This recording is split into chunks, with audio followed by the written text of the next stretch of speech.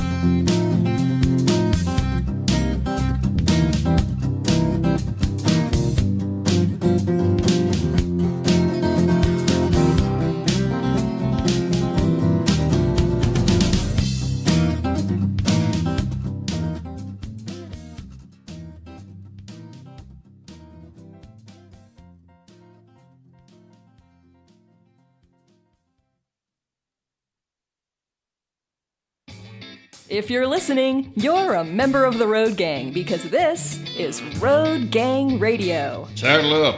We're wasting sun. It's Jimmy Mack. It's Lindsay Lawler. It's New Orleans. It's Nashville. A show about making a living. A show about making a life. It's the biggest... Is that a fat joke? And the best collection of voices in trucking, transportation, and travel. Not only in this world, but beyond.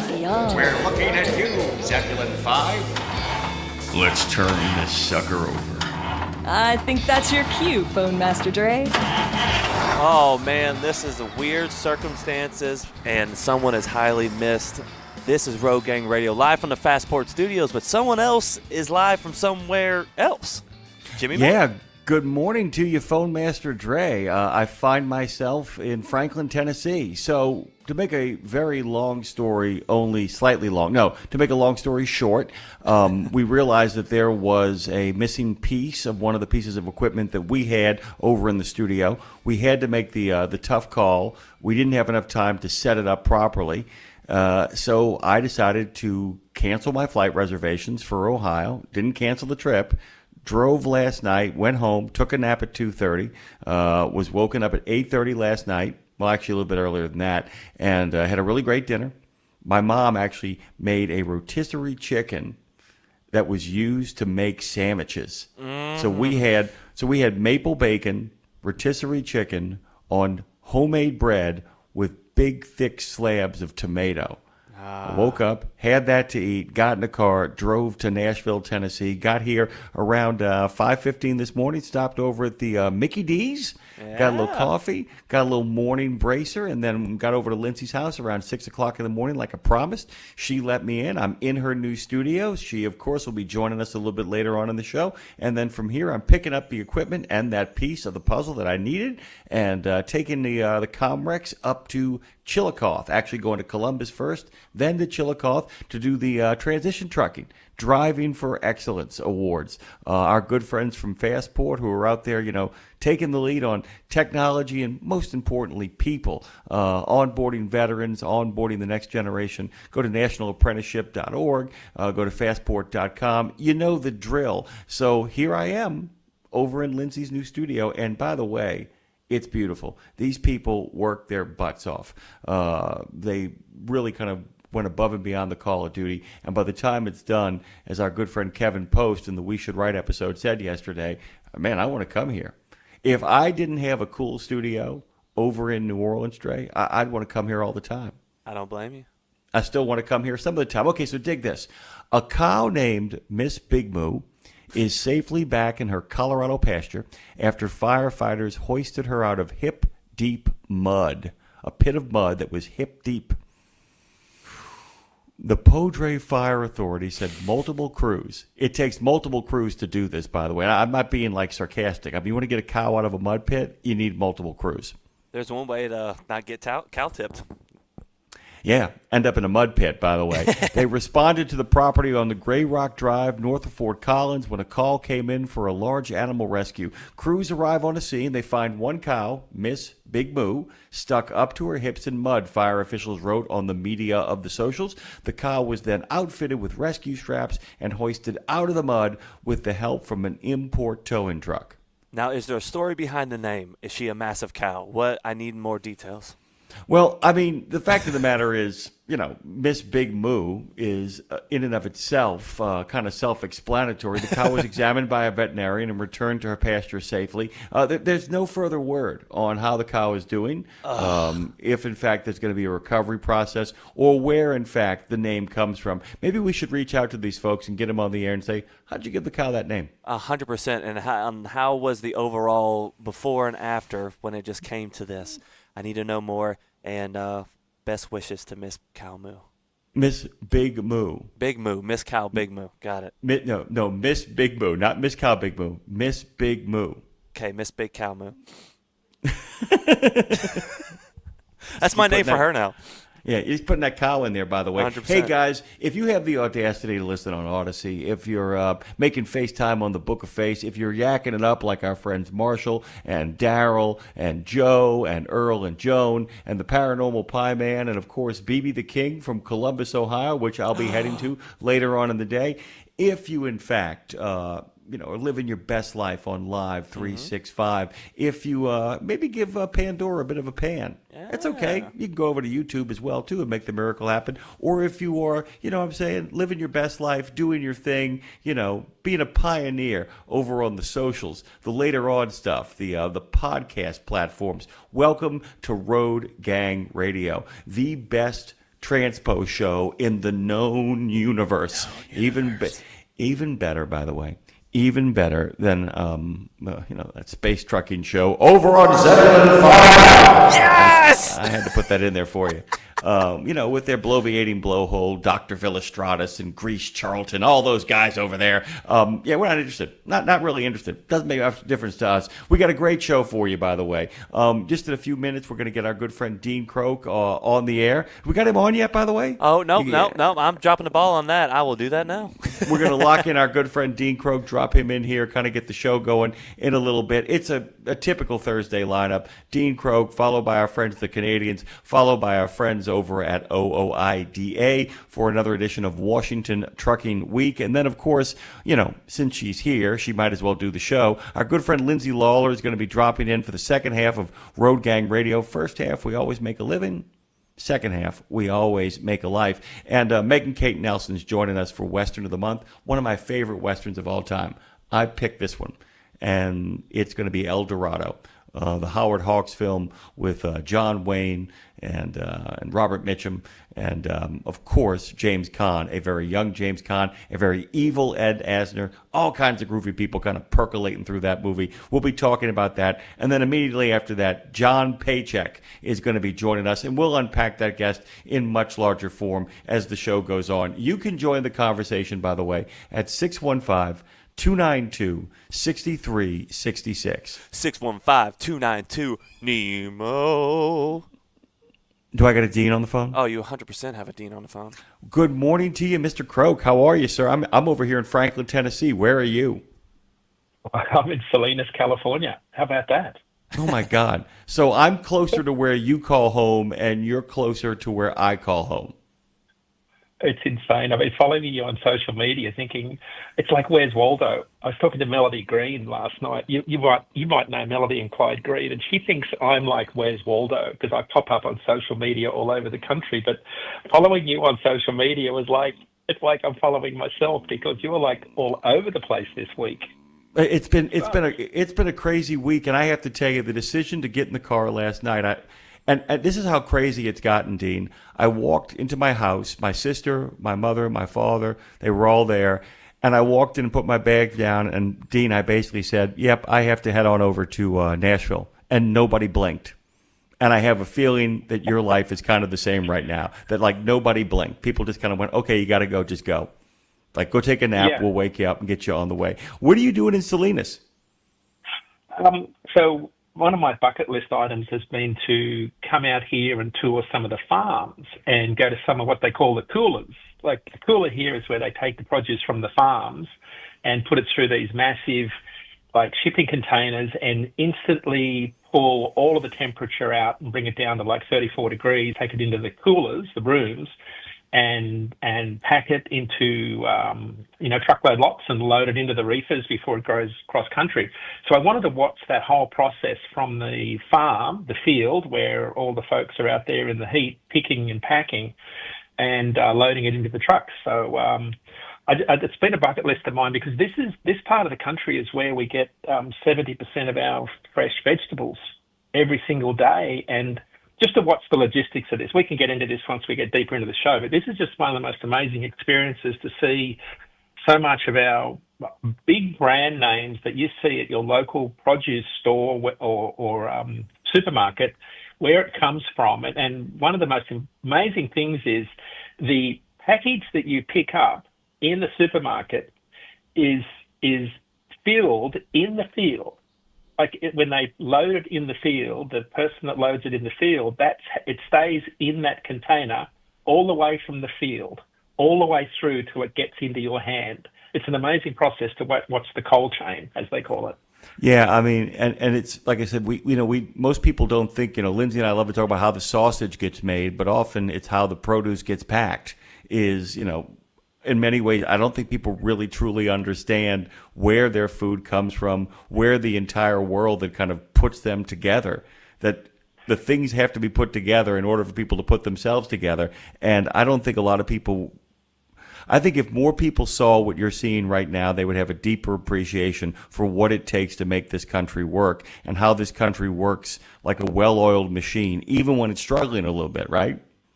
Right. Yeah, I was watching, and of course I spent a disproportionate amount of time in truck stops getting some content. Man, there are some cool trucks out here. If you wanted to see nice trucks, of course I've seen way too many big Peterbilts and spread axle reefers out here that got some really good content. But there's some nice trucks out here. There's some really good drivers. But I saw a lot of trucks from my part of the world on the East Coast. Didn't see anybody that I knew, although I did see a few from Wisconsin that I saw at recent truck shows. So that'll be good to catch up with them on social media. But it was, Jimmy Mac, just good to meet some of the people that were behind the scenes, like some farmers that are fourth generation farmers and family farmers that weren't the big mega farmers like the conglomerates, like people that were mum and pop farmers that subcontract to the big companies. And to dive deep into the immigration side of it, to see the impact of how the field workers work in the heat and how all of that is handled. So it was good to see beyond the noise of the media how it all works in Salinas. And I guess the other part was some people that I was here meeting said, "Where are you staying?" And I said, "Well, right here in Salinas." And they said, "You're what?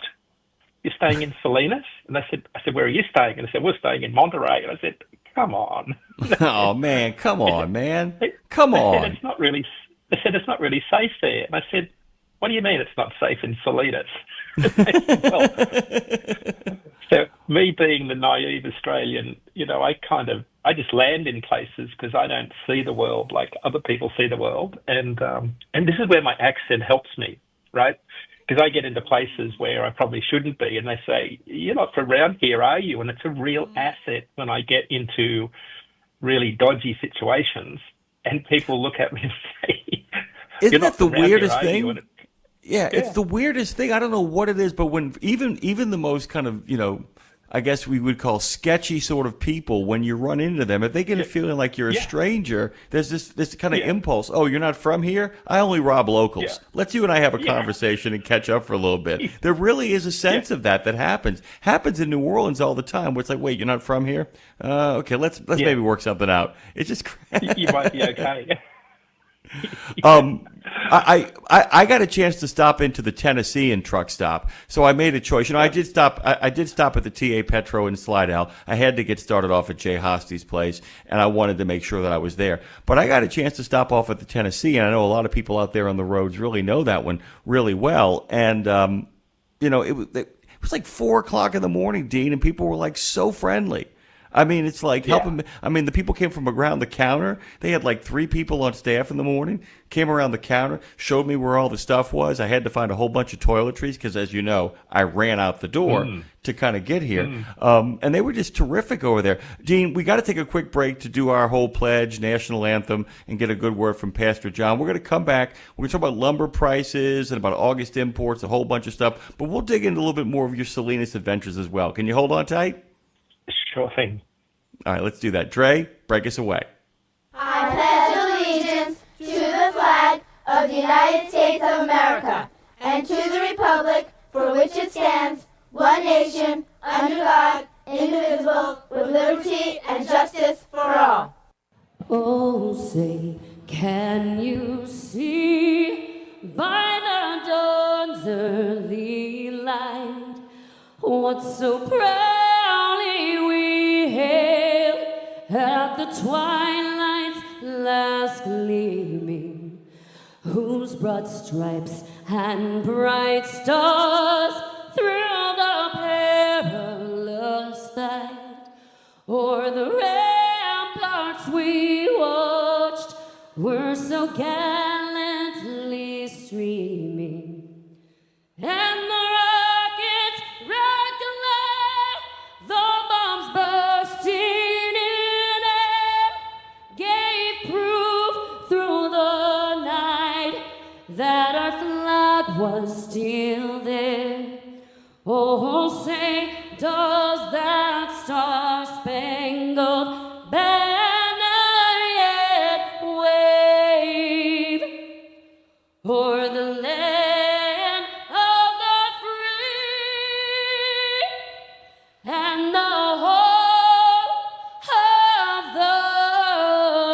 the brave?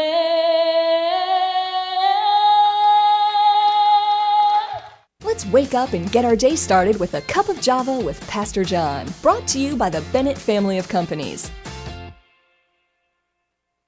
It's Thursday. Hey, I just wanted to share something with you. Today is a very special day because of the fact it's my birthday. But other than that, I wanted to share with you something that I looked at that I felt like was something that you brothers and sisters may want to think about and let your minds just relax, because I'm going to read this to you, but I want you to just take and let it minister to you. You know, I don't want you to rush through it, because I want you to just let it minister to you. It's found in the book of Hebrews chapter 10, verses 19 through 22. It says, therefore, brothers, so he's talking to God's children, since we have confidence to enter the holy places by the blood of Jesus, by the new and living way that he opened up for us through the curtain, that is, through his flesh. And since we have a great priest over the house of God, he says, let us draw near with a true heart in full assurance of faith. The writer of Hebrews says we got to get closer to God. And as we get closer to God, our confidence to get closer to him will increase. Brothers and sisters, let's start that journey today. Let's get closer to God. God bless you. Java with Pastor John is brought to you by the Bennett family of companies, offering top competitive pay, industry-leading fuel discounts, and many more incentives. Visit drive4bme.com. Well, I just got to jump straight to the point there, Jimmy, and just say happy birthday to Chaplain Pastor John Dewberry. Happy birthday to the big man with the big heart, who, by the way, always gives not only a wonderful affirmation, but always keeps it focused on you rather than worrying about other people and making sure you're taking care of your own business. Big thanks to PJ. Big thanks to him so very much, and the Bennett family of trucking for sending him our way. Hey, Dre, by the way, can you give me a little bit of that reporter music set up here for us? Oh, man, always and forever, my brother, and we're doing it now. So before we get back to Dean, when it comes to enforcing English proficiency regulations and implementing common sense initiatives for the FMCSA, OIDA believes Derek Bars is the right man, quote unquote, for the job. In a letter sent to Senate leaders on Tuesday, that's the 16th, the OOIDA asked lawmakers to waste no more time before they confirm Bars as the FMCSA administrator. He's the former Florida Highway Patrol chief, and by the way, made a name for himself by insisting that his that the Highway Patrol actually ride along with truck drivers. He was nominated in March to lead the agency. His confirmation was in July, but the Senate hasn't voted yet. The trucking industry has been supportive of Bars, pointing to his experience with the Florida Highway Patrol, the Florida Department of Transportation, and the Commercial Vehicle Safety Alliance. Dean, what's happening over there, by the way, is a pure politic game. Now, look, I'm going to be really honest with you. Don't be like, oh, those damn Democrats. Everybody does this kind of stuff. And this is one that they can create some real leverage. I don't know if you've noticed this. like this administration or not, they've made a real focus on truckers. They want to know that they're out there fighting for truckers. They've been a big show of it. Sean Duffy has been everywhere during Driver Appreciation Week, and I'm glad you're joining us. I was so thrilled, by the way, that your every other week schedule, Dean, brought you in with us during National Truck Driver Appreciation Week. What OIDA is doing here is they're not really bringing pressure on the administration or the Republicans. They're trying to bring pressure on their Democratic friends to vote this one through, because this is in many ways, even the votes against him are what I would call votes knowing he will get confirmed. There's widespread bipartisan support for him. He's well liked. There are a lot of people who think he might be the best appointment in the administration, to a large degree, along with the Treasury Secretary. So there's a lot of people looking at this, by the way. And the sooner this guy gets the gig, there's a lot of people, Dean, who believe it's the last gig he wants.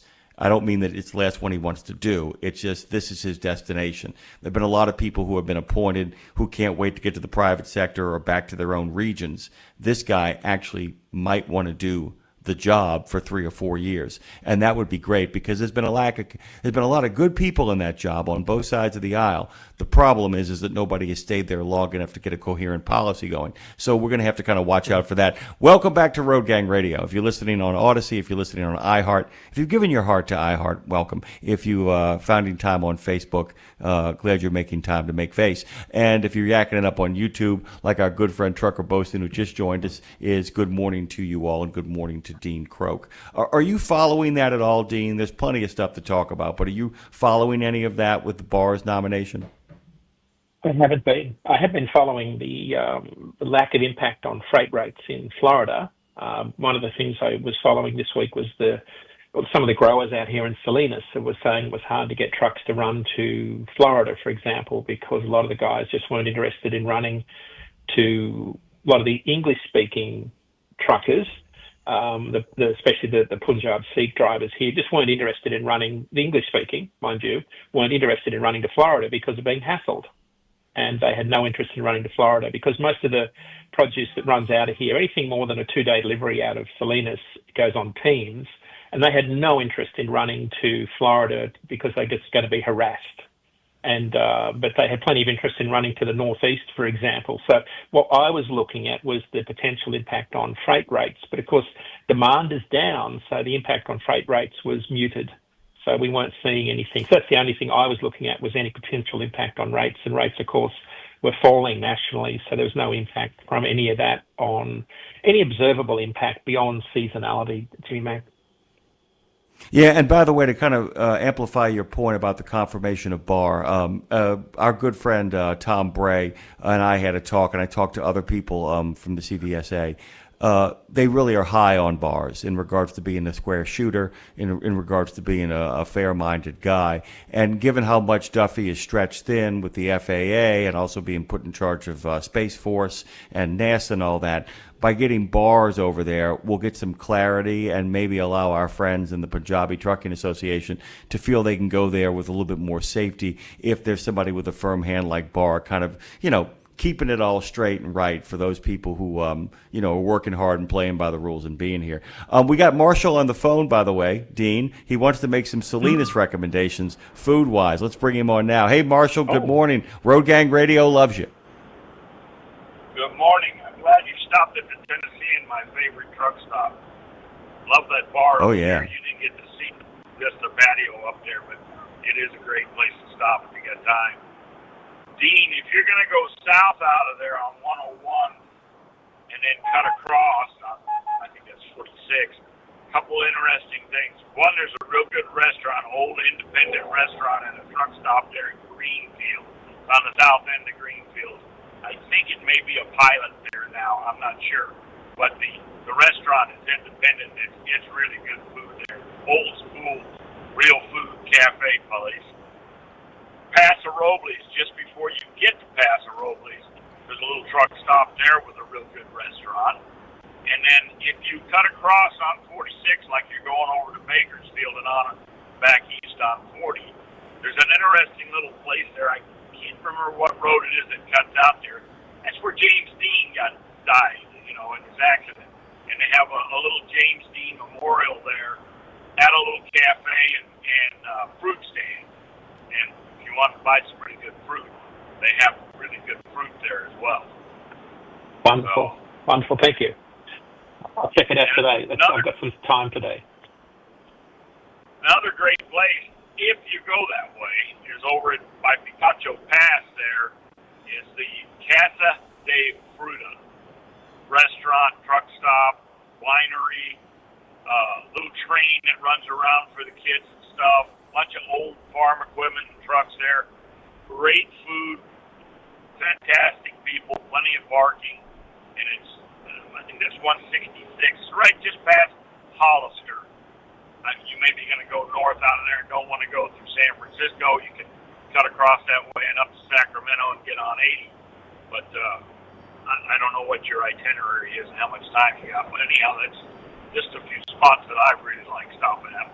I used to load every week in Salinas during the season, and then move down the coast and load out of Santa Maria and Oxnard and LA and then Yuma. In the wintertime, you go to Yuma and on across. I hauled produce for, 20, 25 years. That was all I did. I hauled LTL produce, less than a truckload. So I did 12, 13 pickups out there in that area every week. I was at the Central Coast Cooler yesterday watching a bunch of LTL trucks getting loaded. They were loading them in and out in a couple of hours, they were saying. That was the best part about the LTL. The guys that were sitting in there waiting for full trailer loads, they might have to sit there for 8-9 hours. If you're just coming in for 1 or 2 pallets, you get in and out a lot quicker. Yeah, exactly. Yeah. Marshall, thank you for the... I got to tell you, what a bunch of great recommendations, by the way. What a great way to start the morning here on this fantastic Full Throttle Thursday on Road Gang Radio. Dean Croak, as always, joins us, always earlier than he's actually scheduled for, because I just wouldn't have it any other way. It's great to have him. He's over in Salinas. I hope you guys were listening to Marshall, by the way, because his recommendations, I want to go try all those places, by the way. If you ever get a chance, Dean, you should head over to the Tennessean if you're in this neck of the woods. It's a great truck stop, and it's got some great amenities and some really friendly people. By the way, our good friend Trucker Boaston says he has 4 stops in the Kansas City area in 3 hours today. Good luck. Ooh. Absolutely good luck. I mean, good God Almighty. Dre, we're going to take a break here. So, bring up that music. We'll get out of here. Give you a little taste of New Orleans. Yeah, we're over here in the Fastport studio. I'm going to see the Fastport guys this evening over in Ohio, in Columbus. Then go to Chillicothe to the Kenworth plant. And then I'm going to go visit a ghost town after. I'll tell Dean about that when we come back.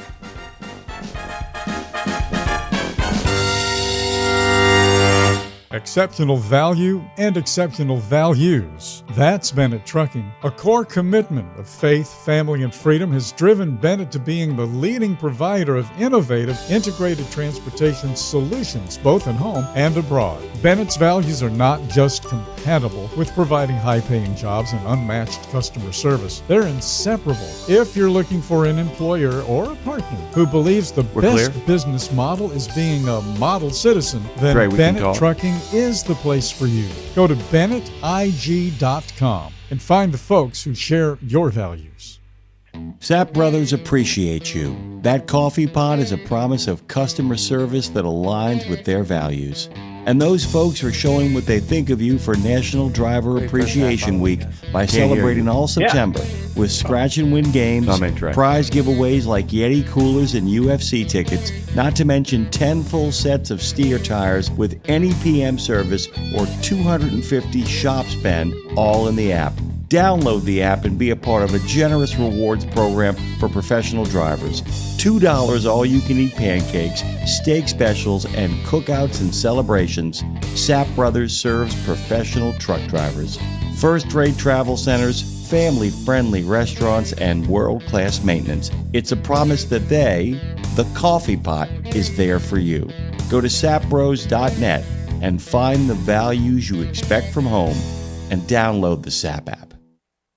St. Christopher Truckers Fund provides free health and wellness programs for drivers to help prevent some common medical conditions seen in the industry. These programs include diabetes prevention, Rigs Without Cigs, a tobacco and nicotine cessation program, Healthy Habits for the Long Haul, a 12-week total body wellness program, a vaccine voucher program that includes free flu, shingles, COVID, and pneumonia vaccines, and GPS, Get Preventative Screenings. That includes free at-home cancer screening tests.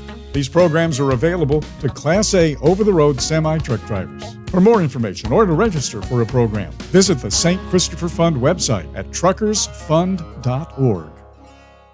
Welcome back to Road Gang Radio. Join Jimmy Mack and Lindsay Lawler's Gang of the Airwaves by subscribing to RadioNemo on YouTube. We celebrate all kinds. Make it official. After all, if you're listening, you're already in the gang. The Road Gang. Be hanging out with one of our favorite original members of the reconstituted Road Gang, Dean Croak, who, of course, so much of the studio over in New Orleans is the result of his hard labor. I'm not kidding. He didn't just come by and give moral support. He actually put together chairs.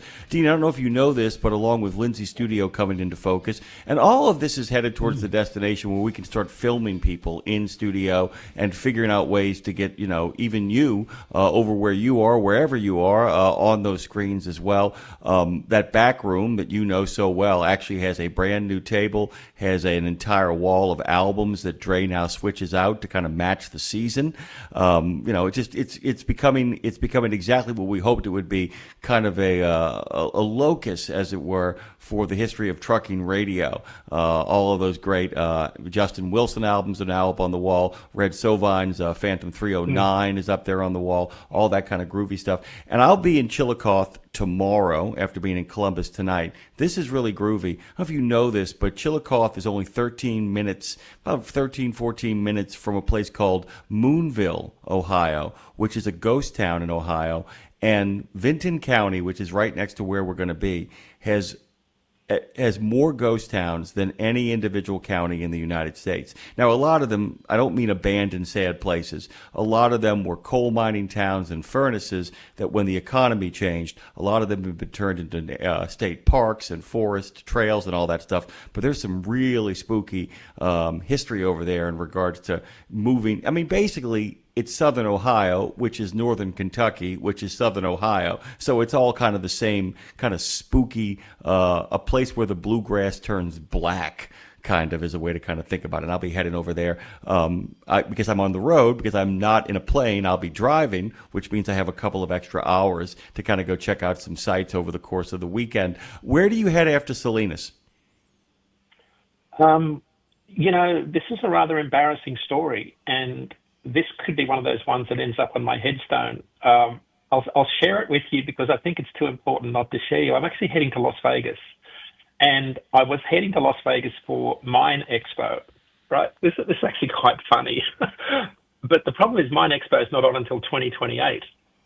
And for some reason, I thought it was on this weekend. And I don't know how I got this wrong.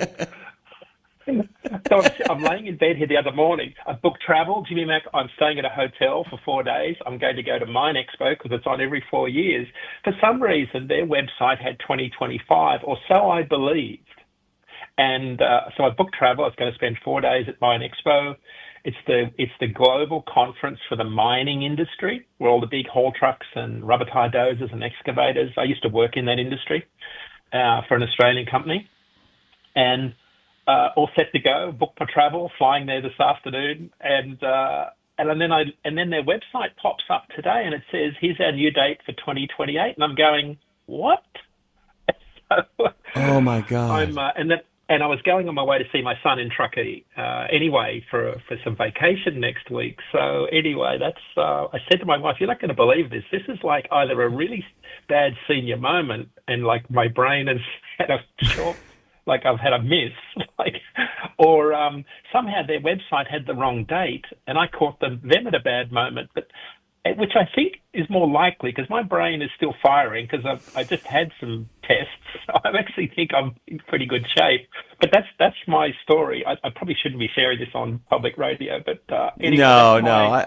I think bring your wife out to Vegas. By the way, just fly her out there. Yeah. I mean, maybe it's time you had a little bit of a vacation in Vegas. You get to see your son in Truckee and then head over. I mean, it works. But how do you be 3 years off? Like it's hilarious. Like I wasn't just a week off, or like a time zone out. I'm 3 years off.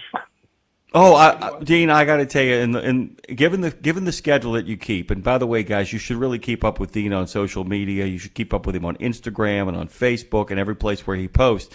Given the schedule you keep, this was bound to happen at some point. And here's the good news: at least you didn't end up in Alaska. You know what I'm saying? I mean, that's really what it kind of comes down to. I mean, so Vegas isn't a bad place to accidentally end up. Not bad. Well, Alaska's the only state I haven't been to. I actually would love to end up in Alaska. I would love to. I haven't been there. It's on my list of places to go. Oh, by the way, I don't know if you know this, our late friend Jay Rohr, who was such a big friend to Dave and the first person to really welcome me to trucking. I actually met Jay on the floor at the Great American Truck Show before I did anything before that. He used to actually make a run. He would do 2 runs a year from Texas. He would bring one giant piece for an oil rig from Texas all the way to Alaska, and it was a 2-week run. And I asked him once, I said, if you did only those 2 runs, which is a total of 8 weeks, would it in fact cover your nut for the year? And he said it would, actually. But what was really cool was he told this amazing story was the equipment was so expensive that he was bringing up that the company would not let him run the risk of running through the water, so that he had to go across bridges that didn't have the proper clearance. So they had to have bridge inspectors lower the pressure in his tires and stand on his truck to make sure that he would clear the bridges, some of the bridges that he would go to, because the equipment was so expensive. They worried about anything possibly damaging it. And I asked him if that's tense, and he said, "Oh my God!" He said, "I mean, it's one of the most incredibly intense experiences he's ever gone through in his life." By the way, I've only been to Anchorage, but flying in there, it's the one thing it and Hawaii have in common. They are these giant blasts of light in the middle of pitch darkness when you fly in at night. Yeah. And Anchorage, by the way, is the biggest geographical city in the United States. Not population. It's about 500,000 people, but the geographic spread of Anchorage is bigger than any place else in the United States because of how spread out the metropolitan area is, because of the wide open space of Alaska, which is really cool when you think about it. Wow, I want to do the Dalton Highway. That's what I've been fascinated by, that haul road up to Prudhoe Bay. I almost got a gig up at the there's a big copper, I think it's a copper mine that Teck own right up in the top left of Alaska, right out in a very remote area. But just watching some of the documentaries of how the Dalton was built when they built that pipeline was kind of fascinating in and of itself. But I would love to do that trip. I'm not sure I'd like to do it in winter because that looks like a pretty wild ride. Because I think there was a documentary series on Discovery, I think, on the Dalton. I think it was on Nice Road Truckers. I think they did a series on that particular road one season. Yeah, and you can also, by the way, if you're following that road, there's a way of kind of doing that and kind of following the adventures of the great American author Jack London. There's a lot of popularity of kind of making your way through the Yukon towards Alaska, and a lot of people say that you can do it in a way. Also, if you want to do it in style, take the cruise. Leave Seattle and get on a cruise boat, and then you can see all the fjords. All right, I've totally taken us into the weeds here. Let's talk about lumber prices. This is really important, and this is one of the canaries in the coal mine. And it kind of relates to the Fed's announcement yesterday that interest rates are coming down, although they signaled it was only a very small cut yesterday, but they signaled maybe 2 more cuts are on the way. So that's some good news. It's kind of it's good news. Let's just say it's good news. But one of the things we've been watching is, for flatbed truckers in particular, is the decline in lumber prices. because what they call the sawyers, the people that make lumber, have been announcing some pretty severe cuts to output. The big dog is Interfer, the third largest lumber producer in North America, recently announced cuts of about 12%. They said they're going to reduce production by about 145 million board feet. If you do the translation, that's the equivalent of something like a reduction by year end of about 12 to 14,000 flatbed truckloads across North America. So they're going to reduce hours, reconfig shifts, all sorts of things. Domtar have done the same in their Glenwood, Arkansas plant. So when you see this sort of thing happening, it just means less volume for truckers. Yesterday, the housing starts came out from the Census Bureau, so single-family housing starts came out. They were down 7% in August. Permits for single-family housing starts, they were down 2.2%. They were single-family housing starts, which are a really good indicator of flatbed demand, were at a 2.5-year low. So if you say where's flatbed rates going and where's demand going, we're still heading south. Like the demand doesn't look good. The only positive thing was that interest rates started to drop this week, but it's going to take time for that to pick up and demand to pick up. Now, if you look at it from a rate cycle perspective, we're in the seasonal low point of where flatbed rates always bottom out at this time of the year, and then they start to pick up when we get into the colder months of fall, and then they rise over the winter, and then they'll peak about May next year, and then they'll cool off again. So we're not seeing anything from a rate perspective where flatbed rates will do anything other than what they do seasonally. The good news is they're sitting about 10 cents a mile higher. This is the national average, about 10 cents a mile higher, excluding fuel, than last year. So flatbedders have had a much better year this year than last year and the year before. So that's some good news. So the economic indicators are not saying we're going to have a boom year in the next year, but we're not saying we're going to see the market collapse either, which is some good news also. It's really good news, and I was so kind of delighted. I've seen a couple of things that head in that direction. If flatbeds can just hold steady, we might limp through. And I like I said, I don't want to be, I use the term limp, guys, not because I am, negative on it. I just don't want to. I don't want to paint a rosy picture of what's happening here, but if that holds steady, the American consumer, as you love to point out, as always, rises to the occasion and somehow, digs everybody, sometimes the world, out of these messes it sometimes gets itself into. So we'll keep a really close eye on that because, like I said, it's the first, what I would call, not bad news we've gotten in quite some time. I also want to point out, I think what the Fed is up to, and I want people to understand this, is that his concern, and it's why he signaled more rate cuts rather than one big one, his concern is that if he cuts them too much, he ignites inflation in the middle of a stagnant economic period, and a stagnant economic period with inflation has a word for it that people have not mentioned since the 1970s. Genuine stagflation would be a bad thing. He's just being very cautious. Like I said, a bigger cut might excite people, but it might do damage, whereas he can maybe see the reaction to this and then slowly work our way there. That might be the way out of this, by the way. Those slow cuts with the flatbed. Go ahead, I'm sorry, Dean. Well, no, I think that has to be the course of action because we still haven't got to the finish line of where tariffs end up. Like we don't know what the finish line looks like there because that's the key thing that's got our shippers that create demand for our freight. That's what's got them in pause mode still. Like there's still a lot of economic uncertainty around what our shippers are thinking. Just last week at the FDR conference, there was a lot of concern about shipper demand. Some of the big truckload carriers were talking about shippers have never been in a more what was the word they used? Flummoxed was a word that we heard some economic analysts talk about. Some of the big truckload carriers where they're talking about their operating costs were cut to the bone. There was still excess capacity. Their shippers have never been in a more uncertain planning environment. So we're still in this really uncertain situation where volumes are steady. They're very uncertain.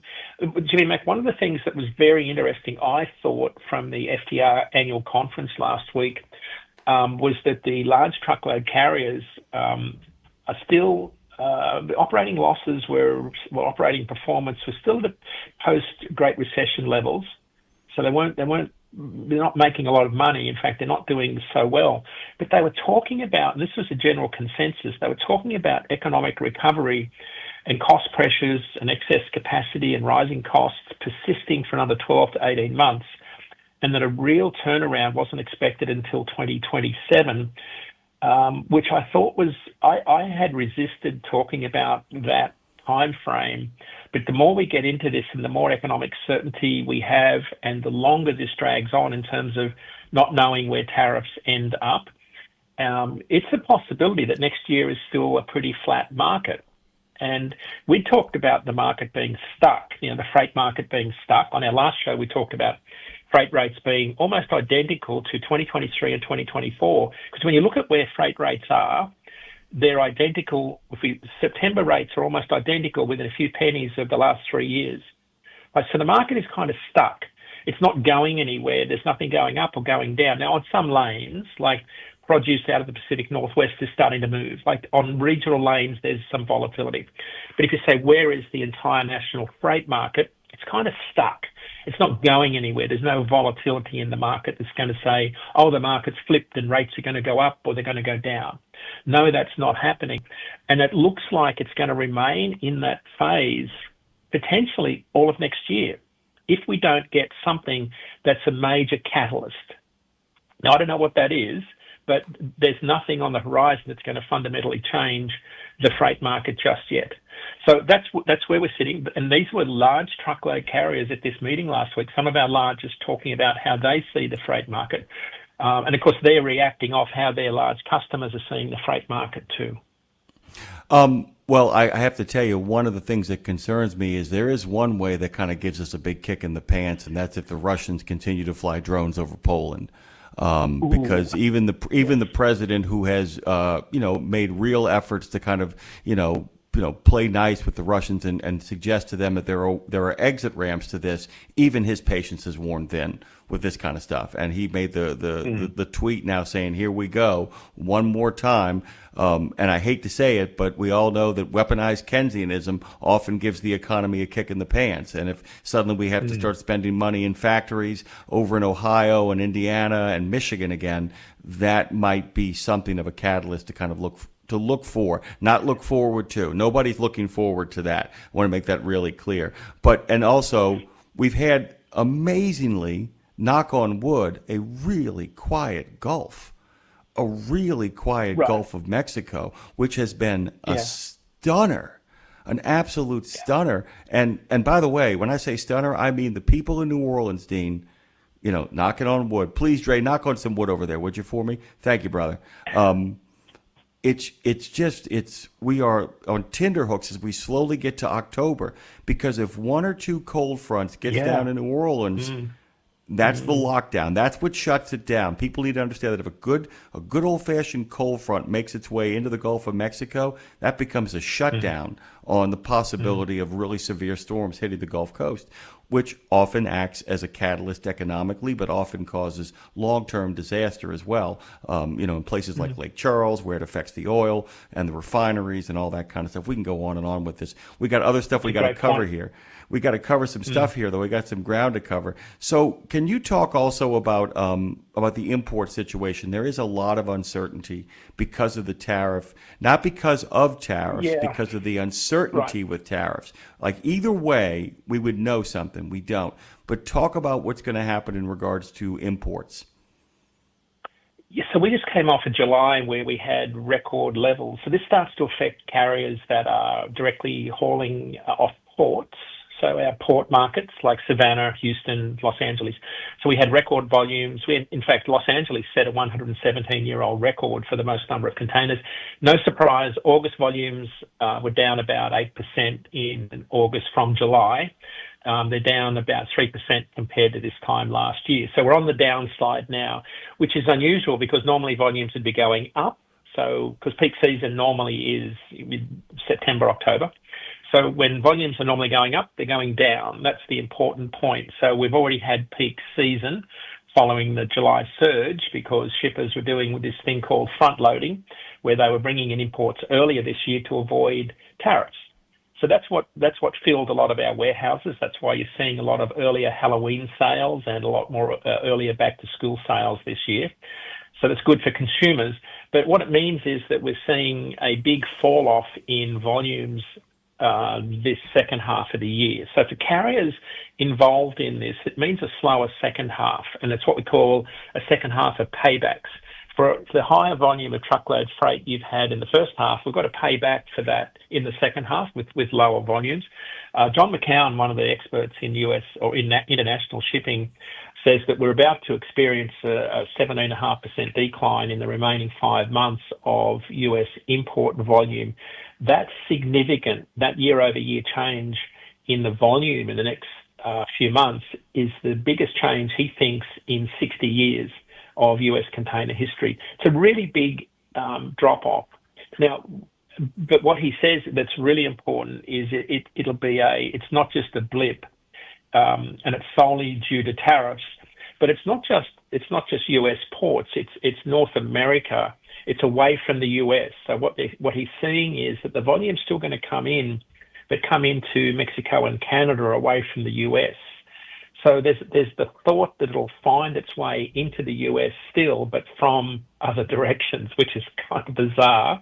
But it's looked like this will be this drop off in imports directly into ports that benefit US truckers will persist for the duration of this current administration if we don't get some clarity around tariff and trade policy. So that's the brief. And this affects dray carriers. It affects carriers in inland intermodal ports like Kansas City and Memphis. Any dray carrier that's dependent on import volumes from China in particular will be impacted. So this is sort of something we've got to watch for the next 6 months. Imports are going to fall off because we benefited from a really big first half of the year. Yeah, and by the way, I think at the end of the year it's going to be a wash. It's going to look on paper like a normal year. That's a really kind of important thing to do. Exactly. So don't let anybody point to any numbers to you guys and tell you guys, oh, hey, look, it was the same. It's always been. Nothing's really changed. The real impacts of tariffs, if in fact they end up being permanent, if in fact the Supreme Court rules in the administration's favor, we'll see in 2027 what a whole year under those conditions look like. There's no guarantee of that, by the way. There might not be a stomach for it, but that sets off a whole other series because it means that the people who actually invested in domestic production to some degree are going to take a hit there as well. There's a lot of known unknowns as we kind of head into this. Dean, I wanted to throw something against you. I've been meaning to talk to you about this. I want to make a case, a lot of people thought that, the English proficiency test would result in better economic conditions. You don't believe that, and I've never believed that either. No. The positive case I'd like to make for it, what is positive for me, is, we do our segment Education Station here on a regular basis, and a lot of the programs we talk to are 8-week programs, college programs, trade school programs that aren't just CDL mills. Where I think, if in fact the benefit of the proficiency is going to be, is not so much in an economic boon, but it might create a better generation of truckers down the line. That's where I think the real kind of positive thing comes in, because as we know, people who are what I call the immigrants who come in through proper process, who become usually very patriotic Americans, are more inclined actually to learn English. I do think that it will mean they'll have to, by proxy, take a harder look at a lot of the CDL mills out there.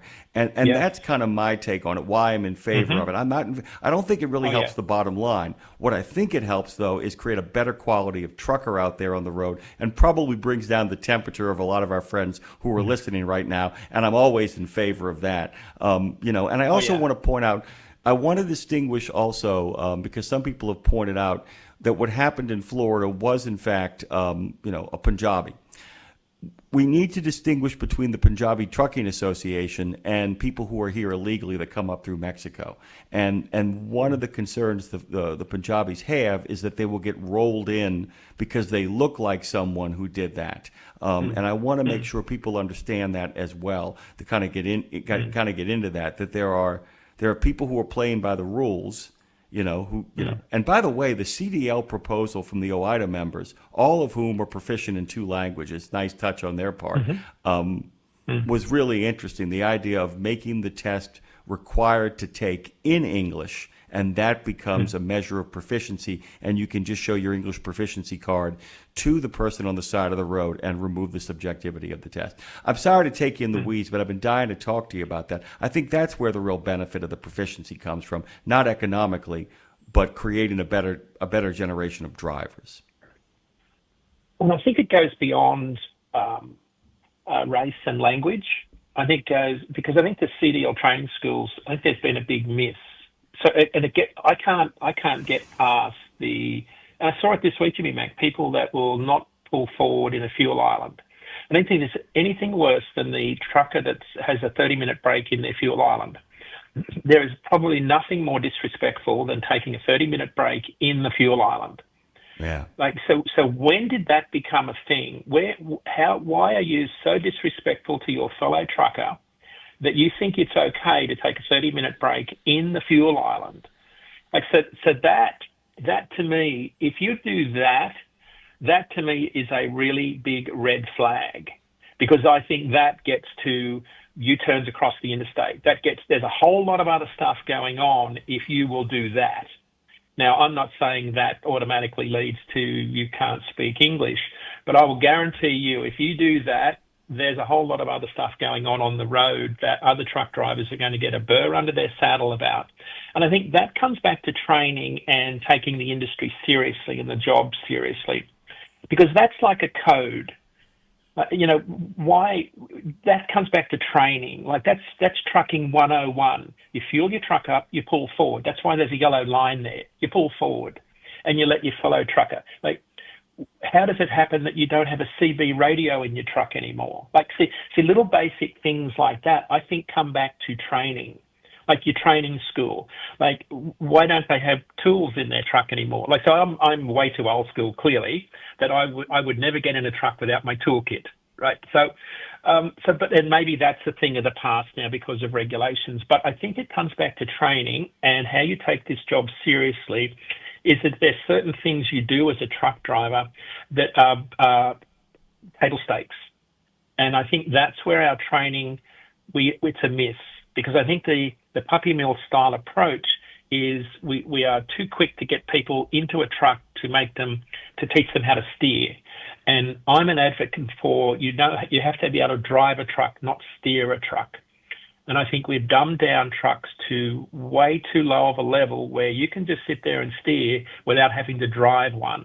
Now, those out there that know what I'm talking about, there's a whole lot more to driving a truck than just steering a truck. Because you've got to connect with your outside world meaningfully. You've got to connect with your fellow drivers through communication methods. You've got to be coherent. And that means being able to speak and communicate. It means pulling your curtain back on the left-hand side of your mirror and waving, even the no-look wave. I joke about it on social media, but I'm a big advocate for the no-look wave, right? People think I'm joking about it, but man, I'm an expert at the no-look wave. Because it's a way of connecting and say, I see you. I'm looking at the road, but I see you. And I think it's absolutely critical, those sorts of communication methods. That has gone by the wayside. Now, I know I'm getting off on a tangent here, but you absolutely have to communicate, and it goes beyond the English language. You absolutely have to be able to communicate in English, even if it's broken English. But I think it goes beyond people from the subcontinent, from the Asian continent. It's Northern Africa. It's Eastern European. It's everybody that's come into this country, because we just had 9/11. And my wife reminded me of 9/11 was really when we had the anti-movement start. Jimmy Mac, we had anti-Muslim. When 9/11 started, that's when the whole world started moving everywhere. Everybody moved everywhere, didn't they, to get away from what was happening in the Middle East. And everybody moved everywhere. And of course, we've now got to a point where everybody's saying enough of people moving everywhere.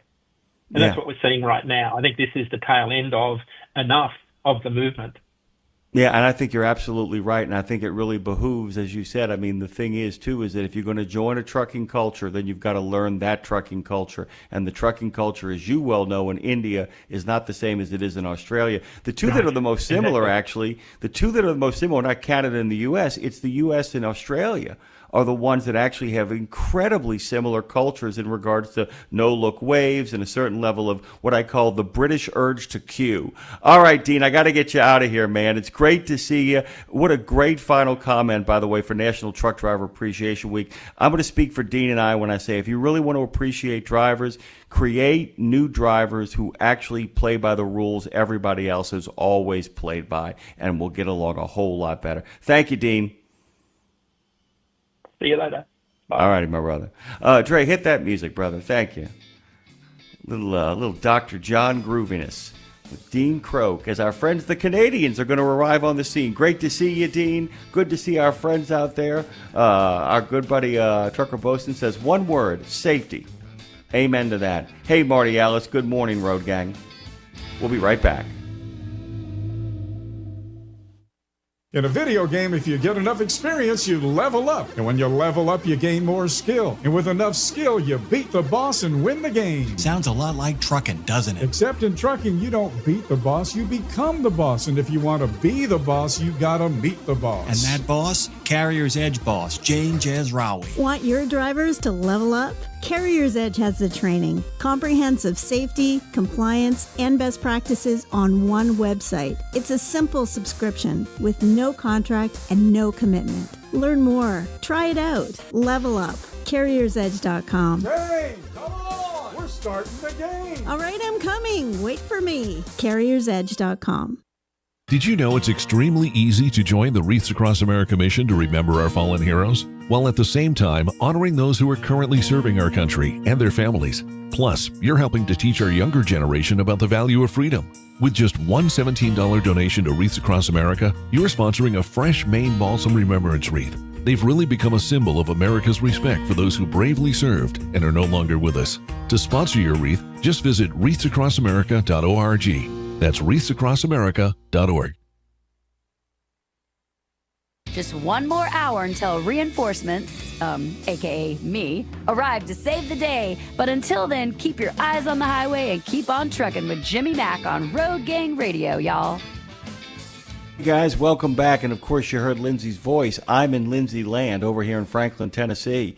I made the jump to light speed, as it were. Left New Orleans last night around 8:30 in the evening and arrived here in Franklin, Tennessee around 4:30. It was a planned trip, by the way. I'm pretty pleased about that, as a matter of fact, to be able to kind of stop at the midpoint, kind of get a little cleaned up, take a breath, walk around. Did walk into, significantly cooler weather, and by significantly cooler, I just meant the mid-60s, which was a really kind of weird experience, drier and cooler. Nice to kind of step out into that. Headed up to some cooler weather after that today over in Columbus, Ohio, before bouncing over to Chillicothe. I will then have to drive back home. I'm not telling you this out of any sense of commiseration. It isn't like boo-hoo, poor me. Get over yourself, Jimmy Mack. All these men and women, like our good friend Trucker Bosun, having to make 4 stops in Kansas City's area just this morning. And great to see so many good people. Good to see my friend star driver number 1, who we all know better as Showtime. Our good friend Marty Ellis, Marshall Platter's out there.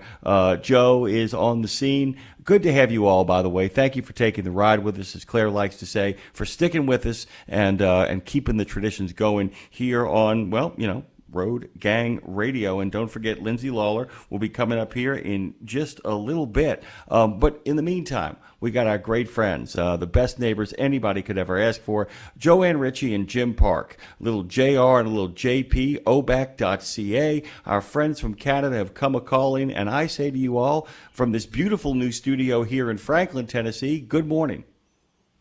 Good morning, Jimmy Mack. Good morning, everybody. Good morning. We're all here. And don't forget, guys, if you want to just drop in and say hello, by the way, Starduster is raising money at a record clip, guys. So if he's out there and he wants to give us a call, we'd love to hear from him, or any of you guys out there at 615-292-6366. But it wouldn't be a Canada calling unless Joanne started us off with a quirky fact or two. Yeah, I'm always looking for some kind of a quirky Canadian story, and this one caught my eye last week. There's a Cold War bunker in rural Nova Scotia. If Stardust's listening, he's going to know exactly what I'm talking about. Anyway, it's being restored to its original purpose as a fallout shelter with a luxury spa and gym and cafe and lounge. This is crazy. So the bunker is in Debert, Nova Scotia. And it opened the bunker itself opened in 1964 in response to heightened threat of nuclear war. And it's a 2-story bunker, and there were 6 of them across the country that were designed to house the governments during a time of crisis. So these were the provincial governments, but there was this bigger bunker outside of Ottawa in Carp. And it was to house the federal government. So we were going to have all our federal government officials underground in these bunkers while the rest of us, disintegrated. Anyway, no Bye. kidding. This is really what happened. Yeah, I don't know who they were going to oversee when they got out, but they were called Defen bunkers. At least the one in Ottawa was, and it after our then Prime Minister John Diefenbaker, who oversaw the construction of these bunkers. But in this little township of Debert, there's been way before the bunker, there was a military presence for years. Has served a number of different purposes. It was a staging group at one time for just before the Second World War, where Canadian troops were staged there and then went on to Halifax, which is an hour or so down the road, to go off to Europe to fight in the Second World War. But anyway, the bunker thing was decommissioned in the 1990s, and it's now privately owned. It went through a couple of owners, and it became a tourist attraction of a sort, with laser tag and escape rooms, and there was a little kind of tours. You could go on a historic tour and a museum type of thing. So anyway, now though, it's currently being renovated into dozens of suites, and they're being built. It's being built as a luxury safe haven in the event of fallout, and it's going to be called the Diefenbaker, this project. So they've already sold 11 units. The company wouldn't disclose the price to the reporter who was writing the story for the CBC. Anyone looking to buy one of these units, you have to request an invitation via the company's website. But anyway, I forgot to mention that besides these luxury suites, there's plans to build a tunnel over to a neighboring former NATO building where they're going to grow their food, fruits and veggies. I presume they're all going to be vegan anyway, right? So anyway, the municipality of Debert, I don't even call it a town. I think it's called a municipality. It owns a little airport there, the Debert Airport, which is just private air. An air, it's you couldn't fly there. In other words, you'd have to have a private, belong to the flying club or one of the companies that flies in and uses the old hangars for storage and that kind of thing. But they're going to the person. His name is Guy Mansfield, and he's one of the owners of this project. He actually said some of these things that I'm going to mention.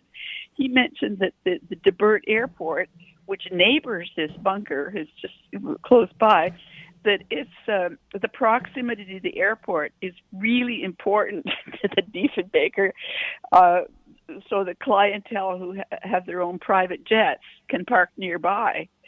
That was key to selling these things. So, and he also mentioned that their security is paramount, and they're working with a company that protects the likes of Elon Musk and the Kardashian family. That's who's going to be supplying me. I'm laughing at this because it's just otherworldly.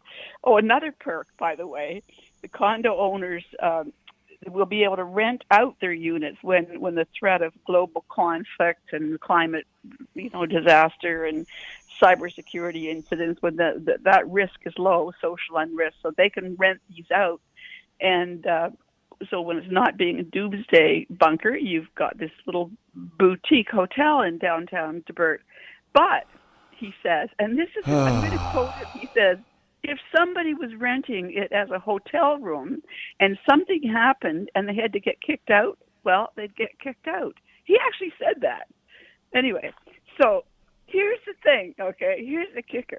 I lived in DeBert. I lived beside that bunker. And I've been down in it many times. And I can tell you that the people that lived in DeBert and worked there, they didn't call it a luxury spot. They called it the hole. That's what we called it, the hole. Two stories down underground. So it was this was the early 70s when I lived there, and it was the home of the Canadian Forces Communications Squadron, as well as the Space for Emergency Government. So, I mean communications as in wires and gears and fax machines and stuff, not press conferences and PR. Can we just, by the way, Joanne, can we just call it the Dorkin bunker? Because it's a bunker full of dorks. Oh my God, you wouldn't. So my husband at the time was a senior military officer, and we lived in one of the 25 houses that were in DeBert. There is nothing in DeBert. There's just a bunker. I guess they wouldn't need anything else. There's a corner. We called it the corner. Had a little one of those old-time convenience stores, and there was a school and a little garage. But really, they do have a Tim Hortons now. If you come coming from Halifax, you get off the highway and you can go to Timmy's. So we all this is the plan. We're all gonna go park over at Tim Hortons, and when we see those guys going for the bunker, we're gonna make sure they don't make it. That's the plan. We're gonna stop the population of the Dorkin bunker and let Dr. Strangelove do it on his own. He's in a wheelchair. He won't be able to. Bizarre, just strange. So this place. There's it's a military base. Well, when I lived there, there was a guardhouse and a gate that you went through. But once you were inside, all you saw was this huge grassy mound in this big field. And if you got closer, the doors to this bunker went in, and you went down, and it was so creepy inside. The walls were painted this sickly light green color everywhere. That was it. Nothing on the walls, like no pictures or anything. There might have been a few maps. There was a hive of activity in the space where the crew actually worked there. Desks and wires and phones and fax machines and stuff going. That was off limits to anybody but the military. And this was like big secret stuff here, right? Even then, the military part of it. So there was the rest of the space was the emergency space for the government, and it was bizarre. There were desks lined up, all set up with blotters, the filing cabinets. They actually housed duplicates of all the government documents came to DeBert from Halifax. This was before the days of sending stuff via email or computers or anything. There was a kitchen and a dining hall, and there were some sleeping quarters with those very spare, military bunk beds like you see in the movies. And there was a CBC radio station all set up, the microphones and everything. This was all going to go into effect when the big bomb hit. So besides being this military base, there's nothing in DeBert except now, we're going to have this luxury safe haven. I might go for a look. I probably won't be buying one of them unless we can set up a GoFundMe page. I'm going to tell you right now. I got to pivot on this, Joanne, because I got to get to Jim here. But what I'm going to say is, after the way they're kind of treating the enforcement of trucking in Ontario, people might want to be incinerated by the big giant mushroom cloud. I want to give Jim a chance to unpack this. Fire away, Jim. Tell people what's going on. Just crazy stuff. Go ahead, Jim. Well, we've all been complaining about the number of truck wrecks and crashes and fly-by-night driver Inc. companies out there lately. So, about a week ago, Truck News ran a couple of stories back to back about truck inspection blitzes that the MTO and the OPP had conducted around Southern Ontario, one in Collingwood and one in Guelph. And they were trumpeting the fact that they put something like 30% of the trucks that they inspected out of service. And I just went ballistic. I was sitting at home reading this going, Are you friggin' kidding? Like, what? So that was the genesis of this column that I wrote called MTO Fiddles While Ontario's Trucking Industry Burns. And the premise of it was basically they do these silly little blitz exercises, issue press releases. Everybody knows, administrators out there doing this good job taking these bad trucks off the road. Well, BS is what I called them on in this column. It's a smokescreen and it's a publicity stunt. It doesn't have anything to do with making the highway safer or getting the bad carriers off the road. It was one of those moments I flipped a switch in me anyway. So interestingly, I had some conversations with people who responded to the article, comments and what have you, and I've since dug up some pretty interesting information on MTO and their inspection station opening hours and number of inspections they've done, et cetera. That'll be coming up in a few weeks, I guess, once we get the analysis of that done. But the thing with inspections, I've said this before, I'm going to try and drive this point home because a lot of people don't seem to get it. But if you think about it, in the FMCSA's heavy truck crash causation study and in the Ontario Annual Road Safety Report, they report things like the number of fatal crashes and additionally the number of fatal crashes where a defect was present that may or may not have contributed to the crash. And this was an eye-opener for me. I knew they were low, but not this low. I think the heavy truck study in the U.S. puts it at about 4%.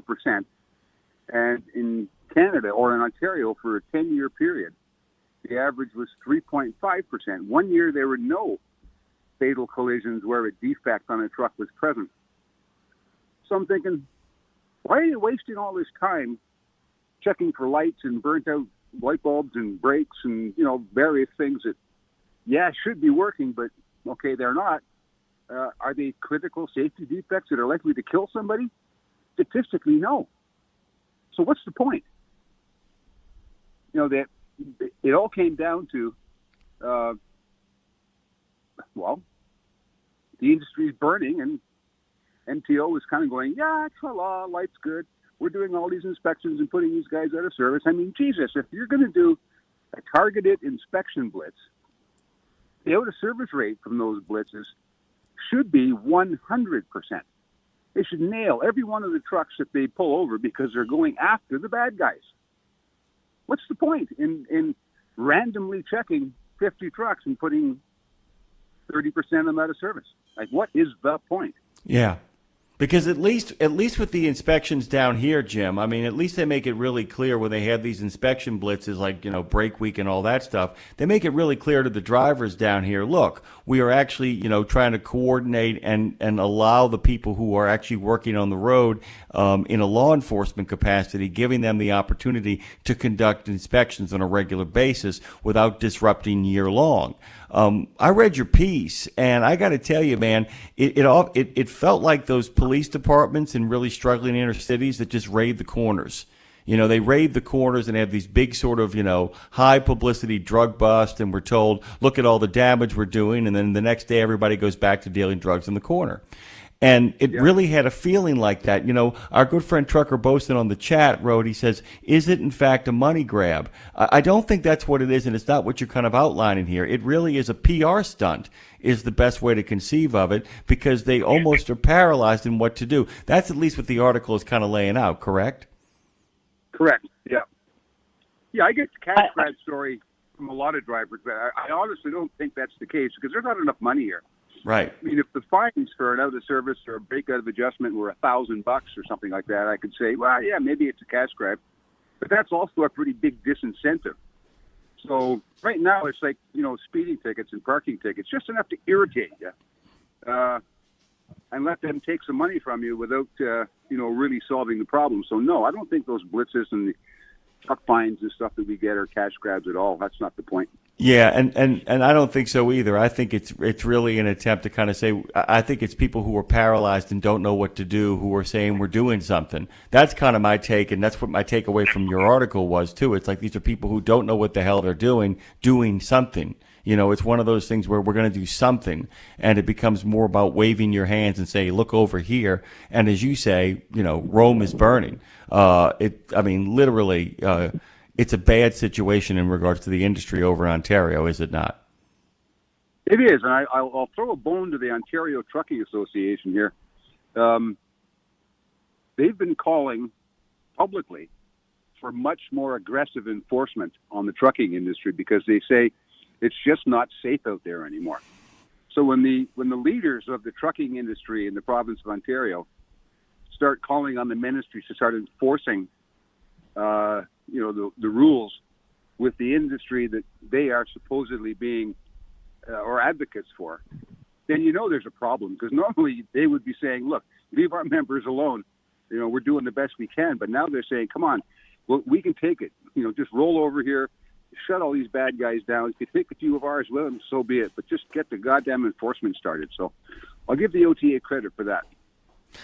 We got to pivot here because we're going to run out of time, and I want to make sure we cover a whole bunch of stuff because I want to know what in the hell a cycle logistics is.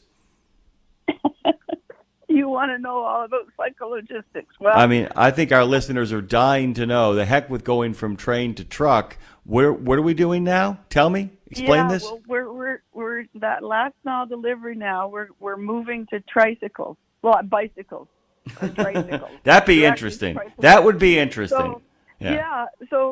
So Truck News published a story about this new study that the Pembina Institute has done, looking at opportunities to shift, last mile delivery to this, electric bicycles, what they call, and they call this trend cycle logistics. So they're kind of a Canadian think tank focused on clean energy. So their focus is a strong focus on the environmental side of things. And the report notes that, the surge in between 2019 and 2025, obviously during the pandemic, in online sales, and of course, that forced businesses and shoppers online, and there's been huge spikes in the number of stuff that they had deliver in cities. This last mile delivery stuff, it went up by 74% in 2020 between 1920. I'm in the other century, last century. Come on, catch up. Come on, catch up. Yeah, so that was a huge thing. So anyway, this left the city streets clogged with their delivery vans. Anyway, the study was focused on the city of Calgary, where they're using a few of these bikes in Alberta, and the whole the kind of tone of the story was even though that the studies showed that shifting a small amount of deliveries, just even a small amount, 1%, 2%, 3%, it can make a huge difference in carbon dioxide equivalent, that kind of stuff. Yeah. But the cargo bikes also offer, other advantages, including flexible parking and easy bypass traffic and everything. But the study noted that and like I said, this is in Calgary. They're not widely adopted there, and it was a lot of the people that the stakeholders that they interviewed. These were people in the logistics industry. They had limited awareness of the potential of these things and how to integrate them into their operations, and they know they're costly and that sort of thing. So there was kind of an overall, not great thing to the story, and I was surprised at some of the comments. There weren't a lot, but they were very negative. This is from truck drivers who have this kind of mentality, like trying to take our jobs away from us, kind of thing. We're talking last mile delivery, but anyway, get off your green high horse and all this kind of thing. But I want to skip from Calgary to my own neighborhood in Ottawa, where Purelator, our delivery company, the last mile delivery company, they rolled out cargo electric bikes and what they call these low-speed vehicles in two neighborhoods a couple of years ago in Ottawa. One of them happens to be mine. So these are downtownish neighborhoods. They're mixes of residential and commercial. There's older houses. There's apartment buildings, a lot of small businesses, busy streets, a lot of one-way small streets and everything like that. And the hype that the executives gave at the time was, you know, how this was so great for the environment and that sort of thing. But I happen to know, because I talk to these drivers all the time. They're parking their bikes on the side of the street when I'm going in to get my coffee at Starbucks and everything. So they absolutely love their jobs. And it's just, I've only talked to 3 or 4 of them, and it just happens that all of these are former truck drivers. They used to drive for Purelator, doing that last mile delivery in the, you know, on my street or on the, you know, the street where the shops are.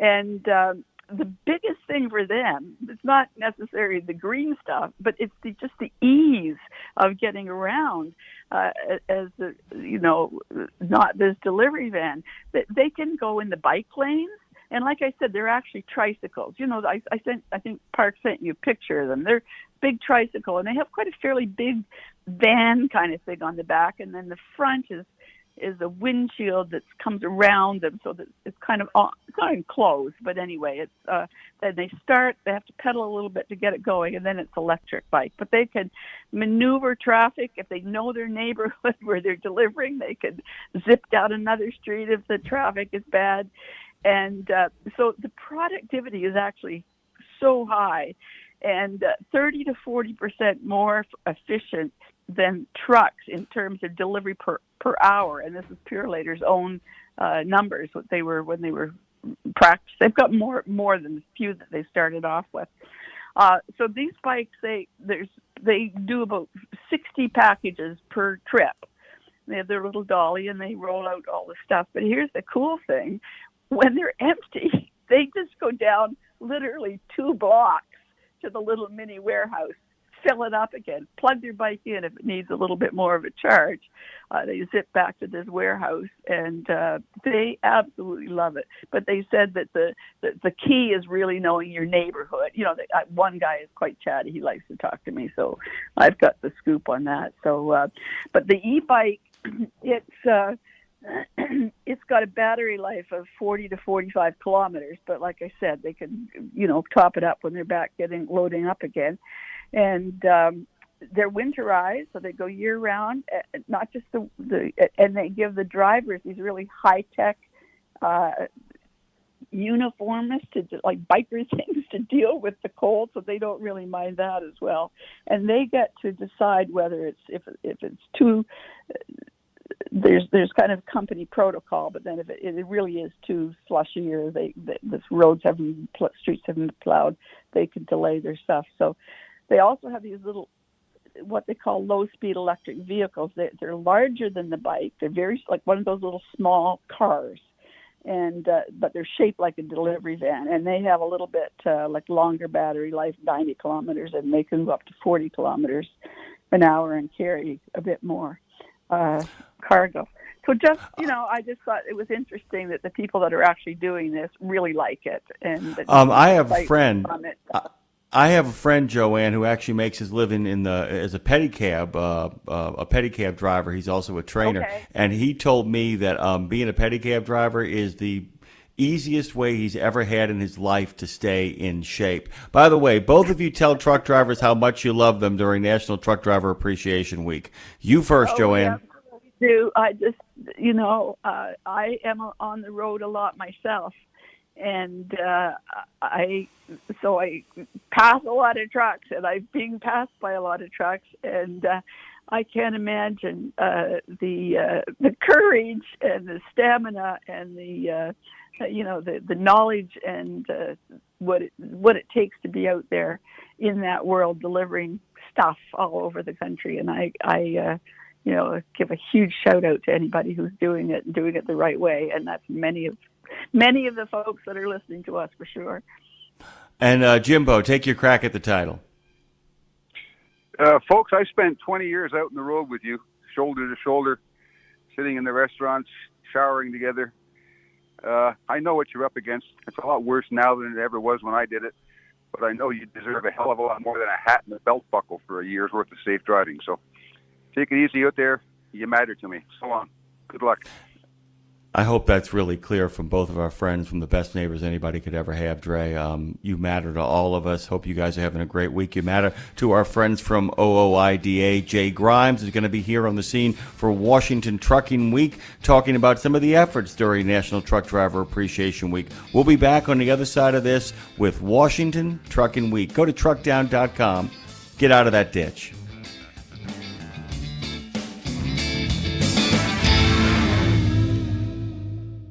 Sapp Brothers appreciate you. That coffee pot is a promise of customer service that aligns with their values.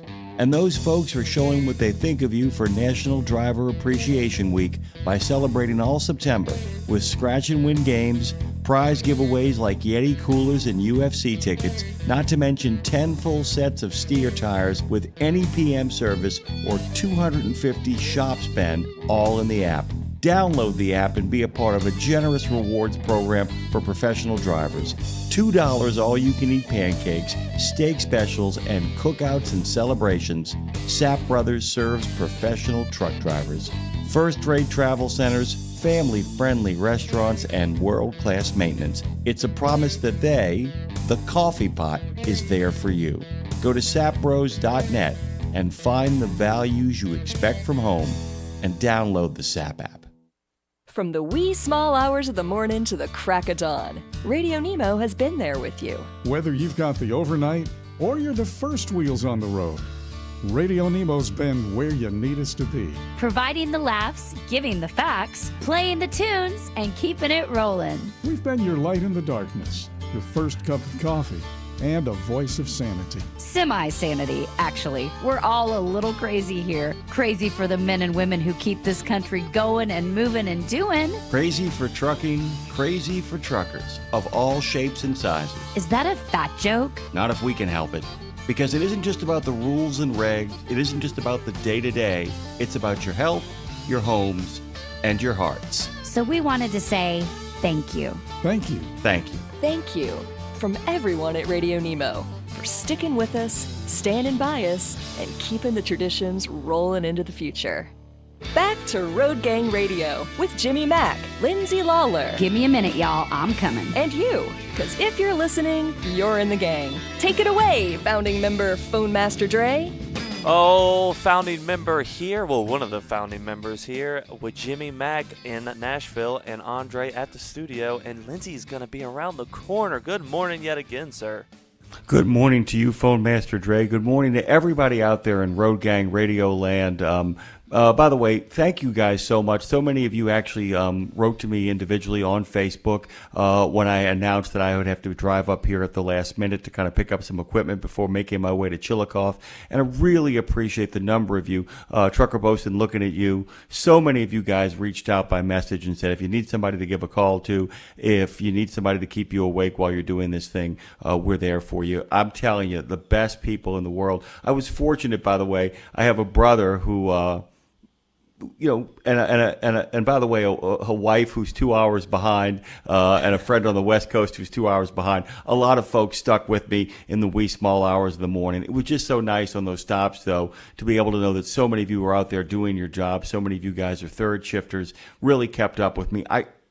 It was deeply moving, Dre. I actually got to one of the stops and realized that I'd posted that I was doing this. Like an hour later, there were like 50 likes and like 13, 14 messages directly, people being like, if you need somebody to talk to, my brother, I am here. And I got to tell you, sisters and brothers, it means the world to me that you're out there looking out for me. Really groovy stuff. I mean, just really, it got me in the feels, as they say.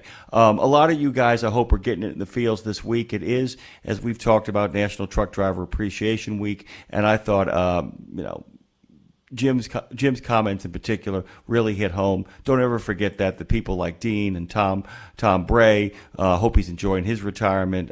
So many people who come on this show have done the work that you've done, which is why they're able to talk so directly to you. And while I will not ever compare my own experiences behind the wheel of a truck to yours, just know there's a lot of us out there who think about you. And as Lindsay loves to say, and she'll say it again when she comes on, we don't get to do what we do unless you do what you do.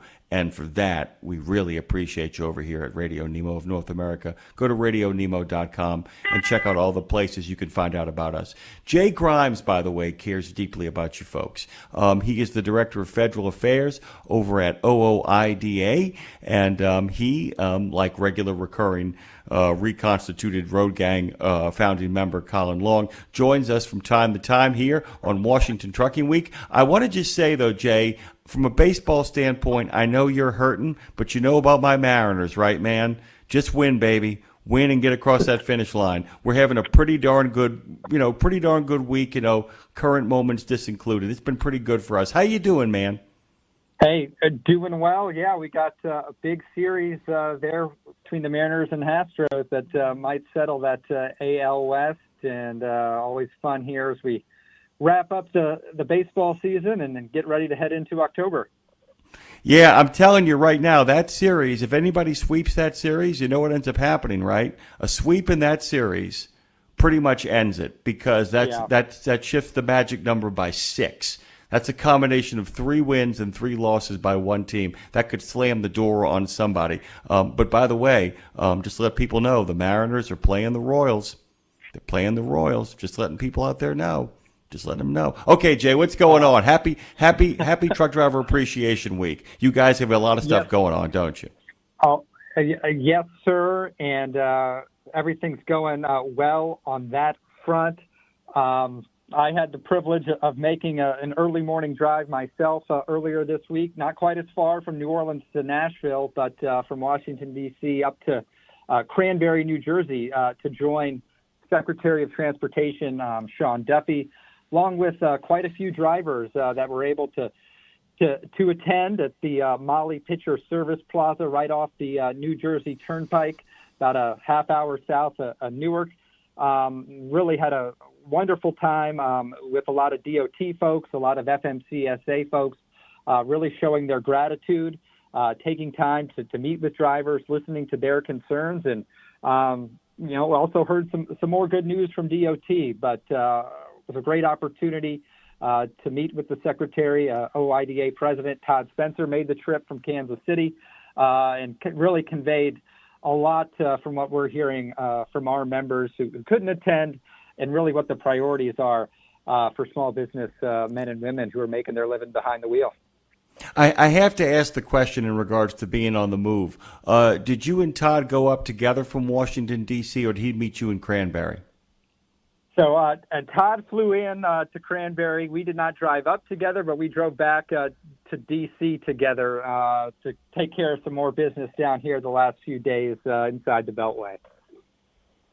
Nicely done, by the way. And that's in case you guys don't know, making that trip is about a 3 hour and 15 minute to 3.5 hour drive, depending upon what the corridor looks like at any moment in time. Yeah. It's always kind of fun to remember. People always forget, all those Westerners forget how close all that stuff actually is. Like, even Dave had to be reminded of that flying into Baltimore was the best and cheapest flight to get to Lancaster, Pennsylvania.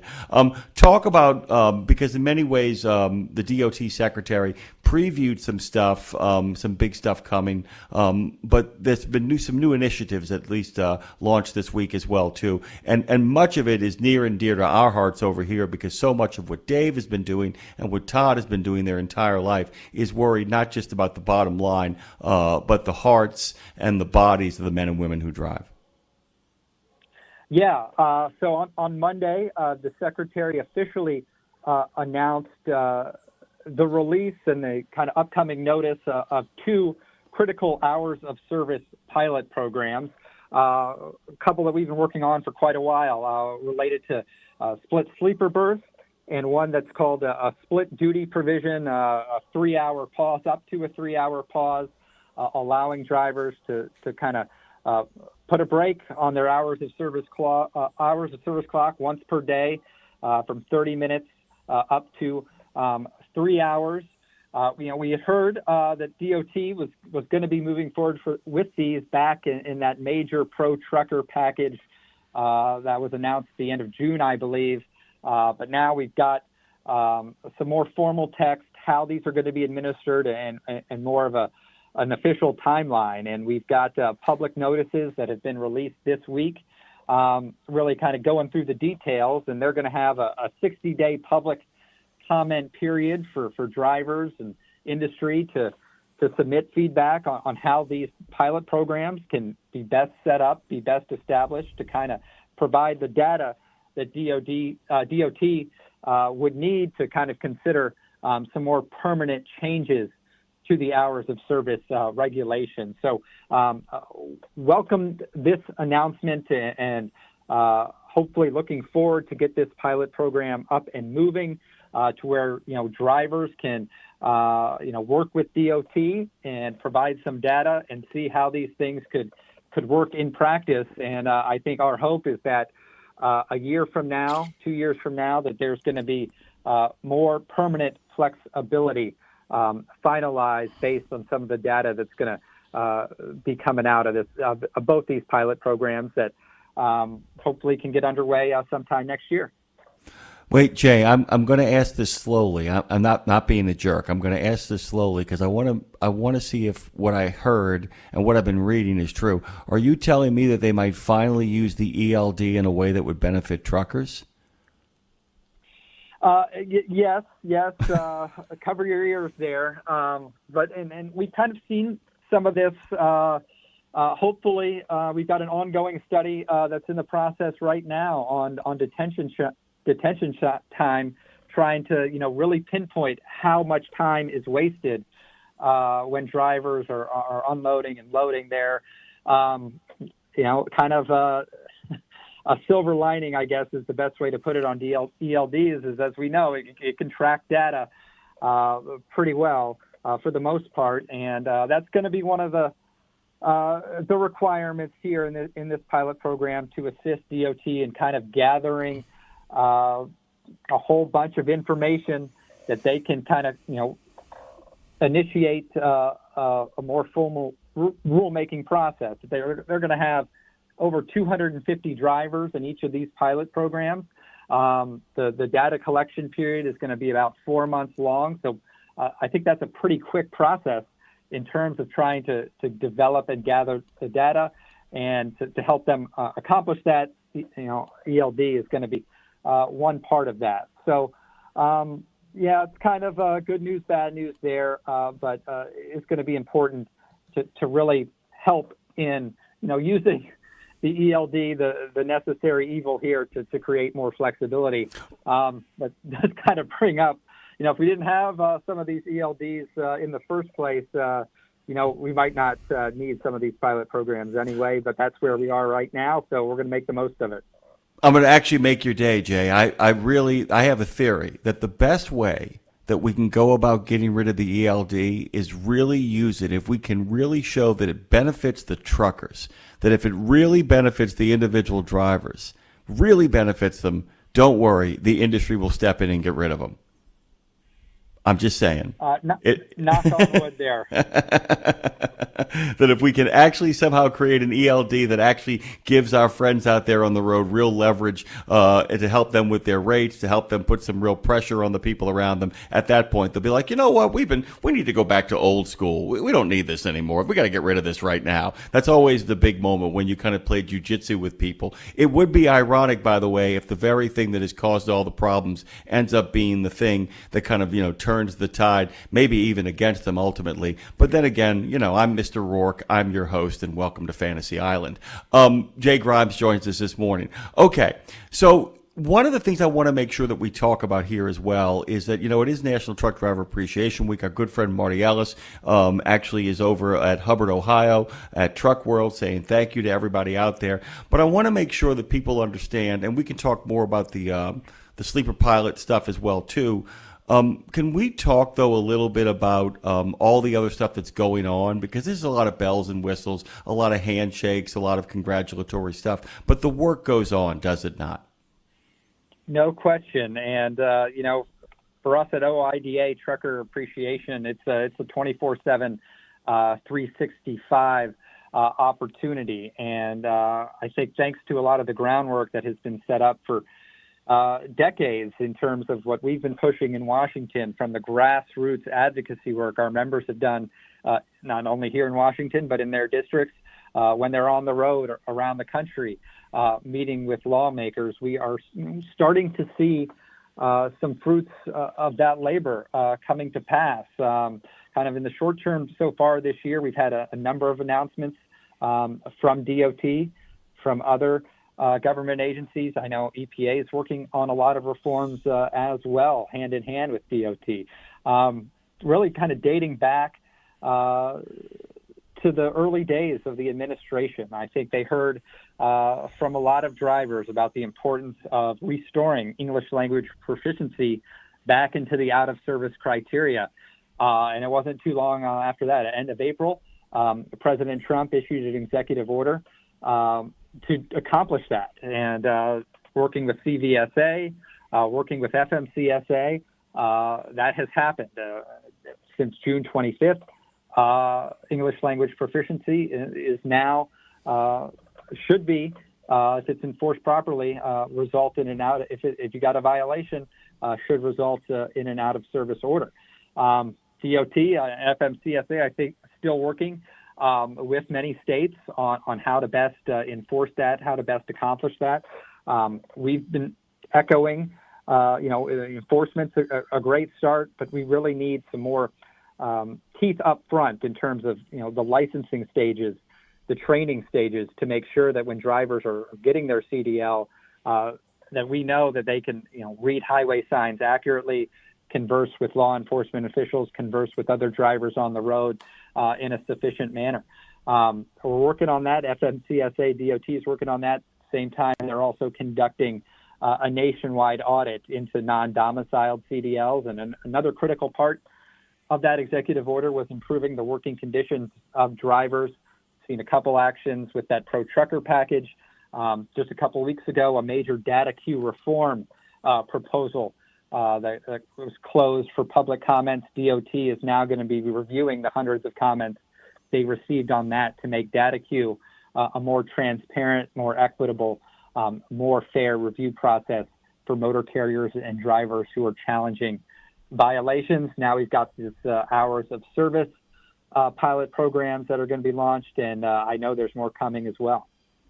And by the way, I've been talking about the proficiency angle from a different sort of approach. A lot of people are focused on what it means for their bottom line. What I think it does is that it actually opens up cultural possibilities.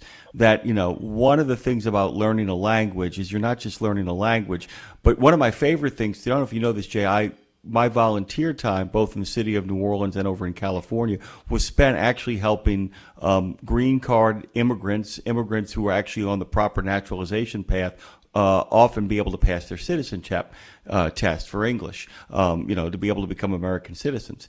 And one of my favorite classroom lessons was we would get to slang and idioms, American idioms. Hit the blanket, hit the bricks, tell your story walking. We'd go in the positive idioms and the negative idioms and all that kind of stuff. And Dean was on earlier talking about this.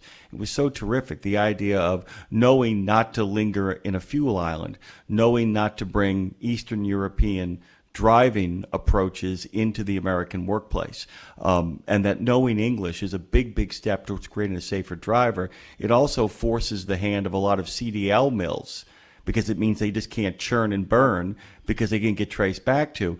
Do you feel comfortable talking about that magnificent, interesting proposal that your own members made for how to have a CDL, how to have an English proficiency card available to show the inspectors at the side of the road? I mean, I thought that was breathtaking and generous in its scope in regards to making sure that English was always spoken and spoken proficiently on the highways and byways without being punitive, at the same time understanding the urgency of it. Do you feel comfortable talking about that?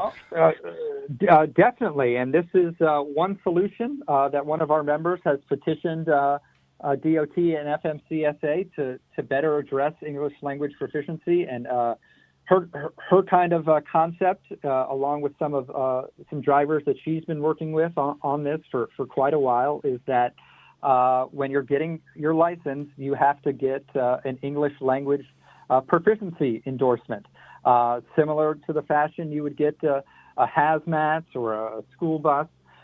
endorsement that this would be something that you go through in the licensing phase when you're renewing your license potentially as well, that you can go in, get signed off on your endorsement. And then if you are pulled over roadside, you've got that endorsement on your license to say you're good to go. So that I think that would be, in one way would be very helpful. We're hoping that DOT is going to open up that petition for public comment to kind of see what the feedback would be and how that could be best implemented. So we're really at a critical time where this is a major priority for regulators here in Washington. They've got to do a better job of working with these different states as well, because the states are the folks that are administering the CDLs, and unfortunately, in many cases, all too often right now, these non-domiciled CDLs, which we don't think are being conducted in the same oversight that your traditional CDL is being administered in. So that's one idea that's been proposed. I know there's been some legislation that's now introduced by quite a few members of Congress with some different ideas as well. So I think we're having some really substantive conversations, and DOT is going to have a lot to work with to really, I think, have a long-term solution for improving English language proficiency, make sure folks who are entering the industry, who are applying for their license, can get certified in a proper, comprehensive manner. So we're having safe folks enter the industry, stay in the industry, and that's going to result in improved highway safety across the board. So that conversation continues, and it's, again, a really critical juncture. I've got to mention a Brazilian driver who was at the event in New Jersey talking face-to-face with Secretary Duffy about the time and the effort that he put into learning the language and the benefits that's paid off for him in his years as a driver now. So the stories are starting to be told. We need more significant regulations on the books to ensure proficiency, safety, better training all around, and improving that barrier to entry for the commercial trucking industry. Yeah, and by the way, like I said, it's a good look for the administration. One of the things that really would go a long way to kind of proving that what it's really invested in is not so much punitive measures and kicking people in the ass, although there are people who really enjoy that. It really is about proving that they're invested in the people who are here, who are from here, who have moved here and played by the rules, and really showing them that the care and concern is for them and not so much of sticking it to people, but taking care of the people who were already out there making it happen. And by the way, let me tell you something right now. There are a lot of people at the CVTA and a lot of people at the National Association of Publicly Funded Truck Driving Schools who are delighted by a lot of these developments as well, too, because it means a lot of those programs, those 8-week training programs, those trade school training programs, those in-depth, some of the carriers have incredibly in-depth training programs. It means they are the beneficiaries, because at the end of the day, I've been thinking about the way to kind of put this. What the industry needs is more retainable drivers. It doesn't need more drivers. It needs more retainable drivers. And that means both the industry taking care of people so they want to stick around, but also training people who are able to stick around. How'd I do? I think pretty well. And I am going to challenge you on the retainable drivers. I think we've got plenty of drivers ready and waiting. We got to improve the working conditions that makes them want to stay in once they get in. And that's kind of been, an all hands deck on approach from initial licensing and training. And so they know what they're getting into. They know how to handle the challenges of being on the road. But we've also got to make it a more rewarding career once they, start driving. Also going to shout out CVTA as well. They were in attendance up in Cranberry earlier this week, and we're working with them on this issue as well. Yeah, and it's like I said, I think you and I actually agree here, because like I said, if you create, the more retainable drivers you create and the less CDL mills people are out there creating, they crack down on that. It means that the people who are coming in, if we can keep educating drivers who come in to understand their value and worth as opposed to feeling like, oh, you're lucky to have a job, if we can actually teach the next generation, oh, no, you have some leverage here. You're a high-skilled player in the modern in the modern economy, and you are worth every nickel they pay you and a whole lot more, and you deserve not to be retained. I think that's such an important thing. Jay, okay, so when we get out of this week of when the bells and whistles and the parades have died down and the confetti gets swept off the roads, what's going on next week? What's back to work look like? Well, we're not done with this week. I do have a little bit of breaking news. Congresswoman Julia Brownley has introduced a bill that would prohibit these predatory lease purchase scams that we've seen victimize folks who, again, want to get into the industry, have a dream of eventually, owning their own truck, being their own boss, being an owner-operator, but get screwed by the fine print in these lease purchase agreements from predatory motor carriers, predatory financial groups, and they never end up in debt, never have any chance of buying back the truck. So that legislation has been introduced. It's H.R. 5423. Call your lawmakers on that. We'll be sending out some more information. Also, DOT has announced a request for information on cargo theft this morning. That's going to be out there. Looking forward to next week, kind of getting down to the nitty-gritty on congressional funding, seeing if they're going to get a buzzword here, Jimmy. I know you've talked about this for years, a short-term continuing resolution. House and Senate is looking Oh, my on that. God. I thought I'd escaped it. It's back. Nominations moving through on the Senate side. I think we're going to get the nominees for the Federal Highway Administration, the National Highway Traffic Safety Administration, the Pipeline Agency get done today. Still waiting on Derek Bars at FMCSA, but that should be coming around the corner here, too, in the next few weeks also.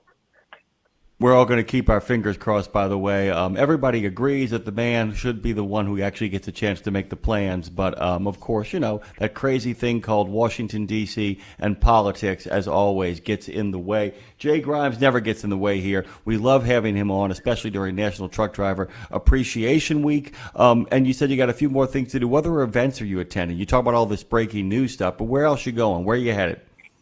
Oh, well, unfortunately, I'm not going to be making the trip out this year, but OIDA is certainly going to have a big presence out at the Guilty by Association Truck Show, which is going to be kicking off next Thursday out in Joplin, Missouri. This is just a wonderful event. If you ever have had the chance to be there, we do this in partnership with Brian Martin, his brother, and everyone at the Four States Truck Shop, the Chrome Shop Mafia out there in Joplin, really a 3-day.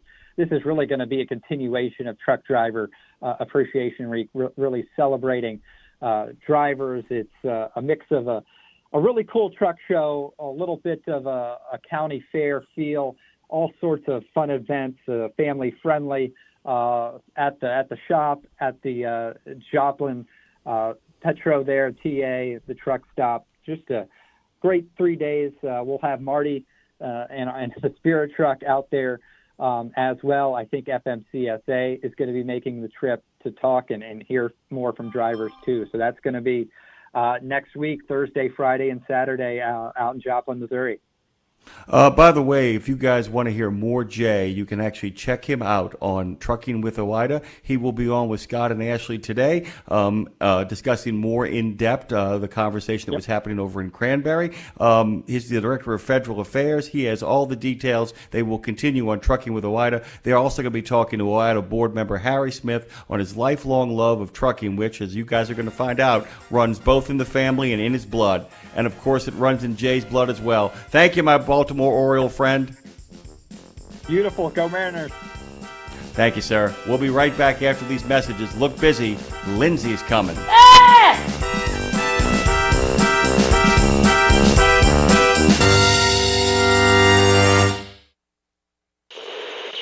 There was an era when truckers were out there alone, long rides, dark nights, miles from home.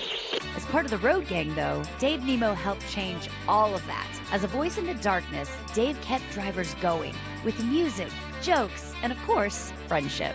And if you miss those days, Radio Nemo's got something for you. Nemo's Night Beat puts the gang back together with an hour of trucking tunes and road songs, classic comedy, and those fun factoids that you came to expect. Nemo's Night Beat is Dave at his very best every Monday night at 7 in the Center on iHeart, Odyssey, and Live 365, as well as Tuesday night at 9 on Reese Across America Radio. So head on over to RadioNemo.com and join the gang on the beat. Nemo's Night Beat. Exceptional value and exceptional values. That's Bennett Trucking. A core commitment of faith, family, and freedom has driven Bennett to being the leading provider of innovative, integrated transportation solutions, both at home and abroad. Bennett's values are not just compatible with providing high-paying jobs and unmatched customer service. They're inseparable. If you're looking for an employer or a partner who believes the best business model is being a model citizen, then Bennett Trucking is the place for you. Go to BennettIG.com and find the folks who share your values. Pro drivers, say hello to your perfect fuel stop, Racetrack. Perfect as in hello, everything you need on the go. Oh, hi there, dedicated truck lanes. What's up, hot and delicious grab-and-go food? And hello, cat scales, clean restrooms, and large, easy-to-maneuver lots. Racetrack has what you want so you can get in, get out, and get back on the road, turning miles into money. Next time you need to stop, say hello to the fuel stop built for pro drivers. Racetrack, whatever gets you going. In a video game, if you get enough experience, you level up. And when you level up, you gain more skill. And with enough skill, you beat the boss and win the game. Sounds a lot like trucking, doesn't it? Except in trucking, you don't beat the boss, you become the boss. And if you want to be the boss, you gotta meet the boss. And that boss? Carrier's Edge boss, Jane Jazrawi. Want your drivers to level up? Carrier's Edge has the training, comprehensive safety, compliance, and best practices on one website. It's a simple subscription with no contract and no commitment. Learn more. Try it out. Level up. CarriersEdge.com. Hey, come on! We're starting the game! All right, I'm coming. Wait for me. CarriersEdge.com. Okay, you've heard the horror stories of how folks have lost their life savings when the market tanks. Is there a way to invest and make money without risk? Believe it or not, yes. Since 1995, Americans who cannot afford to lose their investments have used fixed index annuities. You get guaranteed income and protection from market downturns. It's a win-win for you and your future. And to learn more, dial pound 250. Use the keyword Truckers Wealth to get in touch with them today.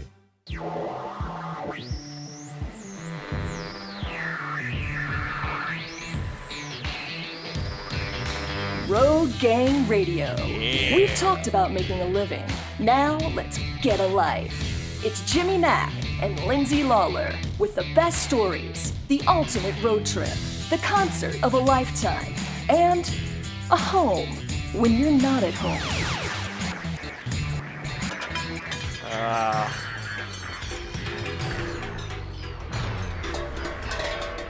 The wheels have come off. But we're still rolling. Are we though? Are we though? Nah. Dre, can you call security? There's a man in my studio. Seamus! And it's not my husband. Oh my God. That's another Oh Seamus. my God. Wait. Who's behind me? Oh wait, no, it's me. It's me. Okay. Who's behind me? It's me. Oh, it's me. Get behind me, Satan. Get behind me, Satan. It's so good to be here, Lindsay.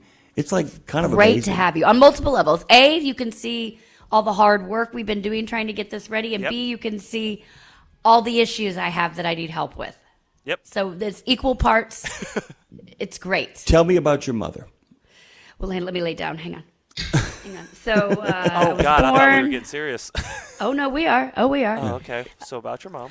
What I am going to tell you about, not my mom, because she's listening. Shout out. No, but I'm going to wait till after our next guest, because we have a break after our next guest.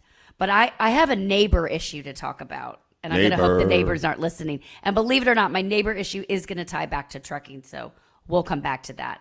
But I've decided, Jim, I was laying on the floor early this morning, in my room, contemplating life as I do every morning. And I just scream. I wake up screaming, and then I contemplate life. You know. Slept like a baby. Yeah, exactly. Woke up screaming. Ah, it happened again. And I decided I'm going to, instead of voicing my complaints that I have with other people to their face, I don't mean work people, I mean in life in general, I'm just going to work it out on the radio and hope that they listen, whoever the they is, and then they'll either change or they'll disappear from my life. And you can too at 615-292-6366. That's 615-292-NEMO. Hey, welcome everybody. It's Road Gang Radio. That's Jimmy Mack. I'm Lindsay Lawler. He's Phone Master T. Phone Master T? Phone Master Dre. Madison with the T. That's if they had a baby. It'd be Phone Master T, I guess. Kind of like iced tea and I love a good mashup. Actually, when I went to Nelly and Ja Rule the other night, I made a playlist and I called it Nelly Ja Rules, and I felt pretty good about that. I feel pretty good about it, by the way. Yeah. I don't even know anything about it. I just think it's the most terrific thing I've ever seen in my life. Of course, I might just have what I call studio glow. I might just be sitting in this beautiful new studio. But by the way, Studio it's a DIY. glow. It's a DIY. This is a do-it-yourself. This is not like a whole bunch of professionals like this big, massive contracting firm didn't come over here. No, this is like really, this is dudes in Dude Town and a dudette got together in a triumvirate and put together a really lovely, fantastic, groovy sort of space that all the kids are going to want to come and do the rock and roll. That's what Kevin said. He goes, this is going to be like, everyone's going to be trying to get over here. What'd you call it this morning? It's like gaudy without being... it's gaudy without Gaudy being with taste. classless. Well, yeah, gaudy without being tasteless. Yeah, there it is. Like I said, it feels like a riverboat. It doesn't feel like a brothel. It feels like a riverboat. From the Brothel? Well, 19th Music's century sleazy. brothel. 19th century brothel. It doesn't feel like that. It feels like a riverboat. It feels very maverick. It feels very El Dorado. It feels, it feels like this kind of, a little bit dirty, a little bit grungy. A little bit dirty, and that's my feet. And of course I mean dirty and grungy in the rock and roll sense, not in the actual, like I got smuts on my elbow. I got smuts, they're multiplying. And I'm losing control. By the way, I can't sing that song. It's not my range. Nothing's in my range, actually. It's electrifying. You better shape up, Lindsay, because Hey, Dre. Yes. Can you hear us? Yes. I'm just making sure. Yeah, you're here. You would get a phone call. Okay. Megan hears all the grease. Oh, just fantastic. She's the one we want. She's the one we want. Ooh, ooh, ooh, Megan. honey. Megan, yeah. Megan, would you care to do the honors on this in regards to bringing our good friend Megan Kate Nelson in here? Or should we make her wait a little bit longer while you and I work out our problems? Oh God! If we made her wait while we worked out our problems, she wouldn't be on till sometime in I don't know, the galactic future. Tell us about your moms. Megan, before we talk about this movie, Megan Kate Nelson, our favorite author, historian, wild woman of the West, Pulitzer Prize nominated writer, Beautiful woman. hell of a good time, makes a great cocktail. Do you want to talk about your problems with us for a minute? What's your biggest complaint right now? 615-292-6366. What's your biggest complaint and who's it about? Not what, who? Daddy issues? Okay. My biggest complaint right now is that my agent keeps rejecting my next book ideas. Where's he live? I know, but I've got one that I think is going to convince her. I'm super excited about it. Do you want me to pitch it to you? I do want you to pitch it, and I want everybody to understand real quick that Megan has a new book that comes out in the spring, right? Yes, indeed, Okay. April 21st. And here's what's crazy. So everybody listening just got to understand a little bit what it's like to be an author. She's already working on another book before the current book is even out. She's already fighting with her publisher, the gatekeeper. No, just with my agent. Your agent. Agent. Oh, yeah. I can't pitch it, Megan. I can't pitch the book. There's no way I can pitch this book, right? Well, so here's how it works. Like, you have to convince your agent that the book is worth pitching to editors at publishing houses. And I've worked with Scribner for the past 3 books. And so really we're only pitching to one person who is my editor, who I know really well. But yeah, I have pitched, I think, 5 book ideas to my agent since the spring, and she has said no to every single one. Ew. I know. Well, and then I what's know. that? Give us a real quick, because I'm sure there's somebody out there listening going, well, who cares? It's your ideas. Go somewhere else. But there is a dance. There's a dance between stick your ground, trust your gut, and also there is a formula. There is a method to madness. It's why you have agents. There are relationships. She does know what people are looking for at a certain time in a certain place. That's a real dance that must be wildly frustrating. Yes, because no one knows what the market is going to do, right? Like, no one has any idea actually what will sell. Like, this is the secret. Like, everyone pretends that they know, but really the only sure things are like Stephen King and Colleen Hoover. Like, they're the only ones who people are like, oh, okay, yeah, you can write whatever you want, right? So yeah, like, and I do trust my agent, but I also, she works for me. So, and she needs to remember that.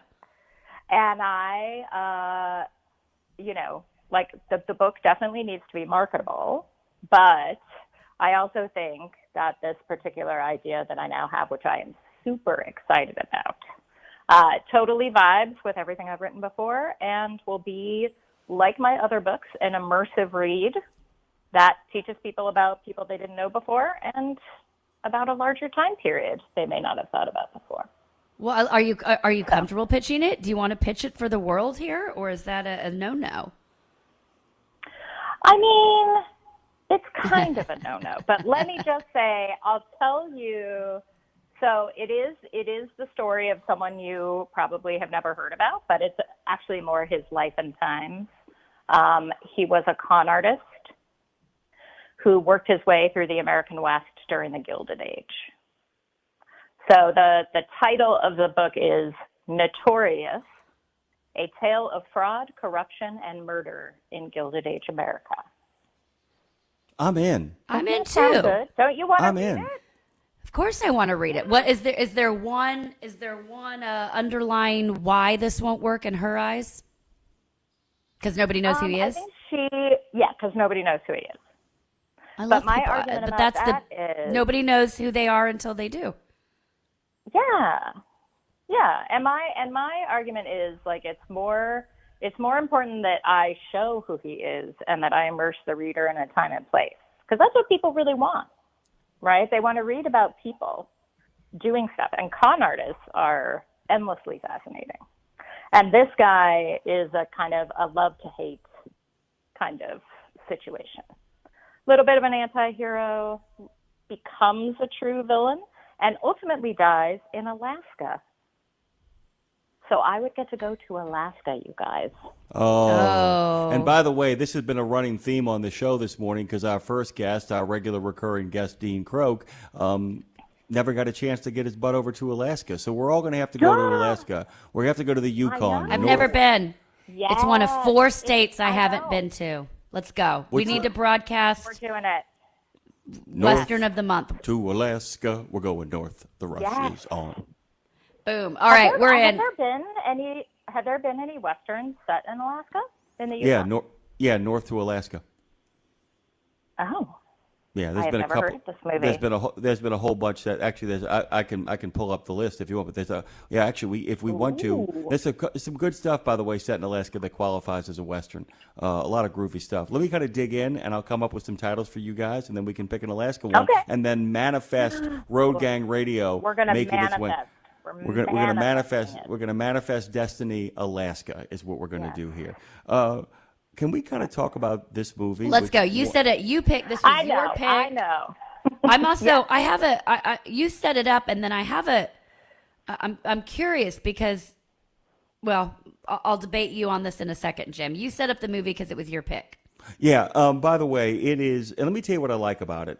First and foremost, El Dorado, which is a 1966 film by the great American filmmaker. I mean, considered in the pantheon of the greatest filmmakers internationally.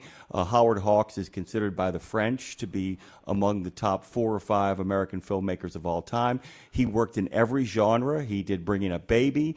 He did The Front Page. He did To Have and To Have Not, along with a whole bunch of incredibly good westerns like Red River.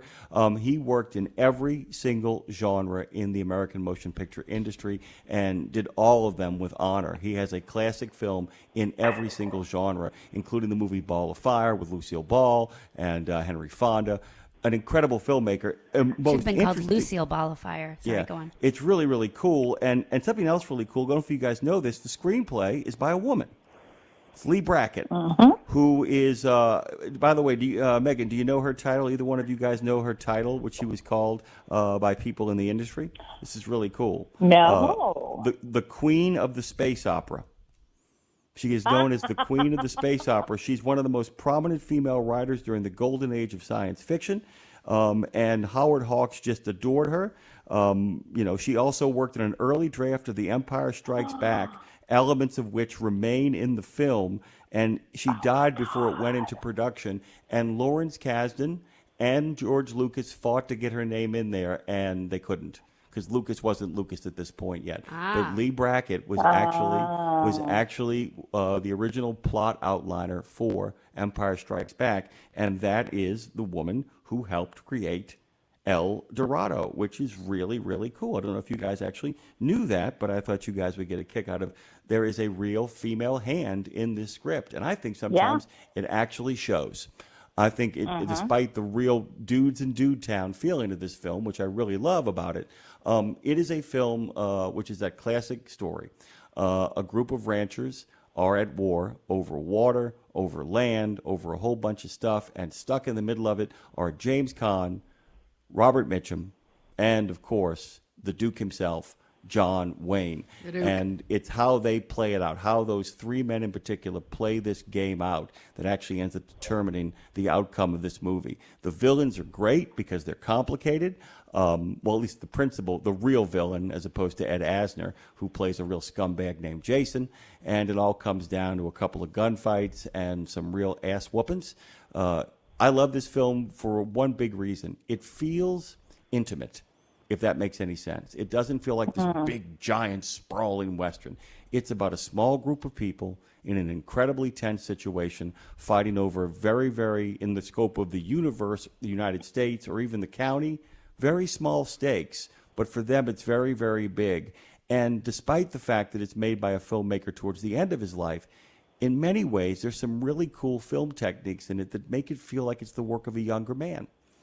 Some jump cuts, the way they do the gunfights in it. There's a moment where the camera races at John Wayne as he fires directly at the screen. It's really cool. And it's also kind of cool to watch somebody, in this movie in particular, work in a shorthand. It doesn't go for a lot of historical accuracy. It looks like it's a Hollywood movie. It knows that it's got Hollywood stars in it. It's got a star in training. It's one of James Caan's first starring roles in anything. And I think he kind of, does himself with honor to a large degree. And it's just a lot of fun. Has a lot of wisecracks. And Brackett and Hawks can really write some great wise-ass dialogue.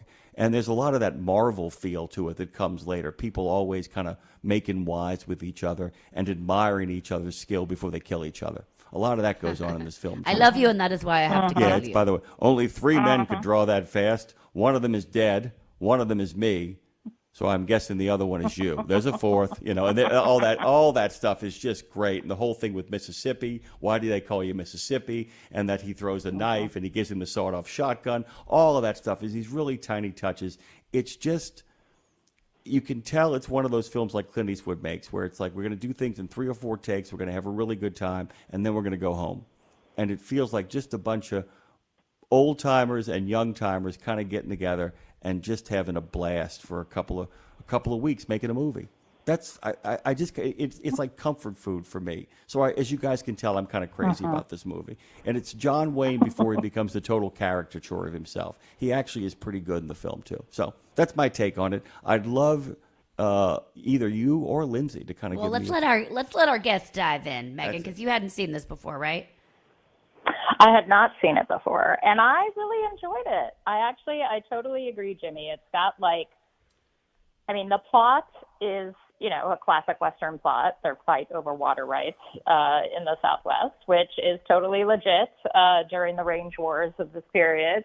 Of course, they're meant to be in Texas, and there are saguaros, which is completely wrong because that's Arizona. But other than that, I read something that said that Howard Hawks was like, "Don't worry about the plot; it's all about the characters." And I completely agree. Every single character in this movie, I wanted to know more about, which is rare for me in a Western, right? I wanted the backstory. I wanted Maudie's backstory. I thought she was great. She got a lot of screen time that was interesting and not just, yes, she's the kind of saloon boarding house owner, kind of typical female role, but she was a little more interesting than that, as was Joey McDonald, who was awesome and had amazing hair also in the film. But I think Lindsay can address this question, I think, maybe, and I want to know what you think too, Jimmy. I think this film is actually at its base about male friendship. Yeah. And I thought that was very interesting, but I also thought because of that, a character I really liked the most and wanted to know more about was Bull. The older man, he's a former Confederate. He rides into town blowing a horn, but he is just everywhere doing awesome things, and just supporting everyone. And I thought he was just a delight the whole time. I don't know. What do you think? Yeah, no, I agree. I think the male friendship thing. I agree with you because I think that there was kind of the thesis really talks sort of about professional grace, and there's a theme in here about you show up for your people even when your body's failing. That's heroism, which is very male. That's very male. That's not necessarily myth. It's the maintenance of the body. It's I am here even if my body is not. I will crawl to my last breath, that kind of thing. And that's, I think, the kind of friendship. But, we've been talking a lot, Megan, about generations, as we talk about the boomers, Gen X, Gen Y, Gen Z, and millennials, et cetera. And I think there's an interesting sort of, this movie addresses generations really interestingly in a very cliche way, as most generations are. The women are written the way that 60s, as I start to learn more about Westerns, the way that 60s sort of really always portrayed the women. You have, Maudie, who's got the spine. She's the moral GPS, whatever. Then Joey, who's hot-blooded and impulsive. But the script, to your point, still centers around the male bond. So yeah, it was no matter what, you can introduce these women, but at the core, it's always going to be that male bond, that bold male bond. So yes, I certainly agree with you. And quick side note, by the way, guys, I don't know if I've told you this before, but a friend of mine and someone I sang with and performed with, Jennifer Wayne, who's in the band Runaway June, is John Wayne's granddaughter. I have a friend who's John Wayne's granddaughter. Yeah, so it'd be really fun to have her come on sometime and talk about a John Wayne Western of the Month movie. That might be fun. Absolutely. Wow, that's a big get. I know. I don't know. I didn't think about that till this moment. That would be fun to do. But now I'm that could be cool because it'd be interesting as somebody, an actual descendant of John Wayne, to talk about, not to talk about him as a person, but to talk about his roles from her as a female, seeing his roles and how it's portrayed and how it's changed and how, she would maybe attack it these days or something. I don't know. It's just the obviously the male female, the generational thing. It's an ongoing thing, and it's a real interesting conversation now that we're sitting here in 2025. I had a thought I wanted to share with Megan, and I don't know if it's a movie you've seen before, Lindsay. The first movie that Megan and I ever did before you joined us was Silverado. And I think that there is a direct line, and this is how you'll be able to relate, Lindsay. There is a direct line between the character of Nelson McLeod, the gunfighter, the real sort of I've not seen it. the honorable villain. Oh, No, it's so the McLeod in this movie, the guy who actually admires Wayne, respects what he does. That's the other thing too. This really is about men at work as well too, because the movie dislikes Bart Jason. It hates him. And it hates him on all sides, meaning that the contempt the movie has for him, because it actually likes Nelson McLeod to a large degree. And by the way, it's the great Christopher George plays Nelson McLeod. But by the way, I wanted to kind of point out to you, Megan, that Nelson McLeod, you can draw a direct line to Brian Dennehy's character in Silverado. And in that movie, Lindsay, it's almost sad when he dies at the end. You know it's going to happen with Kevin Kline and Brian Dennehy have this gunfight at the end of Silverado, where their last lines is, he goes, "This could have been a sweet deal," and he goes, "It could have." He goes, "Goodbye, Peyton.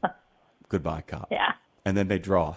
Yeah. It's so macho and so loving. That idea when it's like we know we can stop this, but we're not going. We're not going to. Yeah, I mean, that sad moment, and Star Trek does this. A lot of television, a lot of movies begin to really explore male relationships in a way that kind of gets disrupted by the '80s. But there's a great episode of Star Trek called the Balance of Terror, where it's a Romulan captain versus Kirk in this game of cat and mouse, and they end up by the end of the whole episode, Lindsay, coming to deeply admire each other. And at the end of it, the Romulan comes on, he goes, "Captain Kirk, I would surrender, but my ship is so damaged that I won't be able to get my crew off. I'm sad about this. I think in a world of peace, we would have been friends." And there's something great about that Nelson McLeod character in that he the deep admiration he looks at John Wayne with, and Wayne returns the admiration. There's a sense of, you're a man who does a job and does it well. And I'm sorry it has to come to this, but this is what it comes to the point where he actually makes him an offer to come work for him. Remember, he says, "You should come join us." Nope. And he gets shot in the back. And by the way, I love a movie where Wayne kills a kid in the beginning of the film. He's justified in it, by the way, and then feels so bad about it, he brings the kid's body back to his family, who, except for Josie, forgive him.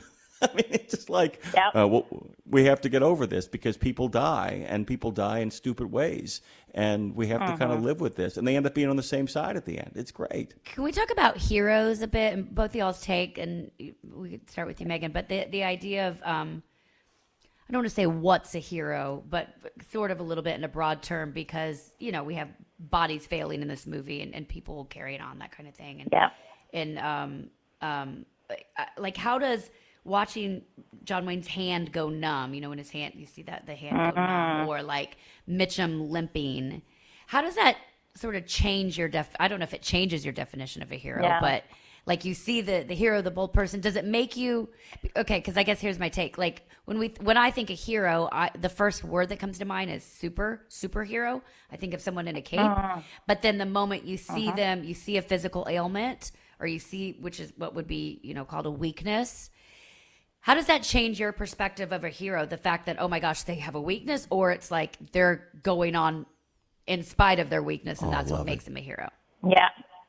Yeah, I mean, I think it's totally the latter, because, people talk a lot about bravery and courage and what that really means. And is it that you're just like a kamikaze, like you just have no fear? That a person with no fear is not brave, right? A person with no fear is not a hero, because in our sense of it, I think the American sense of it, I think, is that you have to get over your fear to do something, and I think in this film, it's more of a moral standing, so that the true heroes are the ones who, the Cole Thornton kind of turns down the job when he figures out that he would have to kill Robert Mitchum's character in order to get it done. And does he need the job? Yes. He would like to make some money. Is he going to do it? No, because he doesn't want to kill his friend, right? So, and someone who he respects. And their kind of physical infirmities by the end were fascinating. And I, of course, as a woman of middle age, was like, I completely relate to this entire situation. This is a This truck like driver middle-aged movie. Western. I picked this movie for this reason. This is a truck driver movie.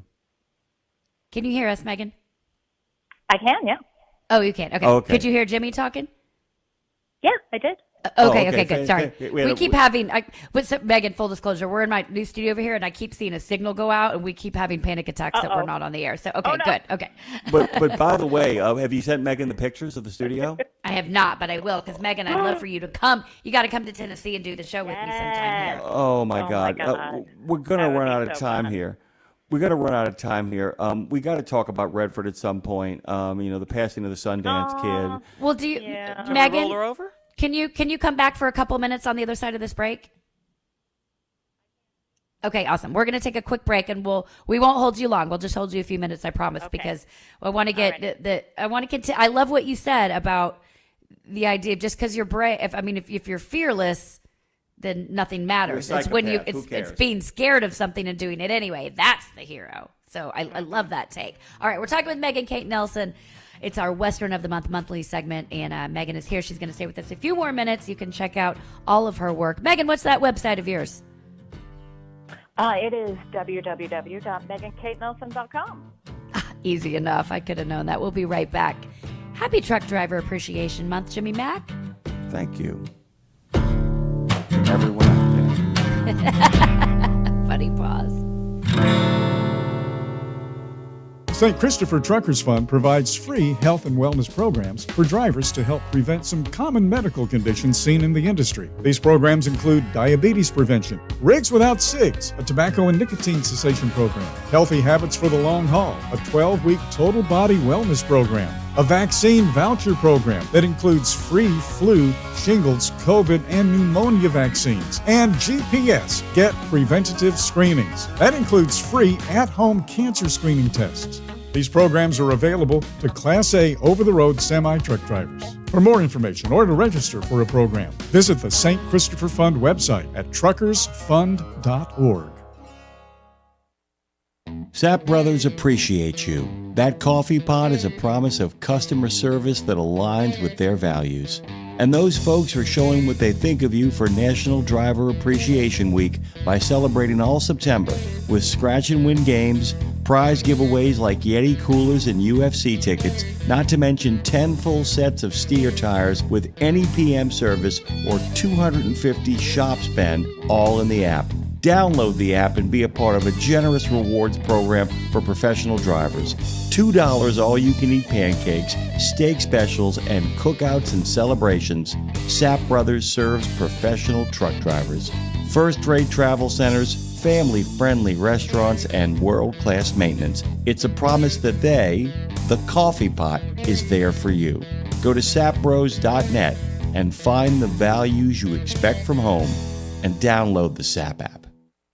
Okay, you've heard the horror stories of how folks have lost their life savings when the market tanks. Is there a way to invest and make money without risk? Believe it or not, yes. Since 1995, Americans who cannot afford to lose their investments have used fixed index annuities. You get guaranteed income and protection from market downturns. It's a win-win for you and your future. And to learn more, dial pound 250. Use the keyword Truckers Wealth to get in touch with them today. We're going where you want to go so you can be where you need to be. It's Road Gang Radio with Lindsay, Lawler, and Jimmy Mack on RadioNemo.com.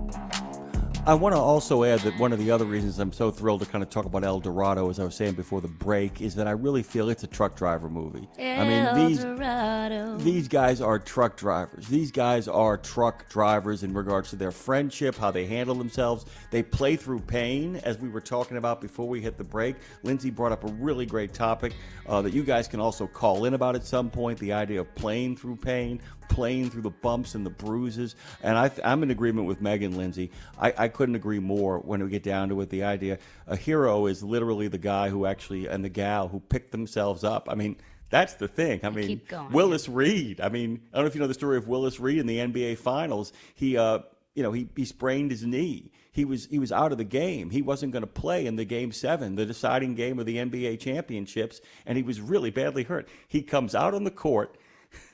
He was really hurt. He couldn't play the whole thing. He played the first 3 minutes. He scored the first 8 points. The Garden went bananas. It's all he needed to do. He took his seat, and they won the game. They were so inspired. The bloody sock.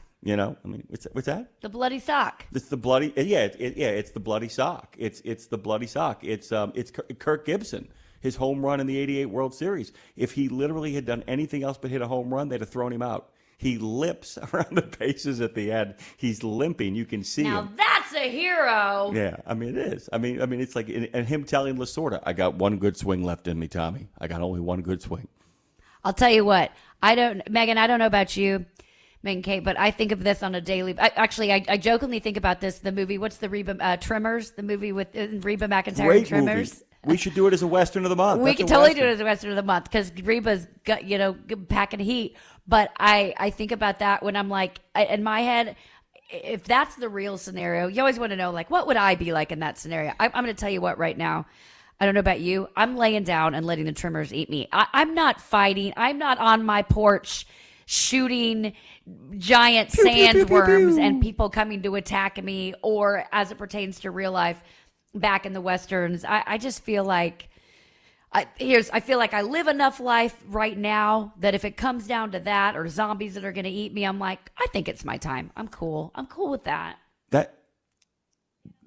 That's another great list, by the way. Romances that people don't realize are great romances. For instance, in A Christmas Story, the old man and the mom have a great romance.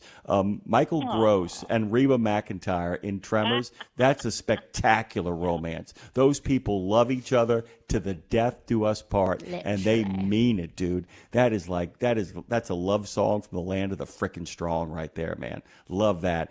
Let's talk about Bob, shall we? And heroism, and what it means to be a hero, as Lindsay was kind of talking about as well. I wanted to ask Lindsay the question before we get to Bob. For you, Lindsay, what's a hero? For me, what's a hero? Yeah. Kevin Bacon in a tractor. Oh, that's something else entirely. Yeah, that's a separate I conversation. Need a hero. The first thing that comes to mind is a man or woman of their word. Like, that's the first thing that comes to mind to me. It's not a sexy answer. It's not a strong answer, but somebody that's a good answer.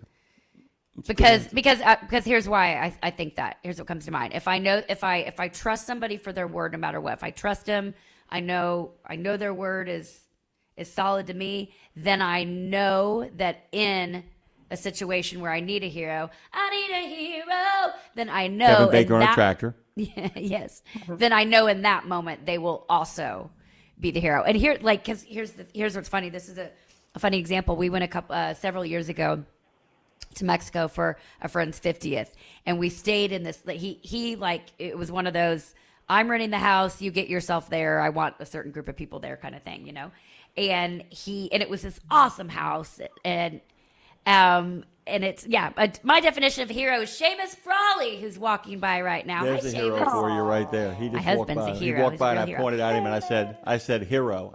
We walked by, and I said hero. We're talking about heroes, Seamus. My definition of a hero is you, baby. Seamus is a man of his word.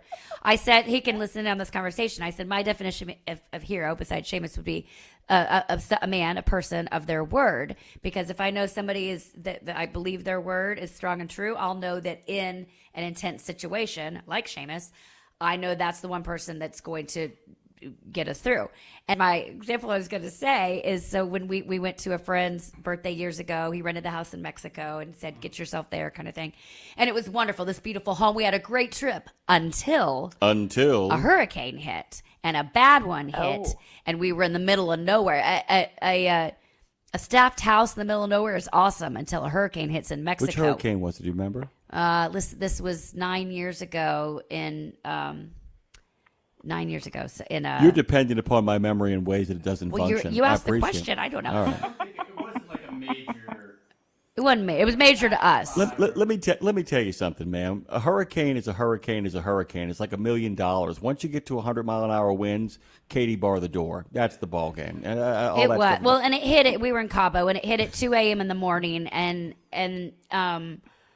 and that was two things happened. The day before it happened, myself and Seamus and one of our other, I'm going to say friends in air quote, because he was not a hero in the moment. We got caught in the riptide, and my husband stayed by me, and it was very, very scary, right? I'm dramatic, but you'll agree it was scary, so right? Scary. It's something to be concerned about. It was very One scary. of my worst nightmares. It was terrible.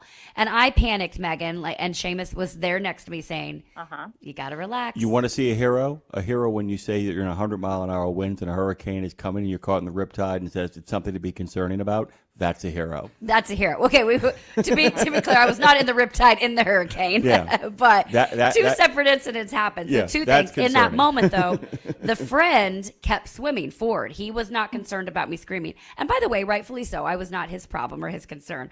But he was not a hero in the moment. Seamus was, because he sat there, he stayed calm. So the hero to me, and that happened again in the hurricane.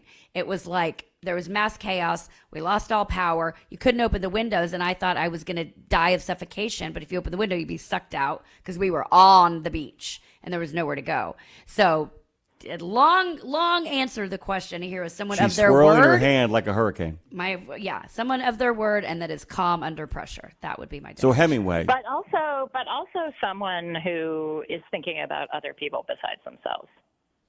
Well, yeah. Right. I mean, that's the thing. Who, like that's I think the lesson of Seamus's story. Also, not only was he calm, but he was trying to help you, right? That's right. And your Right. your air quotes friend was thinking only about himself and saving himself. Which, by the way, I don't fault him for that, but I also look at him very differently today. Two things about the movie. indicative. Two things about the movie. We watch one man arrive in the film because John Wayne doesn't grow over the course of the film. He's fully realized he's already a hero. He's a shower. He's a shower. Mitchum actually has to refine the hero that he's lost. Mississippi has to become a hero and not just an agent of vengeance. And so it really is about one man rediscovering his heroism and another one actually finding that he actually has that capability inside of himself. And then there's the real hero of the movie, as you talked about, Megan, Bull. I ain't even started yet. Who's fantastic. I love him. By the way, love him. he's playing the Walter Brennan role. He's not Walter Brennan. Honeycutt's pretty darn good too, but he's playing that Walter Brennan role. Let's talk about Bob. What about Bob? Little Bob Redford. A little sadness over Bob. I know. Yeah, as it pertains specifically to you, Megan, in your world, the Western, the Western community, so to speak. What is the overall consensus, the conversation? What was already sort of percolating in the background, knowing that, in the writer's world, we know that when people get to a certain age, you have everything kind of ready to go to talk about them. What was bubbling up in your world and circles as the conversation pertained to Robert? Well, I mean, I think he was in such a wide range of films, right? But like my first engagement with him was Butch Cassidy and the Sundance Kid. Like that's where I first kind of understood him, and then The Natural. But then, like, I think he has become so identified, or he had been, with the West in the years after that when he stopped acting, but he shifted into this other phase at Sundance, right, in Utah. Like, he created this whole ecosystem of supporting emerging filmmakers.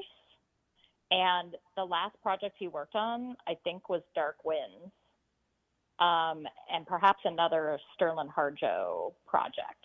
So he was very much like supporting people who were interested in making films about a huge variety of topics, but also supporting indigenous filmmakers, supporting people, who are just getting started in the business.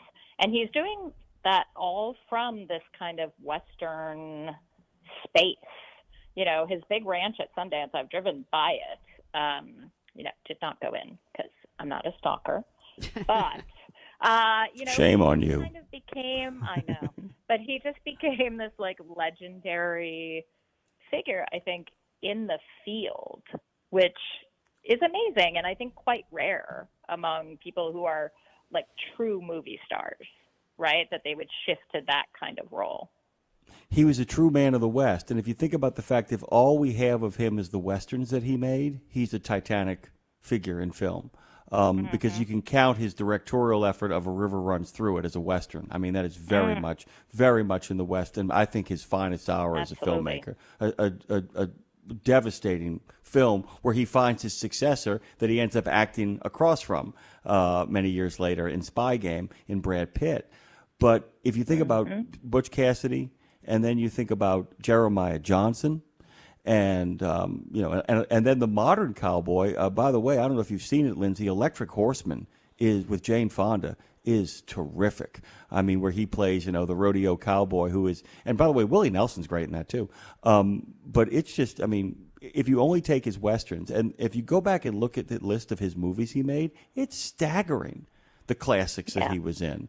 And by the way, an incredibly well-dressed man. If you guys want to dress in the modern society like anybody, dress like Bob Redford.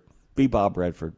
It's simple as that. If you want to look cool and like a man, Robert Redford is how you should dress. Cool and like a man. What's our final consensus on this movie, by the way, on El Dorado? We like it? Thumbs up. Yeah. I recommend it. Yeah. It's got a lot.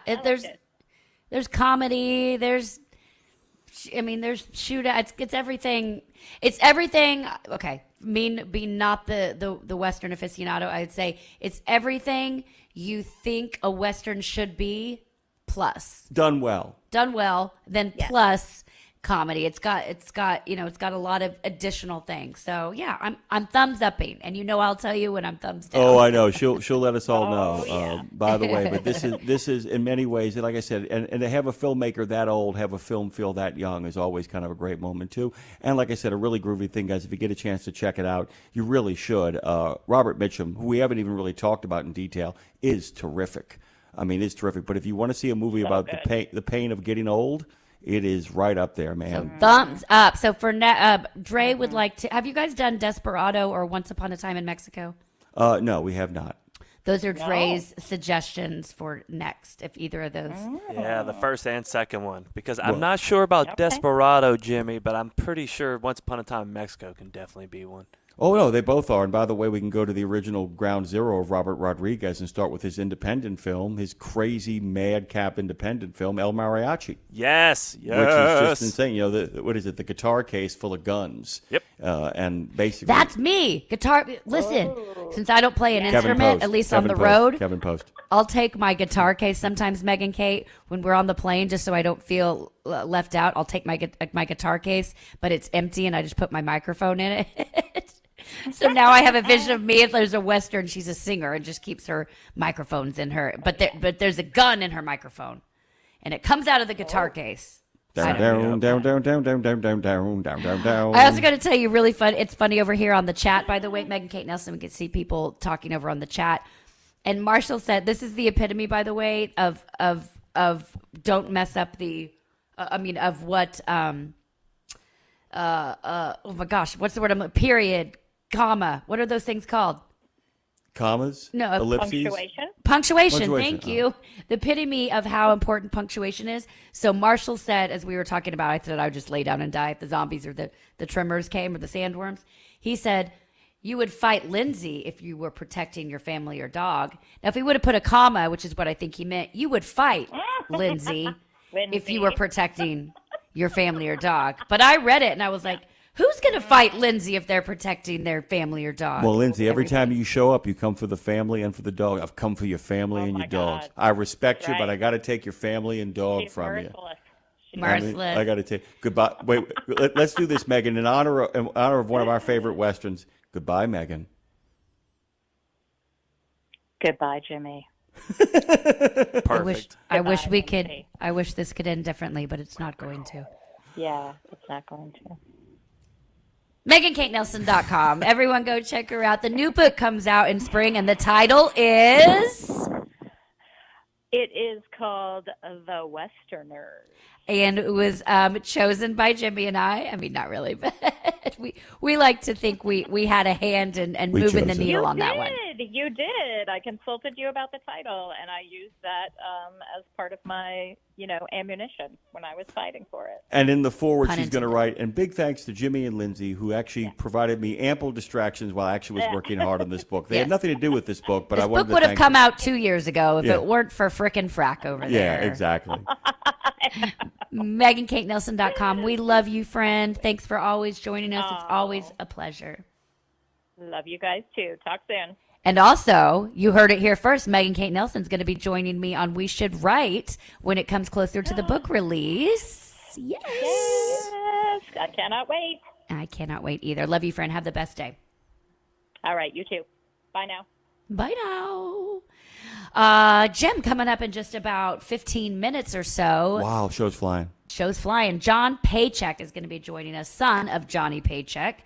But that's not what we're talking about. We're talking about John Paycheck. We're talking about his music. He's a veteran. He's a farmer. He's like exactly who you want singing your country music. He's an American. He's an American. He's a patriot. And I kept thinking it's really funny. It's really funny to have the last name Paycheck when you're an entertainer, when you rarely get a paycheck, as you know. And there's a story behind actually why Johnny Paycheck goes by Johnny Paycheck that kind of is about that actual thing. But it's really a hard thing too. I want to bring it up now before we have him on, Jim, because we don't want to talk about his dad on the show outside of mentioning it and honoring it. But it's a really hard thing to have a career doing the thing your parent did.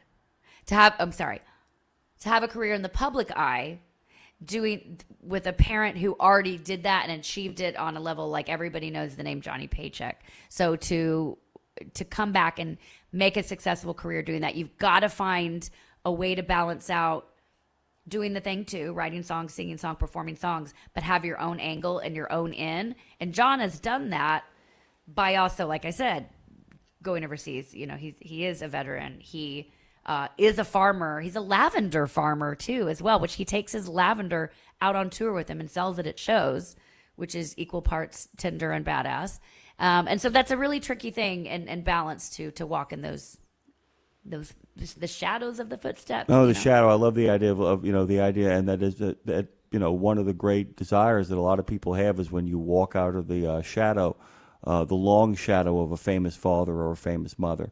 That often makes a big difference. 615-292-6366. That's 615-292-NEMO. You call that number, Dre will answer and say, "Hey, how you doing?" And you'll say, "Good morning, Walking Eagle." Hey, Walking Eagle. Hey, how are you guys doing today? Great. How are you? Well, now that I'm out of the rain, better. Okay. You were coming down there for a minute. Well, we needed the rain. I don't know where you are, but I'm just going to make the general white person statement. Happy National Truck Driver Appreciation Week, my friend. Has anybody outside of us on air, has anybody said that to you? Have you felt appreciated yet? And if not, we're going to change it. Nope. All right, well. Not at all. Well, we're here today. Well, then we've been talking about it all week. All the TA Petro truck stops, and probably all of them in general, we know are celebrating it. So you need to get you over to a place. Get you need some to go love, to your man. cheers. Get you some love. You need some love, brother. Yeah. We love you. I mean that. I really do, actually. I hope you're having a good week, if not at least one being appreciated. I hope it's been, merciful, easy, getting it done. Any of that? Yeah, I'm getting it done. Whether it's right or wrong doesn't matter. I'm getting it done. Get it done. Absolutely. Hey, tell me something real quick. Have you seen any of the movies we talked about this morning? And is there something else on your mind? Because we'd love to dig into that. I've watched probably everything that John Wayne ever did. I love the old, it's my stepdad calls them horse shit and gun smoke movies. Yep. Oh my God, I love that, by the way. I love that, by the way. Yeah. It's just Call a spade a spade. Just kicking some pellets in the field and drawing some pistols. Don't mix and them pellets. up. Don't mix them up. That's right, my brother. That is right. There's only 2 John Wayne movies that I've only ever seen once. And they are? The Shootist, and then I've only ever seen all of the Green Beret ones. Yeah, I find the Green Berets unwatchable. I know a lot of people love it. The Shootist I love, but the Green Berets just really kind of watching General Westmoreland actually appear in the film as kind of a recruiting tool is really upsetting. But the shootist I love. It's got Jimmy Stewart, Lauren Bacall. Everybody's old in it, so it's all about getting old and being a gunfighter. And it's got Ron Howard, who still has hair, which is really kind of fun too. My mom didn't much care for anything that he died in, so she only ever watched it once, so it wasn't ever allowed to be played in the house again. Which means probably, by the way, you haven't watched the Cowboys a lot either, with Bruce Dern as the bad guy in that, where John Wayne gets shot in the back in that. That's really upsetting. Although you'd like that movie, Lindsay. It's got a real happy ending. It is a good movie. So I love the way he makes the kid stop stuttering in that movie. It's a good scene. Yeah, it is. Lindsay, he plays a guy that has to get cattle across the country, but he can't afford to hire a team. So instead, he creates a school for young men who want to become men. So it's all of these like middle schoolers. It's the 19th century, early 20th century. They have to take a cattle drive across the country. Him and these kids and this chuck wagon guy played by Roscoe Brown, and they end up getting ambushed by Bruce Dern and a gang of villains. You got to see it. It's really fun. Okay. It's really fun. It's a good time. Good movie. We're having a good time. Everybody's having a good time. Walking Eagle, it is good to hear from you. Happiest of days. Final thought. Let's all just try to be happy today. Oh, I like that. I like that. That's a good place to start. Let's all just try to be happy today. Thank you, Walking Eagle. Good to hear from you, brother. Be safe, be well, and if you can't get the best out of Appreciation Week, at least know that we appreciate you. We do. Lindsay said it best. I said it this morning, quoting her. Thank you all, by the way, for a number of reasons. You know, the big existential one is that nobody gets nothing unless you're out there. But on a personal level, Lindsay's right. If you don't do what you do, we don't get to do what we do. And we have a pretty good life, and you are the reason we have it, and we never forget that, by the way. You're the meaning in my life. You're the inspiration. Sorry, I couldn't not. I know. Love you, Walking Eagle. Drive home safely. We love you, brother. So we got a little John Paycheck coming up here, by the way. A chance to dig into what he's doing now. A little bit of lavender, a little bit of farming, was where he gets the lavender from. A little bit of playing the music, but also a little bit of service to his country. He's a patriot. And speaking of patriots, I will be leaving almost immediately after the show to go join a group of, as we call, not overrated people, but great Americans. It's the beginning of our journey to Arlington. This is kind of the kickoff for that, just a kind of, a little moment. I'm going to go over to Columbus, see the event at the memorial today, and then we head over to Chillicothe. We're all actually getting our hotels in Chillicothe this time, Lindsay. No staying in Columbus because it's game day in Columbus. So all the hotels for the Ohio State football game are filled. So we got our hotel room in Chillicothe, which, by the way, isn't anywhere near as expensive as Columbus. Funny that. We're going to drive there tomorrow morning, and we're going to start the show tomorrow morning, quick reminder, at 6 a.m. in the center, 7 in the east on Road Gang Radio, but we will go all the way to 11 because that's what Spinal Tap does. Go to 11. Go to 11. So take this job and shove it. I ain't working. You're still happy to be here, aren't you? You just love this space, don't you? Yeah, I love it. Tweet. It's also fun to be here and have guests. Have Kevin post yesterday. You here because I figure out. Okay, I know what height now I need my chairs to be. I know what height I need the desks to be. I know how much space I need. I can figure those. I know what tweaks I need. I know what technology I still need. All those things. I've learned to be a patient person, which is not my biggest strength. But building a studio forces you to be a patient person. And by the way, it's funny because I have discovered a little bit of patience too. Has had a series of payoffs inside of it. And some really big ones for you, by the way. These chairs are terrific. I kind of love them. They're great. I need one that swivels to do my job. But I'll probably keep them in here for We Should Write because they're a good, hang out, not play a swivel, guitar. But pivot. Real quick before we take this break, I want to remind everybody that the new episode of We Should Write is out now. Really good. I loved doing it. Kevin has already posted about it. And I've already had a couple people that I connected with this morning because he recommended them to be on the show. So very cool thing. You can go to radionemo.com/we should write. That will give you all the episodes you could hear there in one player, or wherever you stream your podcast, whether that be Apple, Spotify, Pandora, wherever else you get it. iHeart, all you have to do is search We Should Write and you can get it there. Kevin was with Blake Shelton for about 15 years. He's currently on the road with Aaron Lewis of Stained. He was on The Voice for 13 years as the house band, not a contestant. And he is a patriot, man. God and country are his things. So tune into that show. I think you'll really like what it has to offer. Coming up next, John Paycheck. Speaking of patriots, he's a country singer, songwriter, farmer, veteran. He's a good old boy, and he's about to be your friend and mine. Don't go anywhere. This is Road Gang Radio, y'all.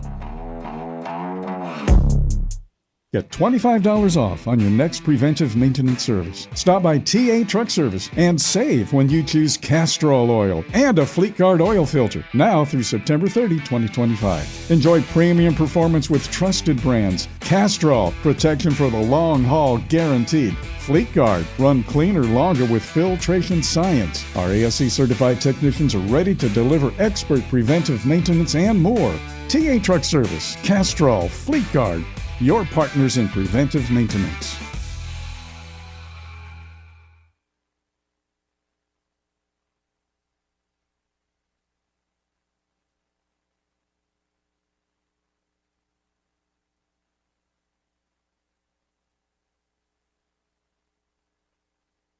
At Radio Nemo, we believe in finding your tribe, your people, your gang. But you can't find your gang unless you find yourself, and you can't find yourself unless you write, right? Lindsay Lawler's We Should Write is a podcast about the healing power of writing. It dives deep with creatives of all types to discover how putting a pen to paper helps them work their stuff out, and maybe gives you the permission slip to do the same thing. We Should Write, live at noon in the center every Wednesday, and then everywhere you get your podcast. Go to RadioNemo.com and learn how to write yourself to healing, creativity, and clarity. Right?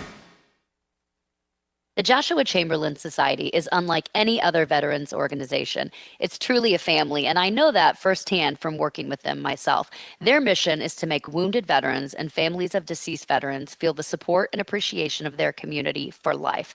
Our veterans' injuries are permanent, and so is the JCS support. From monetary assistance like paying utility bills or college funds to helping our heroes find purpose, JCS is a family that surrounds and supports the heroes who have sacrificed so much. Learn more and make your donation at chamberlainsociety.org. That's chamberlainsociety.org. It's a trucking, transportation, and lifestyle show like none other. Man, you call this a life? Road Gang Radio is back for another half hour of the best transpo show in the known universe. We come in peace. Well, actually, we're falling to pieces. Let's see if we can achieve liftoff, Phone Master Dre. Oh, we're lifting off right into another good conversation with Lindsay and Jimmy live from Nashville.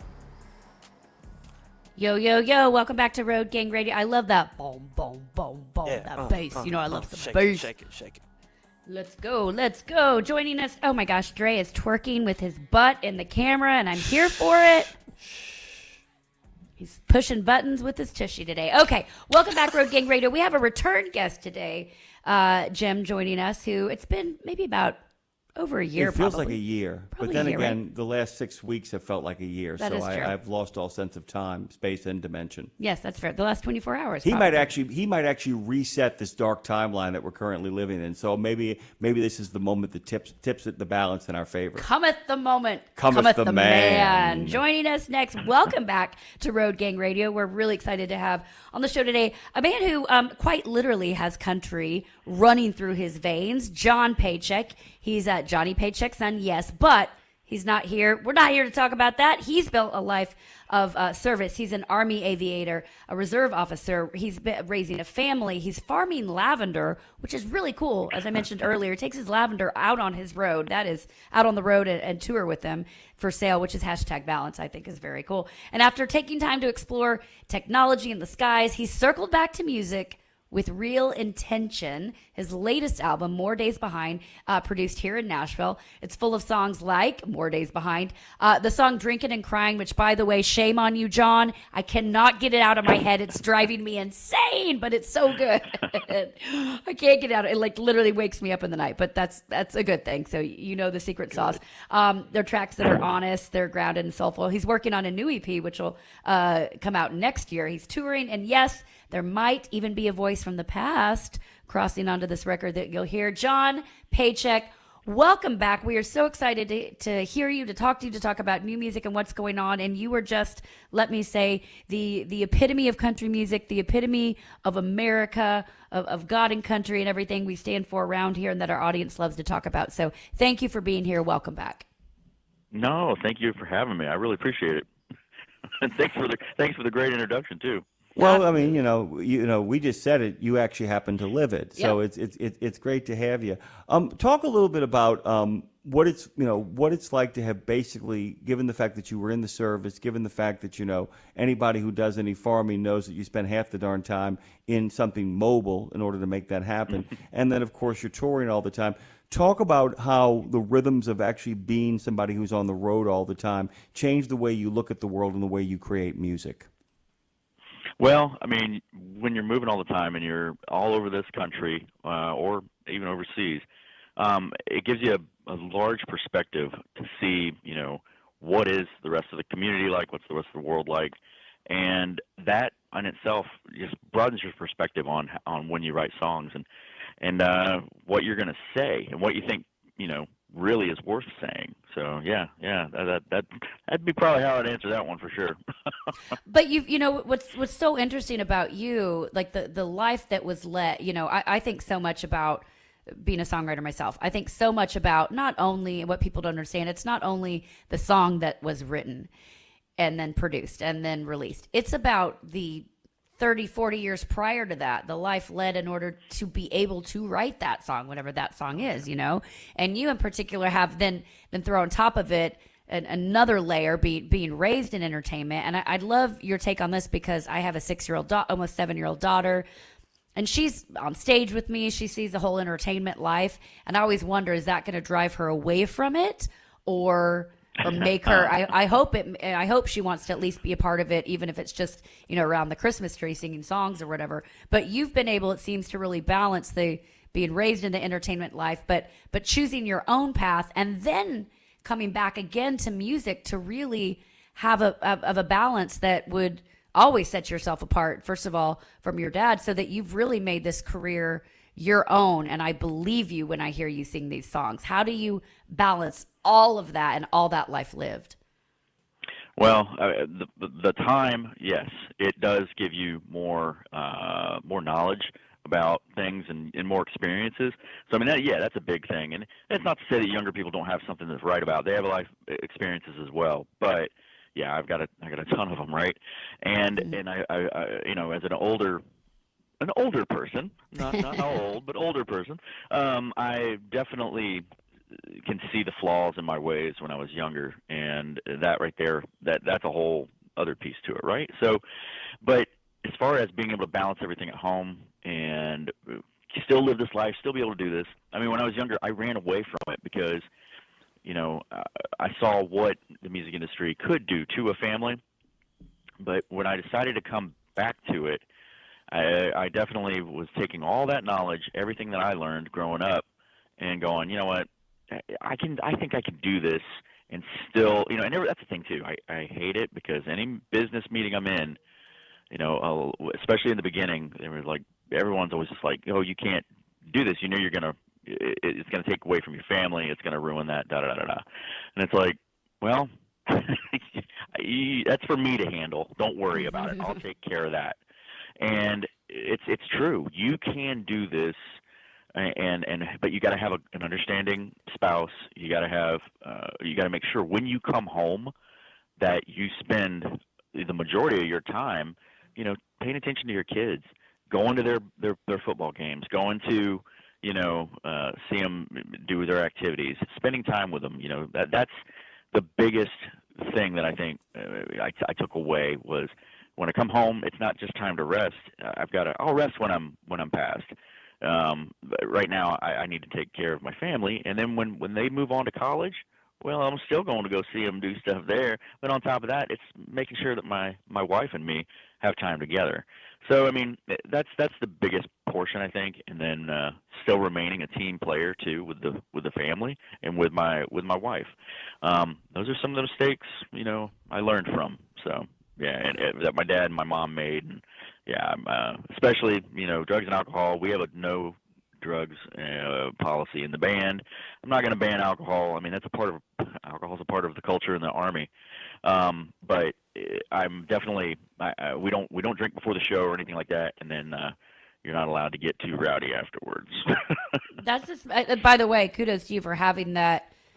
It's a fine line. I know a lot of people these days, didn't used to be the case, but I know a lot of people who that's the thing. We don't drink prior. There's no drugs on the bus. No judgment. You do your thing, but it's still a job. Like it's one of the jobs. It's one of the few jobs in the world where it's like encouraged to drink on the job. It's okay to drink on the job. It's a very weird thing being in entertainment. But anyway, kudos to you for having that boundary, because Jim knows as well in entertainment you gotta draw boundaries around that, right, Jim? Yeah, you have to. I mean, that's really kind of the crucial thing. I haven't had a drink in 31 years now, John, and thank you very much. And I'll tell you this: I'm from the city of New Orleans, and the joke we always make, it makes you the one-eyed man in the land of the blind. And I was kind of curious about your service as well, because you talk about the idea of, there's a drinking culture in the service. Trust me, my father learned that lesson the hard way. He walked out of that and into the light, as many people have. But I wanted to kind of talk about the idea of combining your service with your music career. Do you feel like that the time you spent serving your country actually uniquely positioned you for when that was over to have a better understanding about how to be away from people and then be able to come back to them? Well, I honestly think my time working with my dad prepared me for that in the Army, because I was on the road with my dad when I was younger. So there's that. But the Army only emphasized it. And then I also went to work for an agency here in Washington, D.C., and I was gone a lot with that too. When I went into the reserves, I ended up taking on a full-time government job. So yeah, I've had a lot of time away from home, and it was when I was doing it with the government and with the military, it was for America. So I kind of just looked at it and went, well, this is what I'm meant to do. This is what I have to do, and it protects my family and the nation. But now I'm doing something where it's not quite as it's not that greater calling in that sense. It's another calling. It's an artistic calling that I have. But again, man, I just balance it. And yeah, the military definitely helped me. And just because you're in the military doesn't mean you'll take this away. Everyone's experience will vary.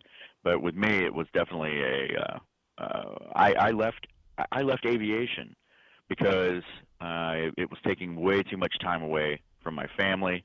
And I was like, well, I'm going to transfer over and become an intelligence officer. And that's what I did, because it didn't take as much time. So yeah, family's always been a huge, important thing to me, and still remains so. But yeah, no, it definitely prepared me, I would say, a little bit more. So this record you have out now, and More Days Behind, which is so good. My personal favorite song on it, just because it's I love when a song can say something really sad and somber, but deliver it in a drinking and crying. You know what I mean? I love the ballad. I always love the balance of that. So Drinking and Crying is my favorite song on the record, as far as just I was going to say drinking and driving. No, to drive and think about drinking and crying. However, drive while listening to Drinking and Crying, but don't drive while don't drink while driving and listening to Drinking and Crying. Okay, I got it. But the sentiment of More Days Behind, both the name of the album and a single on it. You use that video that has all the statistics on it for More Days Behind it, showing, how many hours we sleep, work, what remains. And I'm sure there are things that must have surprised you when you sat down to really measure what you've done versus what you feel you still want to do. I'm curious with the sentiment of that song, More Days Behind. I've got more days behind me than ahead is the idea of the song. Do you feel when writing that song and maybe listening back, that you have more urgency now, or is there urgency now to get things done, or is there more of a calm knowing that they're more days behind than ahead? How does that shape you, how you travel, how you live your life? And I'm really curious more the urgency versus the calm. Do you feel that? Well, I do feel the urgency because, I know that I've lived up a good portion of it. We've got past the middle point pretty much just now. And, I feel urgency because, sooner or later I'm not going to be able to withstand the rigors of the road and touring and everything else. That's 20 years from now, John. 20 years from now, that's when it'll be in the wrap up. I'm pretty sure. Yeah.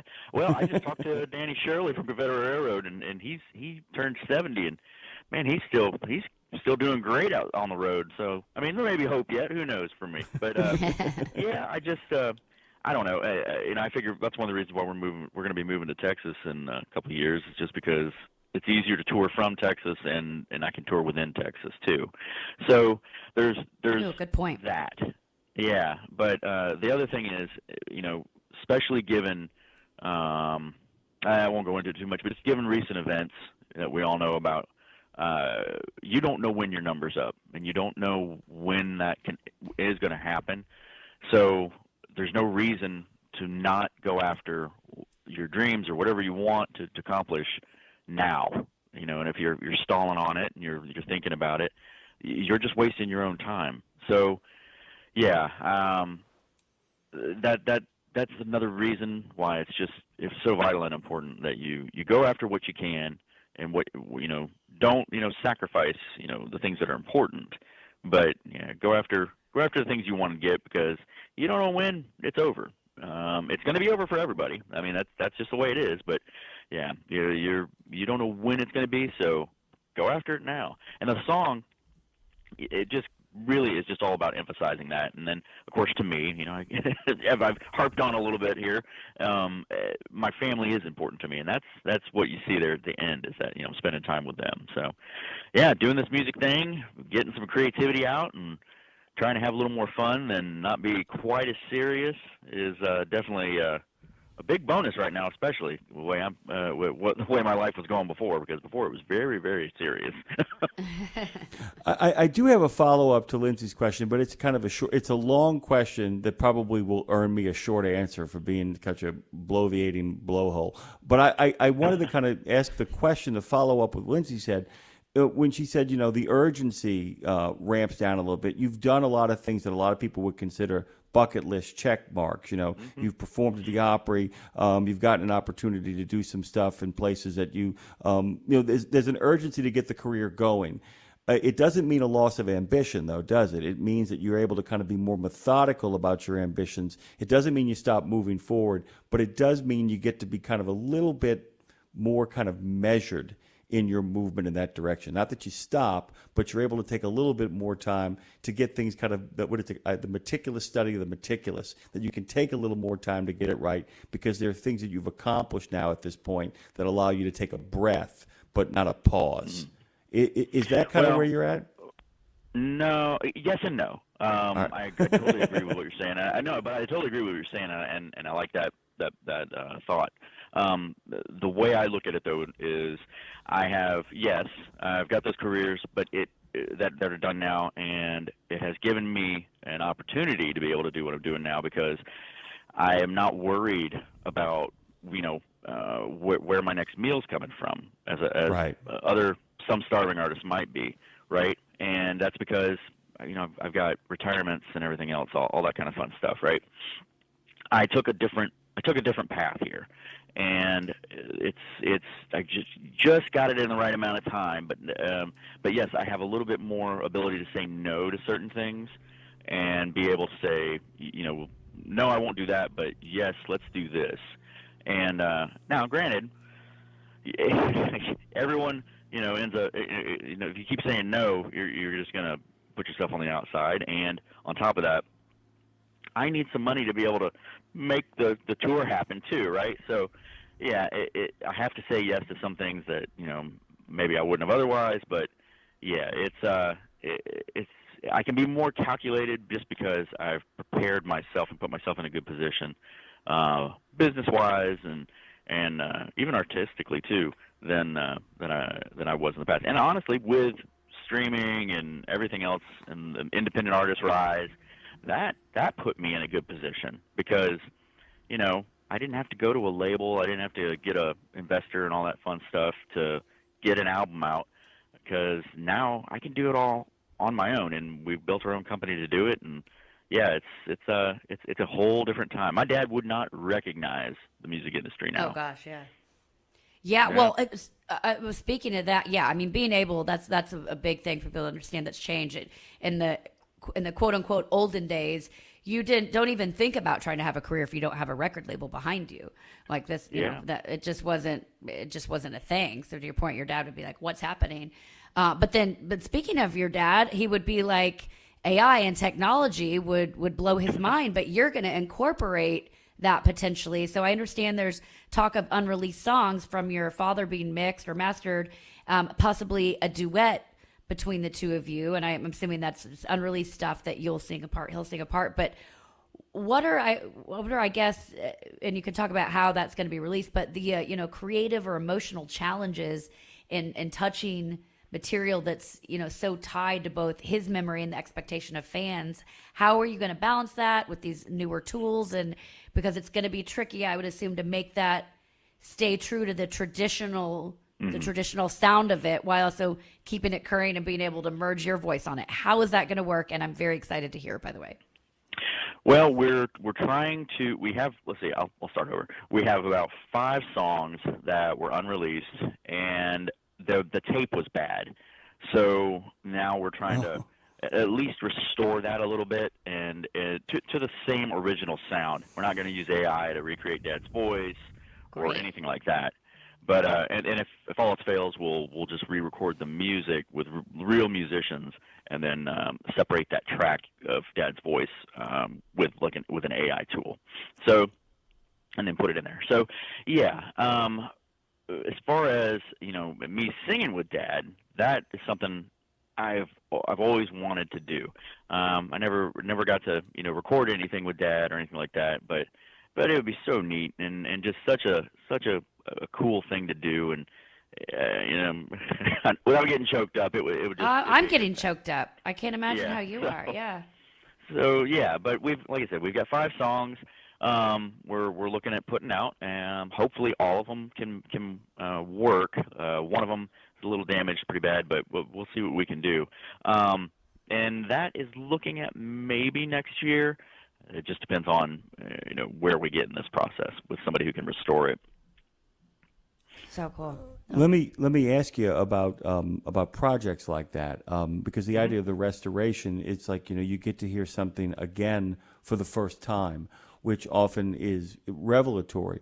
Let me ask you, having heard this stuff, even in its current form, did you make any discoveries inside of it? Did you feel like you were being visited by a ghost from the past? Did it feel very much of the present? I mean, what was the process like of kind of going through that? Because you're going to end up, I don't want to say sick of it, it's going to end up kind of playing on loop in your head, though. I mean, that's the people. Like drinking and crying is in my head every day right now. Exactly.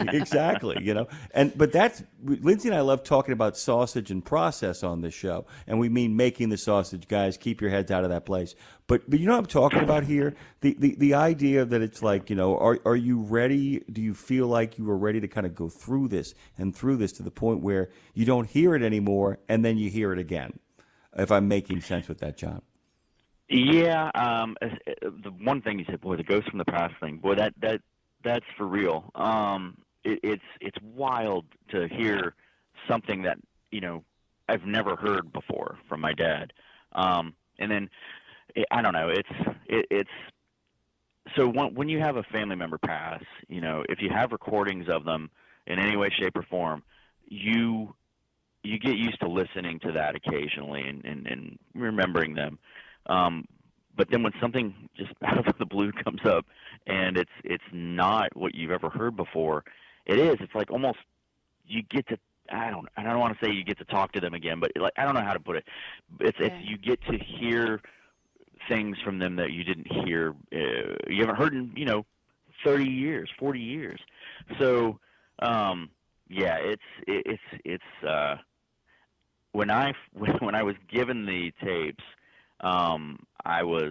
it was a neat experience, and man, there wasn't a dry eye around, just because it was so, and we were happy about it. I mean, you know what I mean? It was so cool to be able to hear Dad again, in a new way, and he sounds good. He sounds good on these. Dad's got a one or two recordings where he sounds a little rough at the time, and it was how he was at the moment, right? But boy, these sound great, and it's just, I don't know. It makes my heart feel good that we're going to be able to do something with it, that we're going to be able to give it to fans who loved his music, and new fans hopefully too, right? So yeah, it's I got off of the sausage piece of it, the sausage making piece of it there. If you want to reiterate just a little bit that for me, I'll try to answer it again. Sorry. Well, no, I mean, and you're kind of onto something here, though. The idea that it's the separation point. The idea that how are you able, to listen to this kind of stuff? Because people don't realize when you do the kind of work you guys are talking about doing, it's looping. I mean, it feels like deja vu all over again. It gets to the point where you stop hearing it for a while, and takes you a while to kind of get back to listening to it, because you don't hear it after a while. And this is different, though, because this is not just trying to rebuild something from the past. This is something directly connected to you. And I'm wondering, when you kind of get down to the nuts and bolts of it, the importance of getting it right becomes monumental at that point, doesn't it? I mean, that's the real thing. And if you just to kind of touch on that a little bit, if I made any sense, Sean. Yeah, no, it's perfect. If you have to balance one, what is good and what is good enough, and then without also taking away from the historical nature of the piece, right? So that whole sitting down there listening to it over and over again and going, oh, that little pop and snap, we need to get rid of that. Let's go back and forth over it. Let's eliminate. Let's change our frequency. All that stuff that you do in the studio. And I know some of it, and I'm not a great engineer or nothing, but I understand how it works. But yeah, when you sit there listening to it over and over again, it does. It becomes noise and not music anymore. And then, but I'll tell you what happens, at least with me, is after we get done with it, I'll take a week and get away from it. And then, and I do this with my own music too. I'll take a week, get away from it, and then listen to it, the final version again, to just hear it, and actually hear it with clear and clean ears, and not be down in the minutia like I was before. Because yeah, it does. It becomes just noise after a while, and you're listening for certain things, like, oh, that fiddle's just a hair out of tune. I can hear it, man. We need to change that. And yeah, that's the kind of stuff that yeah, it does become mind bending when you're in the studio doing that. By the way, John, I just want to say this. I actually sent Lindsay a message during this conversation. I said, it's so nice to have a guest that actually listens. Somehow, in the middle of my garbled mess of a question, you actually managed to answer it exactly what I was hoping for. So thank you for that. Go ahead, Lindsay. Well, I was just going to say, y'all think about this too. Take out of it, when someone passes and you have them on a voicemail, to go back to you trying to figure out how to create this. You have them on a voicemail, and my husband lost both of his parents this year, and I know he's going back listening to voice memos of them. I am, so I'm sure he is, And so think about that. Take out the fact that it's Johnny Paycheck. Who cares? This is your dad. So if anyone can understand when they hear this music when it's released, that's a father and a son getting to talk to each other. It's a reminder to anybody, don't delete those voicemails. Save at least one voicemail from your parents, because something, most people's parents aren't singers, but we can save those things with us. So okay, you're going on tour. You've got so much going on. We just have 2 minutes left, but one thing I really wanted to hit on real quick, because we have a lot of veterans who listen to the show that are truck drivers, and discipline is such a big thing. I think it's so cool here that you have, and maybe you don't have it, but my guess is that you have discipline instilled in you from the military, which is how you're able to manage all these worlds of writing music, of touring, of family, of farm life. I don't know. Correct me if I'm wrong. Does discipline play a big balance in you being able to manage all those worlds? Yes, you have to. There's just no way to get it all done without that. And then to have the biggest thing is to have a really good team. And I've got a great family and a great team within the music side of things and in the farm side of things. So without that, it would all fall apart. And the discipline piece, that's just a fraction of it. It's really just having a lot of good people. Good people. Well, you are good people. Guys, if you head over to johnpaycheck.com, I love the picture, by the way, of that comes up on your website, and it's such a throwback, the John Paycheck, the biscuit sign, that whole deal. Everything over there, the coloring over on your website, everything on your website and your music screams that balance of old now and new. And then. Yeah, now totally. And then. Biscuits and gravy, John Paycheck, country music, biscuits and gravy. Like how much more you can get. He's out on tour. You have several dates this year. New music coming out next year. Music out now. John, what are you most excited for coming up here next? Geez, what am I most excited for? Well, we've got a huge farm party that we're playing coming up. It's called the Farm Party. It's in Brookville, Indiana, coming up on Saturday. And then we're playing at the Neon Moon in Yanis, Texas. And I'm always excited to get back to Texas. I love Texas. Oh, and we're also playing Hoots Hall nice. In Texas too. But I'm excited to get back out on the road. We've been off for about a week, and I'm like, man, I'm kind of ready to get back out and do our thing. And then after that, it's just being able to get some time off here around December and start writing music again. And we write in December and January, and then we record in February. So new album will be out next year, and I'm excited about that. John, I'm gonna text you my song trying to get back to Texas when we get off, if that's okay, because I'm with you. I'm always excited to I'm from there too, and it's a different animal. I love that you said you can easily tour from Texas and in Texas. That explains the magnitude of Texas to a T, I think. 3 states in one. Yep. Exactly. Yeah. John Paycheck, everybody head over to johnpaycheck.com. We appreciate your time. We love this music. We love your heart and soul. You're the authentic, real deal, and I know that came across here in the interview. So thanks for your time, and stay safe out there. Thank you, John. Well, I sure appreciate all y'all. Thank you so much. We appreciate you guys out there. National Truck Driver Appreciation Week continues on Road Gang Radio.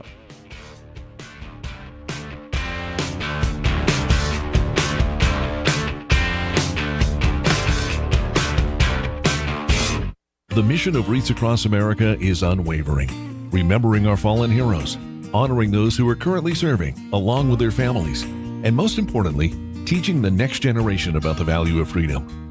And you can join our mission with a $17 donation that sponsors a fresh Maine Balsam Remembrance Wreath. Each wreath will be laid in honor of a veteran who gave the ultimate sacrifice for our nation. To sponsor your wreath, please visit wreathsacrossamerica.org. That's wreathsacrossamerica.org. From the wee small hours of the morning to the crack of dawn, Radio Nemo has been there with you. Whether you've got the overnight or you're the first wheels on the road, Radio Nemo's been where you need us to be. Providing the laughs, giving the facts, playing the tunes, and keeping it rolling. We've been your light in the darkness, your first cup of coffee, and a voice of sanity. Semi-sanity, actually. We're all a little crazy here. Crazy for the men and women who keep this country going and moving and doing. Crazy for trucking, crazy for truckers of all shapes and sizes. Is that a fat joke? Not if we can help it. Because it isn't just about the rules and regs, it isn't just about the day-to-day, it's about your health, your homes, and your hearts. So we wanted to say thank you. Thank you. Thank you. Thank you from everyone at Radio Nemo for sticking with us, standing by us, and keeping the traditions rolling into the future.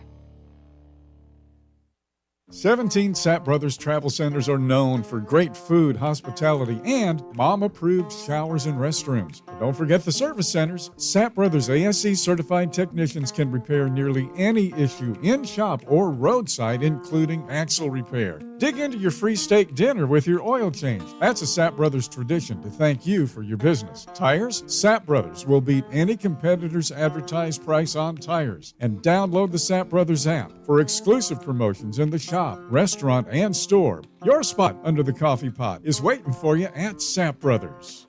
If someone tells you they need to get a life, tell them to join us here at Road Gang Radio with Lindsay Lawler and Jimmy Mack. Let's seize the day with Phone Master Dre. Get that life and bring it over here to Road Gang Radio and hang out with us because we're your friend, your family, and your safe haven. Hello, Lindsay and Jimmy. Oh, that was so sweet, Phone Master Dre. I know, Safe I wrote haven. it down. Phone Master Dre does feel like a family friend, safe haven. I kind of just want to crawl into his lap. Safe harbor. Safe harbor. I like harbor it. with Yeah. Phone Or climb Master him Dre. like a tree. Oh, I'm sorry. Hey, you have, huh? This is a little bit lengthy, but I wanted to share it with you. It's not like epic. Don't worry about that. But I'd like to read you this 350-word novel I've been working on. well, actually, Andy Kaufman did that one night at a show. He actually read the entire Great Gatsby. He was so angry at the audience and just did it from pillar to post. I have the mic and you don't. I feel as if after many years I've returned to the old neighborhood where I grew up, and everything around me is so familiar, yet it's all changed. There are empty lots I played in that are mostly gone, new buildings I don't recognize, so many friends and neighbors returning my smiles, and so many others I remember have all grown older, but somehow still the same. One young friend as tall and as strong as he used to be.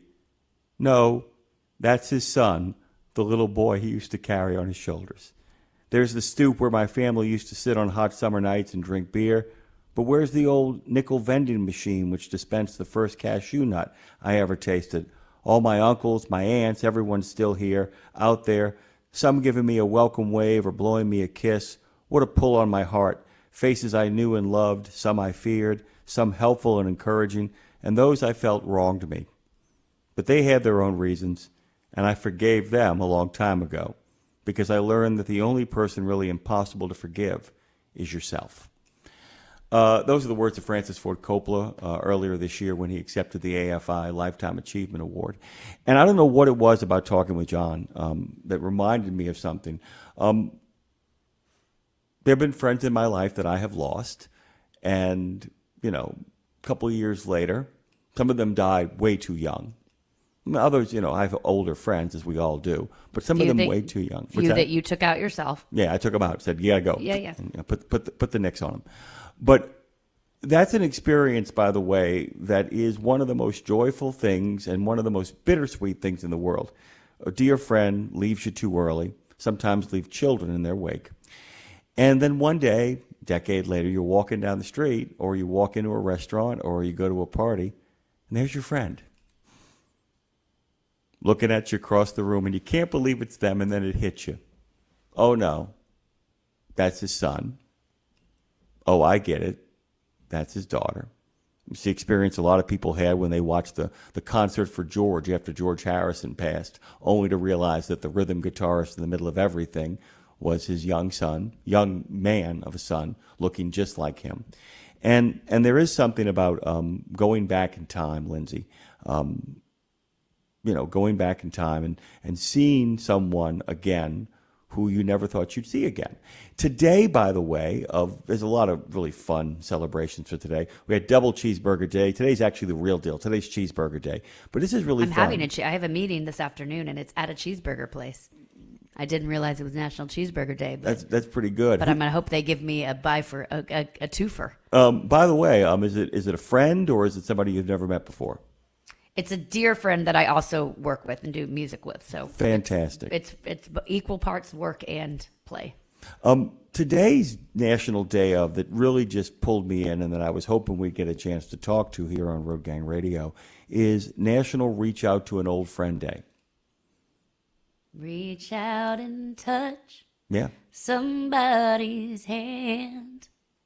Make this world a better place. If you can. If we can. Who sang that? Is that It's not Carole King. It's not Carol, is It's it? not Carole King. Carry on and I'll find out. You find out for us. But the thing is, too, and I made this mention, big thanks to Marshall, by the way, who actually, he called, said it, he wrote me and said it. Oh my gosh, Diana Ross. And big thanks, by the way, to John as well. John didn't go there, but he was using the example of what we're all kind of living with this week, not just the immediate events, but the anniversary of 9/11. Remember, a lot of people were able to make that phone call from the plane, Flight 93 in particular, because they were the ones who figured it out. They were the only, everything else happened so fast. They were the ones who actually figured it out. They understood what was going on, and they made that phone call. And, and Marshall made that phone call as well. And I really think, given the fact that we're supposed to appreciate people this week, the people who help us make a living, Lindsay, the people who help a lot of people make a living, whether it's actually bringing stuff to Space Camp, or whether it's making sure that rock and roll concerts get where they have to go and be where they have to be. Space Camp. Awesome had to stuff, try the by the way. effect myself, It does I know. work. It's kind of fantastic. But in this week of appreciation, think about somebody you haven't talked to in a long time. No bad feelings, although if you want to do some amends, that's terrific too. If you want to do a reconciliation, we're all in favor of that kind of stuff. But think about somebody who you love and you care about, and just the world drifted. I'm not saying to call them up and, schedule 3 dinners over the course of the next 6 months, but just give them a call. Reach out to an old friend. We have so many more opportunities, by the way, to actually get in touch with people that we've lost contact with. And I think that part of the reason we don't is because it's so easy now. I'll get to it.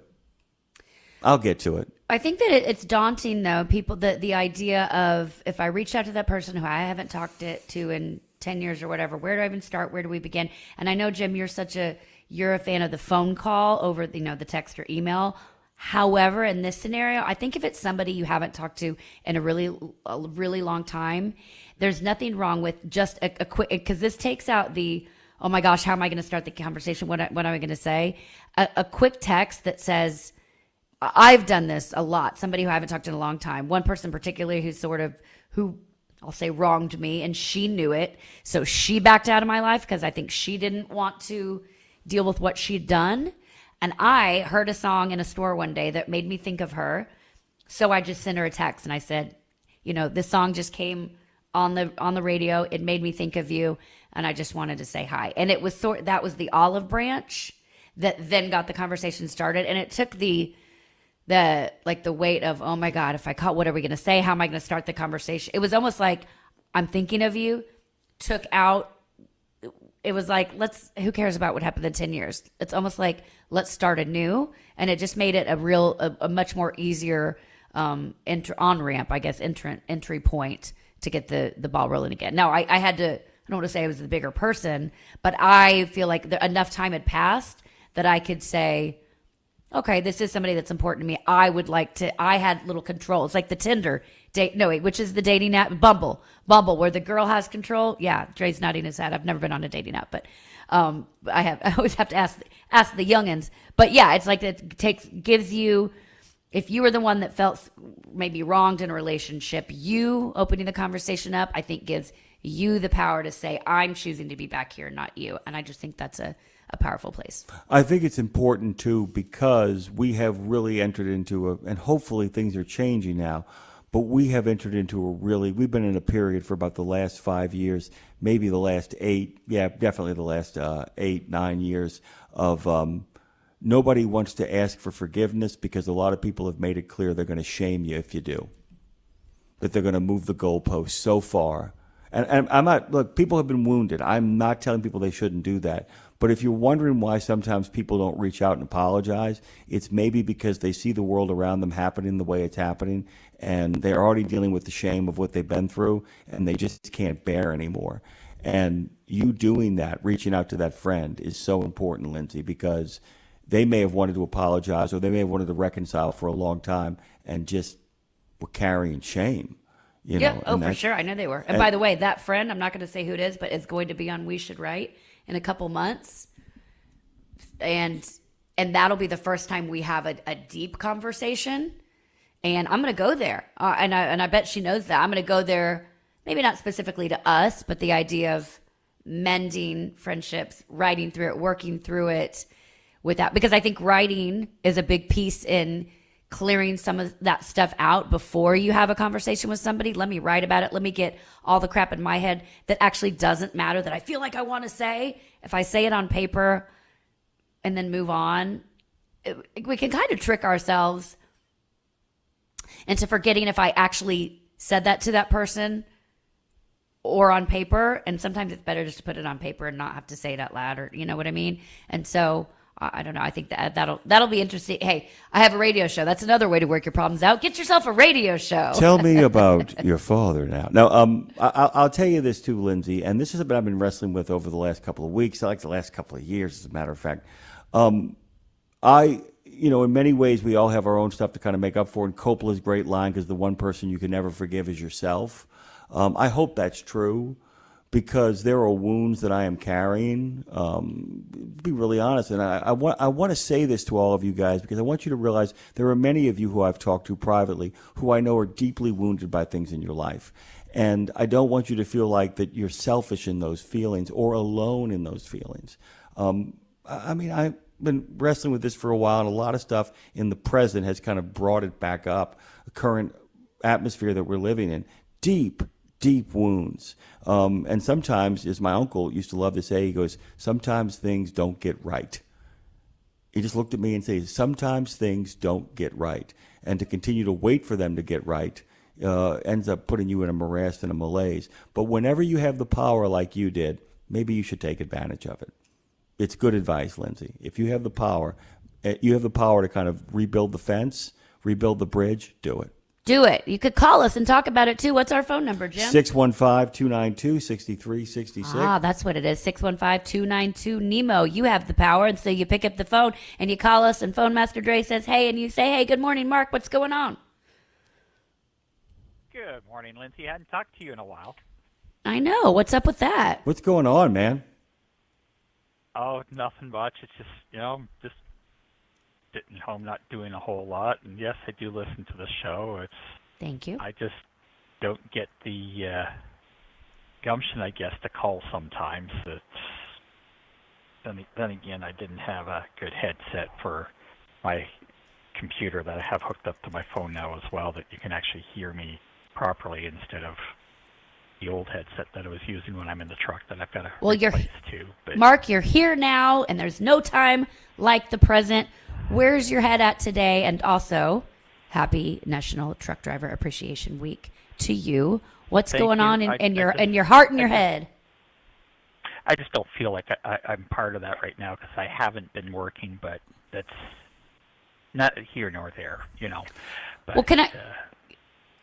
Really quickly, Mark, I just want to tell you something. I want this to land, okay? I understand. I totally get it. You're not in the game, and so you feel very, very isolated and alienated from it. By the way, you have a lifetime of checks to cash on that one. Yeah, once a truck driver, always a truck driver, I think. A lifetime of checks, dude. A lifetime. And I know you really well. You've never been the bellyacher. You've never called in and said, I'm owed this, I'm owed that. Somebody needs to give me and my pa with a hammer and a saw. All by ourselves, we built this world. Somebody needs to thank me.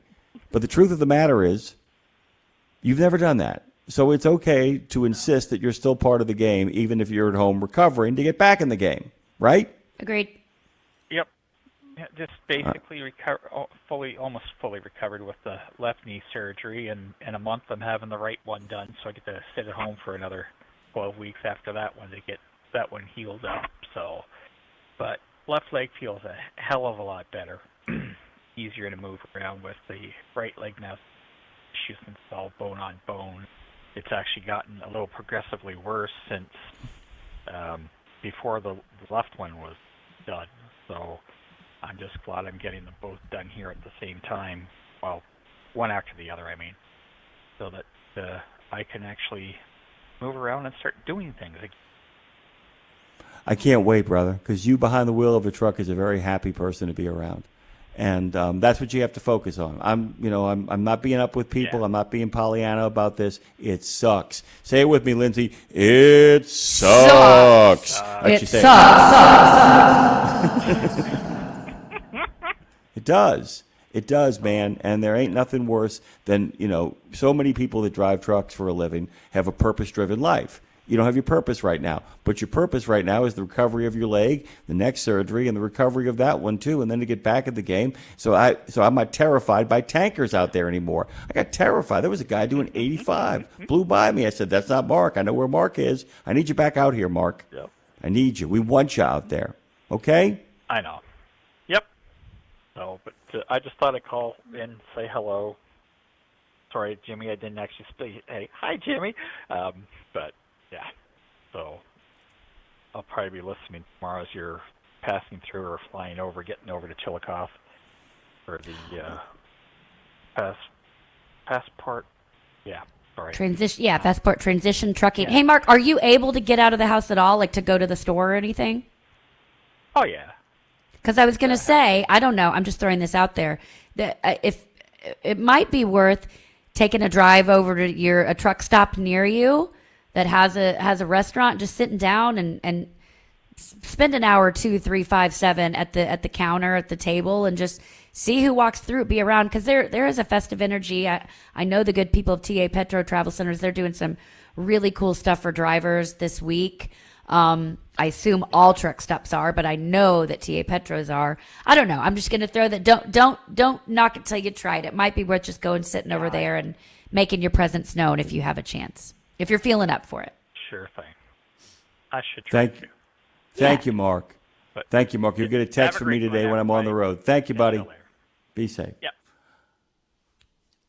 Go on. Hey, you know what I was going to talk about, but maybe I'll start. Well, we can talk about it tomorrow because we've got constant. I was going to wait, but I don't know if we have time tomorrow. I would like to end this show talking about dog poop. Okay. Well, it feels right. It feels like the natural next step, doesn't it? Yeah, I'm kind of okay with it. I mean, I've seen Mimi this morning, so I feel like I'm emotionally prepared. And you know what? I'm not talking about my own dog's poop. I understand. It's about working things out and hoping the neighbors are listening. So here's the thing. Oh, okay. Lindsay's rant of the day. Lindsay's thing of the day. Here's the thing. Shouldn't have told us about this button. Okay, so what happens when? Okay, it's one thing when you're walking your dog. I am going to get this back to trucking, and then you can comment over in the chat. A neighborly trucker thing. But what happens when, it's one thing when you're walking your dog, you take your poop bags, you clean up the poop if your dog's walking and poops in someone's lawn. Yes.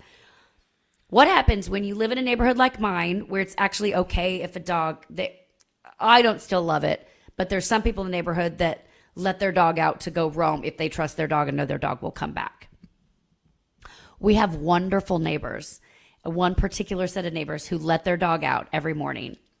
And this dog likes to come first thing in the morning and poop in our yard every day.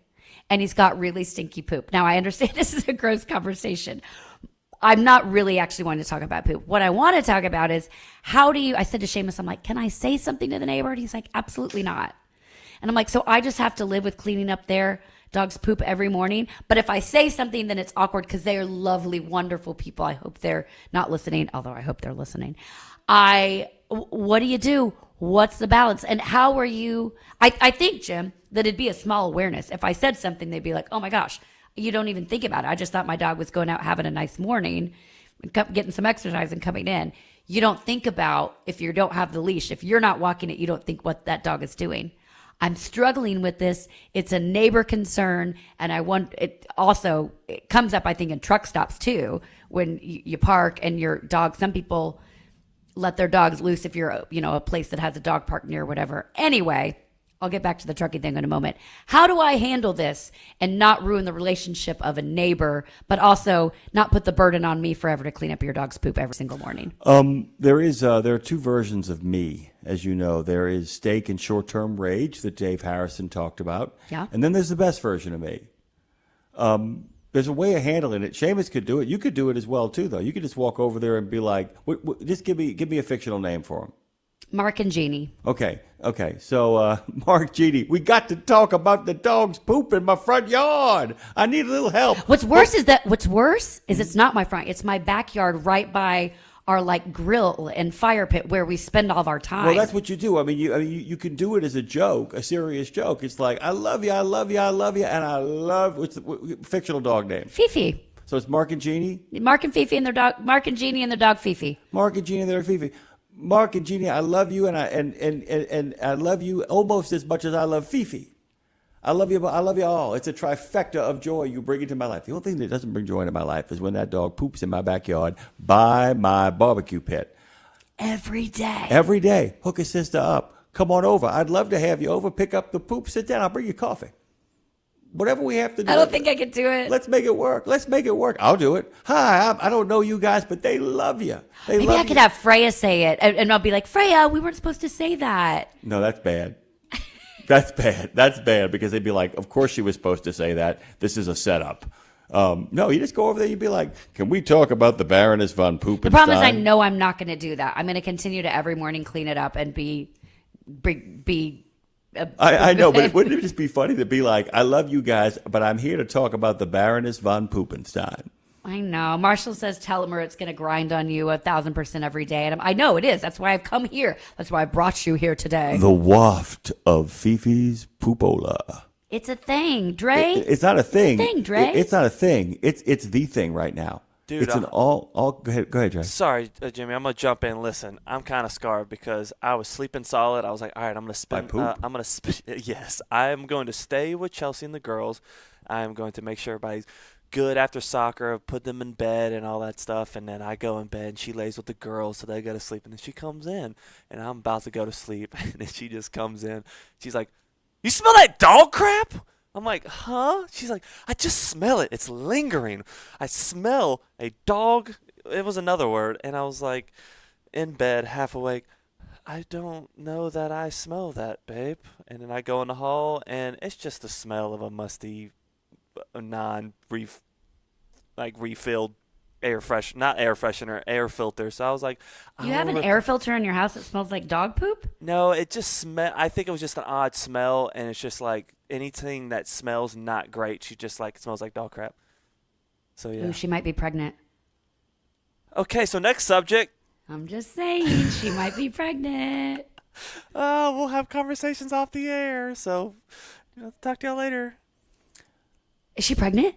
No. Next subject. The U.S. Department of Transportation opened National Truck Driver Appreciation Week with an event in New Jersey, by the way, over in Cranberry, New Jersey, then promptly announced the details of 2 pilot programs that could lead to more flexibility with hours of service. By the way, that's what Jay Grimes talked about this morning on Washington Trucking Week, and he will continue that conversation in depth with Scott and Ashley on Trucking with OOIDA, plus OOIDA board member Harry Smith on his lifelong love for trucking, which, as we find out, runs both in the family and in his blood. It's another sterling edition of the best pre-produced show in all of transportation. I'm so glad you brought that up. I brought up the neighbor dog poop because I thought it would naturally, you would know that I was leading into Trucking with OOIDA that comes up today as it is every Tuesday, Thursday, and Friday with Scott and Ashley. And speaking of Scott and Ashley, they are actually going to be on our show tomorrow at 9:30 a.m. And by the way, I will be here in spirit. I will be over in, I'll be here on the air too, but I'll be over in Chillicothe. I wish I would be here, although I love going to Chillicothe. I got to spend some time over there meeting those great Americans. None of them are overrated. They're all great Americans. They are the nominees for Transition Trucking, Driving for Excelente. By the way, that's brought to you by our friends at Fastport, the Chamber of Commerce, the National Chamber of Commerce, and, of course, Kenworth, who actually is delivering on the promise of a T680 next-gen truck. So cool. They get the whole enchilada, they get the taxes paid for, and the winner also gets a whole bunch of great stuff, including a chance to go to OOIDA for their Truck to Success. So cool. So cool. So and many a trip great for you and your family to Washington, DC, which is actually... My mom said I was talking to my mom at Frey's baseball game the other day, or softball game. My mom's never been to Washington, D.C. Never been. And I was like, good. You need to come this December. You took Tara there for the first time. Now you can take your mom there for the first time. Yes, I took Tara. I take full credit for Tara going to D.C. for I the got first to tell time. you, the most generous part about that, I got to tell you, Adam Rock, Colonel Rock, was so spectacular that morning. Wait, you haven't seen D.C.? Okay, I'm giving you a tour right now. And proceeded to drive for a half an hour through the nation's capital. There's the Vietnam Memorial Wall. There's the Washington Monument. You probably already knew that. And it was just great. He's like, nope, you're going to get to see D.C. It's very cool doing something with someone for the first time, or being the person to get to show them around. We went up to several of the monuments and walked around, and then it's been fun watching Tara, our own Tara here. She had never been on a plane until this job. So kiss me and smile for me. Tell me that you'll wait for me. Hold me like you'll never let me go. Ooh, I just had to let him sing that out. That was nice, Jimmy. Listen, speaking about bringing someone for the first time, and Jimmy knows about this when I went to Your the Cardinals. girlfriend's pregnant? So we went to the Cardinals game, and Go my on. family wanted me to see the arch. I'm like, I want to see the arch, but they were all, like, I wasn't really like, I'm not afraid of heights. We only had so much of time in the day, and I wanted to spend doing other things, and they wanted me to go on the ride in the arch, and I just wasn't extremely excited about it. And I was like, man, as soon as we went to the St. Louis game, I was having a good time. This is great. And everybody that came up and joined up with us, about 12 deep, came in and were like, man, did you have a chance to go see the arch? And I just pointed outside the stadium. Yeah, there it is. I see it right there. I see it. Yeah, Check. beautiful. Fantastic. Check it Is out. there a black person here? Yeah, exactly. There it is. There it is. Right Success. there. Right there. There it is. Success. Yeah, the Success. arch. When we were out doing our truck stop tour, we had this older couple that I worked with that were on the road with us. Doesn't matter. Anyway, we passed through it. They'd never been, and she looked out the window and she goes, "What is that, Jackie?" When we were passing the arch, they're from Jersey. "What is that, Jackie? An arch? What's in there? There a bunch of wires in there? What's in there? A bunch of wires?" And we're like, "Yeah, that's all it is. A bunch of wires in the arch. That if you've seen one wire, you've seen them all." I need you to do that, person. I need What you is to do that, that. Jackie? A bunch of wires in there, guys. Don't go anywhere. Coming up next is Yep. Trucking with OIDA. And also tomorrow, joining us, Maggie Noel will be on with us. It's Jim, you're going to be there doing a live broadcast for all morning from 6 a.m. 6 a.m. to 9. Then Maggie Noel from Magnolia Boulevard will join us. Scott Thompson and Ashley Blackford will be joining us with Trucking OIDA. Our own Tara Lead Breaker Back Talk. We've got country and western music news and League of Fire competitive chili pepper eating. It's going to be a great day. Don't go anywhere. Trucking with OIDA coming up next. In a video game, if you get enough experience, you level up. And when you level up, you gain more skill. And with enough skill, you beat the boss and win the game. Sounds a lot like trucking, doesn't it? Except in trucking, you don't beat the boss, you become the boss. And if you want to be the boss, you gotta meet the boss. And that boss? Carrier's Edge boss, Jane Jazrawi. Want your drivers to level up? Carrier's Edge has the training, comprehensive safety, compliance, and best practices on one website. It's a simple subscription with no contract and no commitment. Learn more. Try it out. Level up. CarriersEdge.com. Hey, come on! We're starting the game! All right, I'm coming. Wait for me. CarriersEdge.com. Pro drivers, say hello to your perfect fuel stop, Racetrack. Perfect as in hello, everything you need on the go. Oh, hi there, dedicated truck lanes. What's up, hot and delicious grab-and-go food? And hello, cat scales, clean restrooms, and large, easy-to-maneuver lots. Racetrack has what you want so you can get in, get out, and get back on the road, turning miles into money. Next time you need to stop, say hello to the fuel stop built for pro drivers. Racetrack, whatever gets you going. You know Castrol for passenger car oil and racing, but did you know that they're in the heavy-duty over-the-road market? Well, Castrol CRB Multi 15W40 and Vecton Long Drain 10W30 are now available at TA Truck Service Centers nationwide. This is the partnership in preventive maintenance. TA Truck Service and Castrol, offering you premium products and performance at great price points every day. Castrol, performance for the long haul, guaranteed. Thanks to all the hardworking drivers across the U.S. from the Allen Lund Company. Welcome to Trucking with OOIDA. I'm Ashley Blackford. And I'm Scott Thompson. Ashley, how you doing today? Good, how are you? Doing just fine. Got a good one for everyone today, Ashley, Yes. as we continue to celebrate Truck Driver Appreciation Week. Here in a few moments, we're going to get Jay Grimes, OIDA Director of Federal Affairs, on the line. He is one of the many people who ventured out of Washington, D.C. earlier this week for that event hosted by the Department of Transportation in New Jersey in celebration of National Truck Driver Appreciation Week. Again, Jay was there alongside a number of folks from the industry, truck drivers, a whole host of people there. OID President Todd Spencer was there meeting and talking with Transportation Secretary Sean Duffy.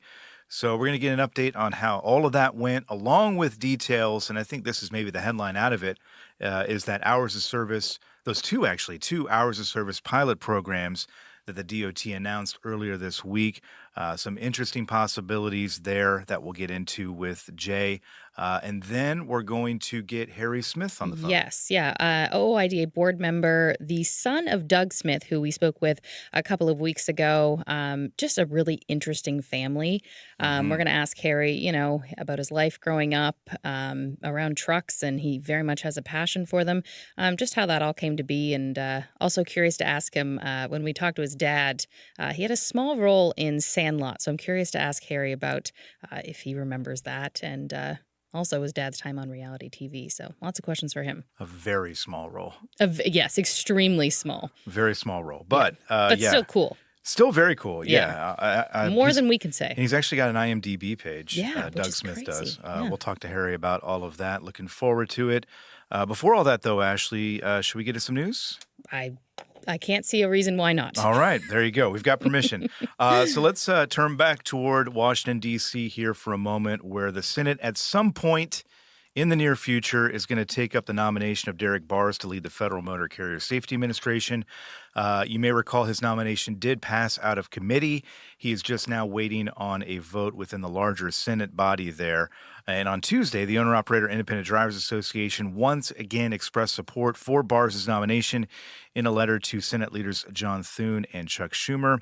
OOIDA noting in that letter that Mr. Barrs' experience as a law enforcement officer will prove valuable in that role at FMCSA, saying that experience would help him address some of the glaring issues that we know are out there, some of the more complex issues that are in trucking right now. Driver training, English proficiency standards, broker transparency were a few of the issues that OOIDA mentioned in that letter. The association also said that getting Barrs at the helm of FMCSA sooner, again, rather than later, would help the DOT advance some of those pro-trucker initiatives that we talked extensively about a couple months ago, earlier this summer.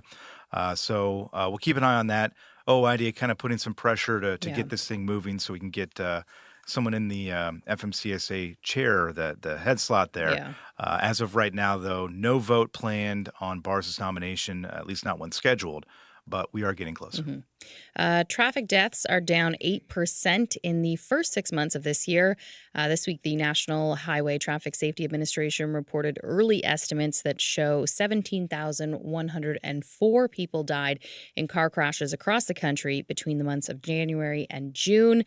What's interesting about the decline is that vehicle miles traveled increased in these past 6 months by 12.1 billion miles, to which I shouted out the question to you. How do they figure this out? How do they figure this out? Numbers, Ashley. I know. I actually Calculators. reached out to Charles Sperry with the OOIDA Foundation, and he had a very simple answer.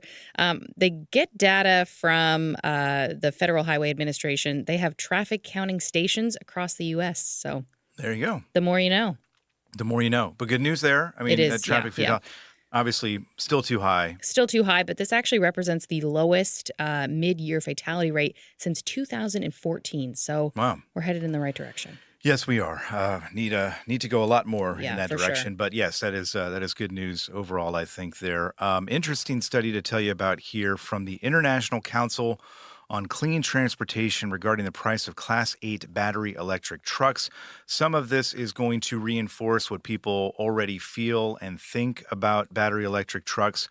But what this study shows, this report here, if you read between the lines, it really portrays a market that is facing a number of obstacles, again, many of which we know about already.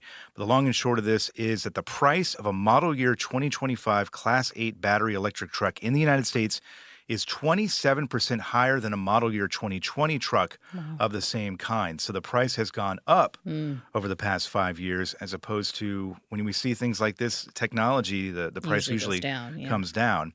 So the median price of a Class 8 battery electric truck in the United States now sits at more than $411,000, while the median price of your average diesel Class 8 truck is much less, around $172,000. Wow. All of this coming as the price of electric tractors in Europe, actually, the same equivalent models, has actually gone down 32%.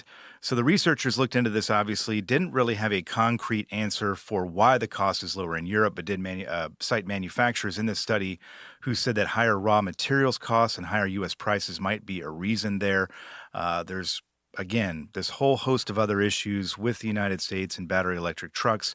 one of them being the longer driving ranges. We've talked about the lack of charging infrastructure and the slow adoption of electric trucks in the U.S., all kind of playing into this here. But certainly an interesting study. Again, when you look at this push that we've seen in recent years for especially battery electric trucks, the reality doesn't quite match up with the ambitions right now. Some food for thought there as we ponder the great mystery of all of this. Yes. U.S. Department of Transportation is looking for nominations for an advisory committee on human trafficking. The committee was originally established in 2018. The purpose of it is to make recommendations to the Secretary of Transportation on countering human trafficking in the transportation sector. They want members for the committee to come from different areas like trafficking advocacy organizations, of course, law enforcement, trucking, bus, rail, aviation, maritime, and port sectors, including industry and labor, to just kind of really get a wide range of different perspectives. If you do want more information on how to nominate someone or if you'd like to be considered, you can visit the federalregister.gov and search human trafficking. It's going to take everybody together to tackle that issue. Let's close this out here by looking at a couple pieces of legislation. One being a new bill alert from the House, actually, the U.S. House. It's related to nuclear verdicts. H.R. 5268 is the number. It's also called the Form, Accountability, and Integrity in Roadway or Fair Trucking Act. Love those acronyms. Rolls right off the tongue. It sure does. Fair Trucking Act. That's what we'll call it. But it would give federal courts original jurisdiction over highway crash civil actions against commercial motor vehicles involved in interstate commerce when the lawsuit exceeds $5 million. A long way, a fancy way of saying if there's a nuclear verdict possible in a civil case, you're basically going to have to go to the federal level to make that happen. The bill sponsor saying this is a common problem in trucking. Obviously, we know about this and the targeted schemes, the schemes that are targeting truck drivers. So they're saying that this would go a long way toward solving that issue. Yeah. Another one, the list of co-sponsors for the DRIVE Act, which would ensure that speed limiter mandate proposals never come back, is growing. Senator Mike Rounds of South Dakota is the most recent to sign on as a co-sponsor. This brings the total up to 9. The DRIVE Act would bar CVSA from ever issuing a rule on speed limiters. It would take an act of Congress to change that.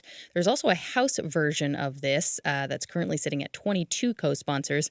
And of course, I know we've said this before, OOIDA strongly supports the legislation to prohibit speed limiters, and they encourage everyone to reach out to their lawmakers, which is made easy to do by visiting fightingfortruckers.com. Coming up next, we're going to talk with Jay Grimes of OOIDA's Washington, D.C. office about that USDOT event in New Jersey, about that Hours of Service pilot program, 2 of them. So that's coming up right after this break. Since you started, what you've loved about trucking is the freedom. Heading out on your favorite route, a good driving song, and thinking about truck insurance. Well, maybe not that last one. That's why we're here. At OOIDA, we have a full range of truck insurance products, expert advice, and great customer service, helping you get the right coverage for your operation. Go to OOIDA.com, because your job is to drive. Our job is to help with everything else. At Truck Stop, we built a better load board for carriers like you. Sign up today and access over 600,000 loads on the most trusted online load board. Learn why the best in the business rely on Truck Stop to make more money and start driving your profit today. Dispatch, I picked up that load of steel, so I'm ready to roll. Sounds good. Remember, we're getting paid by weight, so make sure to use a CAT scale. I wouldn't weigh anywhere else. Forget misaccuracy when you truck on a CAT scale. House products provide your diesel with total performance and protection. Use Diesel Defender for a full system cleaning. Start treatment early with Diesel Treat to prevent gelling all season and protect yourself from winter emergencies with Diesel Lifeline. Stay moving with House. Penske is the trusted source for quality used trucks. Whether you search our website, call our sales staff, or bid at our online auction, you are sure to find the right used truck for your business. Visit PenskeUsedTrucks.com to view our inventory and learn more. Are you tired of the IRS following you around like a dark cloud? Call 888-557-4020 and get your life back. National Truck Driver Appreciation Week kicked off on Sunday, and on Monday, The Department of Transportation expressed their gratitude at an event in New Jersey, followed by the announcement of 2 pilot programs that are being applauded by truckers. Here with the details is someone who was at that Monday event, Jay Grimes, OIDA Director of Federal Affairs. Jay, how we doing? Doing good. Good to be with you. Yeah, happy Truck Driver Appreciation Week. That's right. Once again, thank you for all the work the drivers are doing out there, the men and women who make their living behind the wheel. Big week for some folks who don't get to share their appreciation or share their gratitude each and every day like we do at OIDA. For sure. And yeah, that was the name of the game on Monday at this event hosted by Transportation Secretary Sean Duffy. I know there were quite a few people there. Set the scene for us. Jay, tell us about this event on Monday, what it was all about, who was there, and so on and so forth.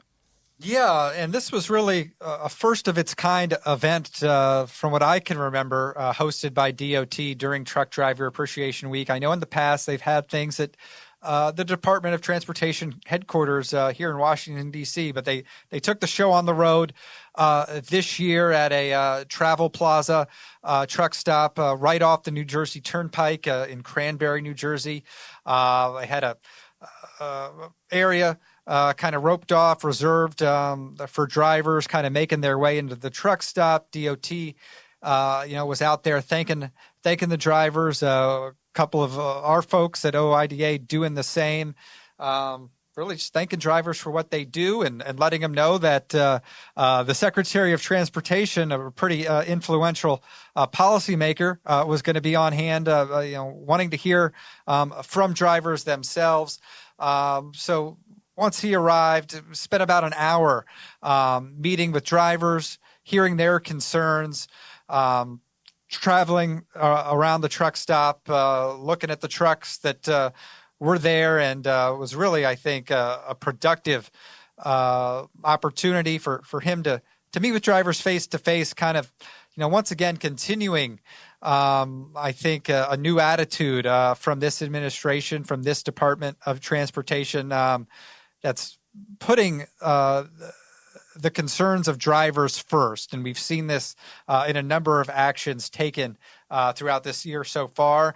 And based on what we heard earlier this week and based on some of the actions that DOT announced at this event, they're continuing in that direction. Yeah, and we'll certainly talk about a couple of those things here in just a moment. But the event itself, and you kind of mentioned that this appreciation event was a bit different from ones that have been held in the past. Feels like it was geared more toward maybe kind of getting feedback and kind of giving a perspective to people that were there. How was it different, I guess, with the events that you've attended in the past? Yeah, it was really the Secretary of Transportation just kind of rolling on up and meeting with about the 24 drivers that were able to stick around and talk with the Secretary. And that includes OIDA President Todd Spencer, one of our board members from New York, Mr. Terry Button. And we had a couple of drivers from the area who were able to make the trip as well. And Mr. Duffy, took no time. He got out of his vehicle, started shaking hands, interacting with the drivers on hand, and kind of was able to talk individually with some of the drivers who had made the trip and were representing some different organizations. And I think there was a common theme throughout. Certainly, one of the hot issues here in recent months, the importance of English language proficiency, concerns about states issuing non-domiciled CDLs. And I think, Mr. Duffy provided an update on some of the actions that DOT is taking there. I think we heard a couple weeks ago that DOT was really hoping to get, was aware that all states, were not in compliance with the English language proficiency, still may not be, issuing CDLs in the proper manner, and said, they've made some progress with the state of New Mexico, but Washington and California still were not, meeting the requests from DOT. I think there's going to be some critical deadlines with those states here coming up in a couple weeks. Also met with a few drivers firsthand, talking about predatory lease purchase scams. I know Todd was in the ear of Mr. Duffy on broker transparency and advancing that rulemaking. We heard from some other folks on how that could be helpful in getting rates back up to where drivers can make a decent living and not having to work 70 hours a week, not getting paid for all the hours that they're on the road. So I think it was Mr. Duffy, I think, learned a lot. I think it echoed a lot of the issues that DOT has been working on and have announced, not only on the English language proficiency front, but some other issues that were included in the pro trucker package that was unveiled in late June that we're starting to get more details on and some more substantive proposals since that was rolled out a couple months ago. Yeah, I really can't stress how important and valuable it is for Todd Spencer, OIDA President Todd Spencer, to be there on the ground. I was in Austin, Texas a few months ago for the English language proficiency announcement when Todd had, a number of minutes with the secretary to talk about some of the issues that we ended up seeing in that pro-trucker initiative package that came out a couple months ago. The value of that, having that conversation, having that communication line open to the person who was ultimately making decisions at USDOT about these very issues, you really can't speak enough about how important and valuable that connection is. And to the Secretary's credit and the USDOT's credit, they've been very receptive, it seems like, to a lot of the things that OIDA has been telling him over the past several months. That's got to be super encouraging. Yeah, exactly. And it's, I think, a result, in some cases, decades-long work of, OIDA listening to our membership, advocating for what they want to see, how, they're the safety experts out on the road. They know what's going to work. They know what's not. And being able to communicate that with lawmakers to DOT and FMCSA, can be challenging. But I think, given that open line with the secretary, you mentioned that event down in May, and then I'm not sure if it was coincidence or just happenstance that 2 months later we saw that pro-trucker package, which had 9 pro-trucker initiatives that for the most part echoed what Todd said directly to the secretary, and certainly a lot of the proposals that we've supported going back years, and I'm glad to see that DOT FMCSA is getting the message. Well, and here's another example that I think that they are listening to what the association and others are telling them, is that on Monday we had 2 pilot programs that were announced, both related to hours of service. The wheels have kind of been set in motion since. The name of the game here is flexibility, or at least exploring the idea of allowing truckers more flexibility. Let's go over each of these pilot programs one by one, and just give us the details if you could, Jay, starting with the one dedicated to split sleeper berth time. What's this going to look like? Yeah, and so these 2 provisions are related to, one on split sleeper, one on a split duty provision, allowing drivers to have a once a day pause between 30 minutes and 3 hours. And this is really a continuation of the hours of service rulemaking that was finalized in 2020 that for the most part eliminated that 30-minute break, made some more flexibility on the split sleeper going to 7-3. But there was a lot of unfinished business in terms of, really reforming hours of service into more of a practical system that gives drivers more control over their schedules to let them make the decisions on when it's most efficient, most safe to drive, where they can, again, use those hours of service times in a more efficient manner. So beginning with the split sleeper, this is going to be a pilot program extending the option beyond just 7 and 3 to 6-4 and 5-5, something that drivers have wanted for years, and really goes back to the idea that not everybody sleeps the same amount of time throughout the day. Some people work better in different spurts of sleep, and given the challenges of being on the road, to have that more built-in flexibility, we think can really be helpful for safety, for efficiency. So this program going to be announced, and we got some formal details on how these pilot programs are going to be structured. And basically, FMCSA is going to have a 60-day comment period on both of these over the next couple of months to maybe figure out how these best can be administered. And then at some point, they're going to do a 4-month period collecting data with about 250 drivers in each of these programs, really to try and gather data to what we think is going to prove what we've been saying for years, that more flexibility is going to result in better safety. So a couple things to remember on these pilot programs. There's got to be a mechanism to collect data. What FMCSA is proposing here is I think they call it a wrist actigraphy device, basically a smartwatch to kind of wear on your person to gather data. Going to have to share surveys, meet with FMCSA staff to kind of share your experiences. But we think this is going to be hopefully a non-invasive way to give FMCSA the information where they can put out a substantive rulemaking that would implement fully the thinking behind these pilot programs. So going to be the same requirements, same kind of setup for that split duty pilot program, which again would let drivers have more control of their schedule. If they need to rest somewhere, avoid traffic, they can hit pause, and that's not going to affect their maximum driving time. So we've been supportive of these measures for years.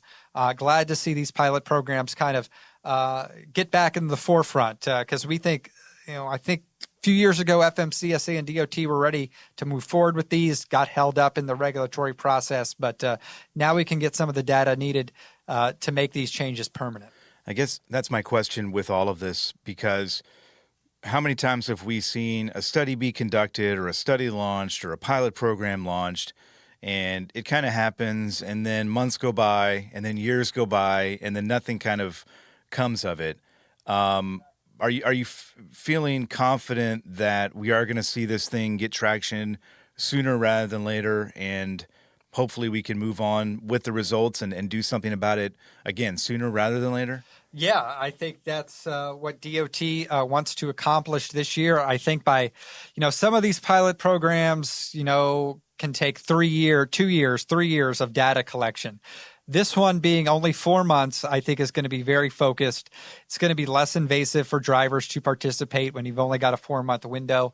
And I think it also indicates that FMCSA wants to see this data, gather the data, and then make a quick decision depending on that data whether or not to move forward. I think based on everything we've heard in our surveys of our membership over the years, drivers want to have these options for flexibility, want to go back to more flexible split sleeper windows. And the key thing here as we kind of move forward in this rulemaking process with this pilot program is to have drivers sign up and participate. And window's not open yet. We're going to have the 60-day public comment period.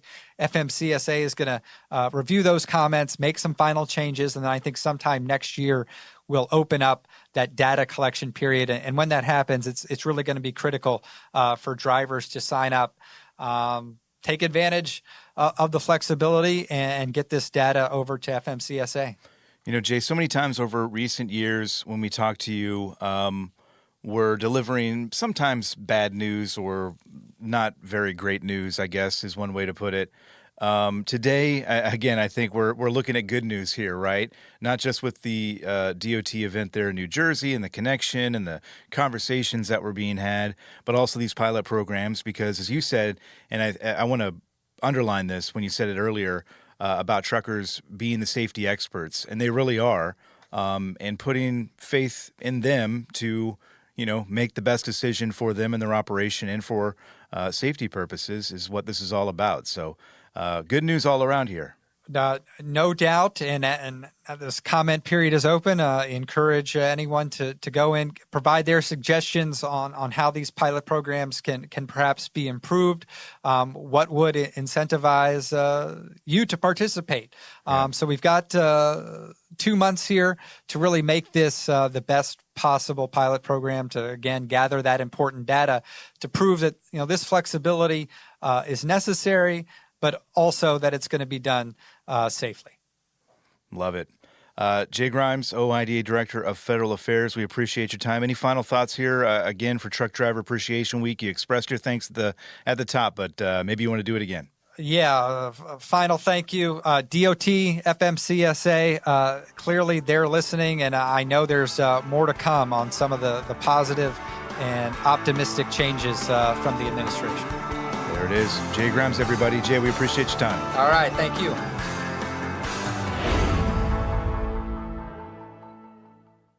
At Radio Nemo, we believe in finding your tribe, your people, your gang. But you can't find your gang unless you find yourself, and you can't find yourself unless you write, right? Lindsay Lawler's We Should Write is a podcast about the healing power of writing. It dives deep with creatives of all types to discover how putting a pen to paper helps them work their stuff out, and maybe gives you the permission slip to do the same thing. We Should Write, live at noon in the center every Wednesday, and then everywhere you get your podcasts. Go to RadioNemo.com and learn how to write yourself to healing, creativity, and clarity. Right? Sapp Brothers appreciate you. That coffee pot is a promise of customer service that aligns with their values. And those folks are showing what they think of you for National Driver Appreciation Week by celebrating all September with scratch and win games, prize giveaways like Yeti coolers and UFC tickets, not to mention 10 full sets of steer tires with any PM service or 250 shop spend, all in the app. Download the app and be a part of a generous rewards program for professional drivers. $2 all-you-can-eat pancakes, steak specials, and cookouts and celebrations. Sapp Brothers serves professional truck drivers. First-rate travel centers, family-friendly restaurants, and world-class maintenance. It's a promise that they, the coffee pot, is there for you. Go to sappbros.net and find the values you expect from home and download the Sapp app. Exceptional value and exceptional values. That's Bennett Trucking. A core commitment of faith, family, and freedom has driven Bennett to being the leading provider of innovative, integrated transportation solutions, both at home and abroad. Bennett's values are not just compatible with providing high-paying jobs and unmatched customer service. They're inseparable. If you're looking for an employer or a partner who believes the best business model is being a model citizen, then Bennett Trucking is the place for you. Go to BennettIG.com and find the folks who share your values. In a video game, if you get enough experience, you level up. And when you level up, you gain more skill. And with enough skill, you beat the boss and win the game. Sounds a lot like trucking, doesn't it? Except in trucking, you don't beat the boss, you become the boss. And if you want to be the boss, you gotta meet the boss. And that boss? Carrier's Edge boss, Jane Jazrawi. Want your drivers to level up? Carrier's Edge has the training, comprehensive safety, compliance, and best practices on one website. It's a simple subscription with no contract and no commitment. Learn more. Try it out. Level up.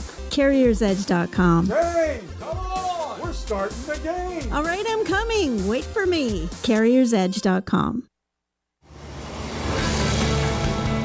Welcome back to Trucking with OOIDA. Scott, over the years working here at OOIDA, we've gotten to know a few of the board members here. And one of those, Doug Smith, who we recently spoke with on this show, we wanted to catch up with his son, Harry, who grew up around trucks and now is in the industry. And we are going to get him on the line now. We were talking to your dad recently, and usually when I talk to your dad, it's, about trucking, and it was about that, but we learned a lot about him.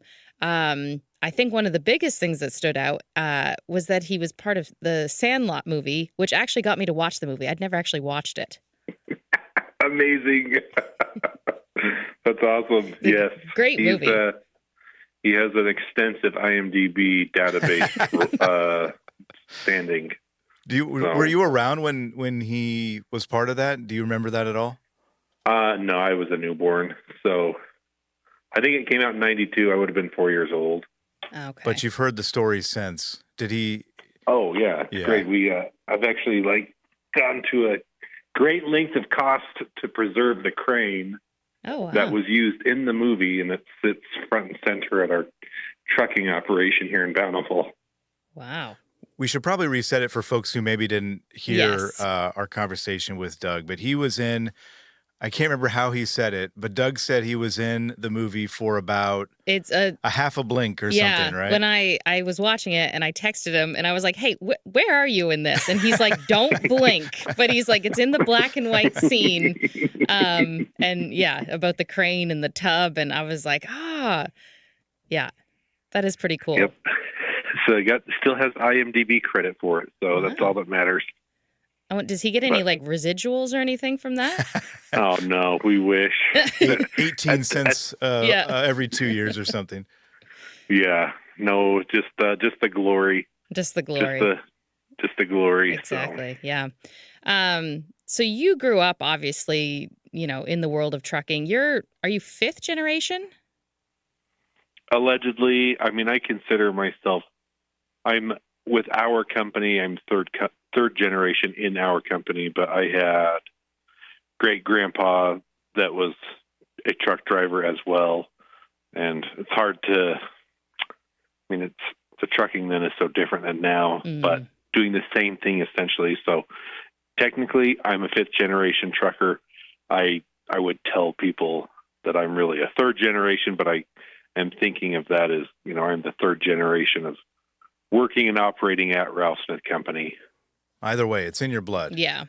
Yeah, just blessed with it, and we love doing it. So we try to make a good time out of it. What was it like growing up, with your dad and him trucking? It was awesome. I would come home from school as probably not kindergarten, but definitely first and second grade. I'd come home from school. I would pick up the phone, call my dad. This is back in the day when he had a brick cell phone that had the huge exchangeable batteries in the back. Yep. He was at the forefront of technology in that regard. And I would call him on a cell phone. Hey, Dad, can you come pick me up? And so that was I wanted to be with the trucks. I wanted to be at our truck shop. I wanted to be with my dad out working, and because I had fun doing it. And so some days he could pick me up, and other days he would tell me he would pick me up and would never show up. Oh no. And it's not until you're an adult and you have a job that you understand that struggle of, hey, I will be right there. And then as you're walking out the door or walking out the shop bay, that there's a truck pulling in with the hub on fire, and that's kind of the nature of trucking, that you have to problem solve. And so some days he wouldn't pick me up, and as an adult, I now completely understand it. And some days he'd come pick me up, and he'd go put me with some of our best drivers like Cliff Seeley or Dusty Fjord or any other number of guys' names I could rattle off as a 5, 6, 7, 8-year-old riding around with them in the Salt Lake Valley, building infrastructure and hauling sand and gravel. So that was the first part of my childhood. Then I would truck with my dad all the time. And then it gets to a point where then you start causing the problems because now you're mildly capable. So you're dragging a trailer across the yard with the red button pulled because you don't know that you need to have the brakes released. Yep. I mean, the truck brakes are released, and by golly, I can just drag this trailer around the yard and rip off 8 sets of caps. So there's that level of trucking. And how old were you when that was going on? I think I was 10 or 11. 10, and, yeah. I remember sitting in the seat of my dad's pickup truck crying, and because he knew you had messed up. Yeah, I think he got after me a little bit. He didn't yell at me, but it was like, hey, you just destroyed like 2 weeks worth of revenue in a few seconds. And that's back when we definitely, he was very young and I was obviously very young. So it's after, at that time, it's those consequences weigh much more heavily on you than, someone that's old and, has maybe some extra money because they've had their whole life working and putting money away. So it was a different time then. And I can remember that. I can just remember it like it was yesterday, one of those core memories. And it's not a bad thing. It's just, That's something that sticks to you for sure. I mean, sticks in your mind. Taking you through the progression of my trucking childhood. Yes. Yeah. So, but it all speaks to this idea that it sounds like you, obviously growing up in a trucking household, you got that bug early, or maybe you were born with it. I mean, it sounds like from the very beginning, you weren't just interested in trucks. You kind of knew, it sounds like, you were going to follow this path, down the line. Was there a point at which you were like, maybe this isn't for me, and you thought about doing something else, or was this always the thing? I think it's always been the thing. Yeah. I've never thought of like, boy, you know what I can do better than trucking is door-to-door sales for solar roof installs. So now we're talking. See you later. So I never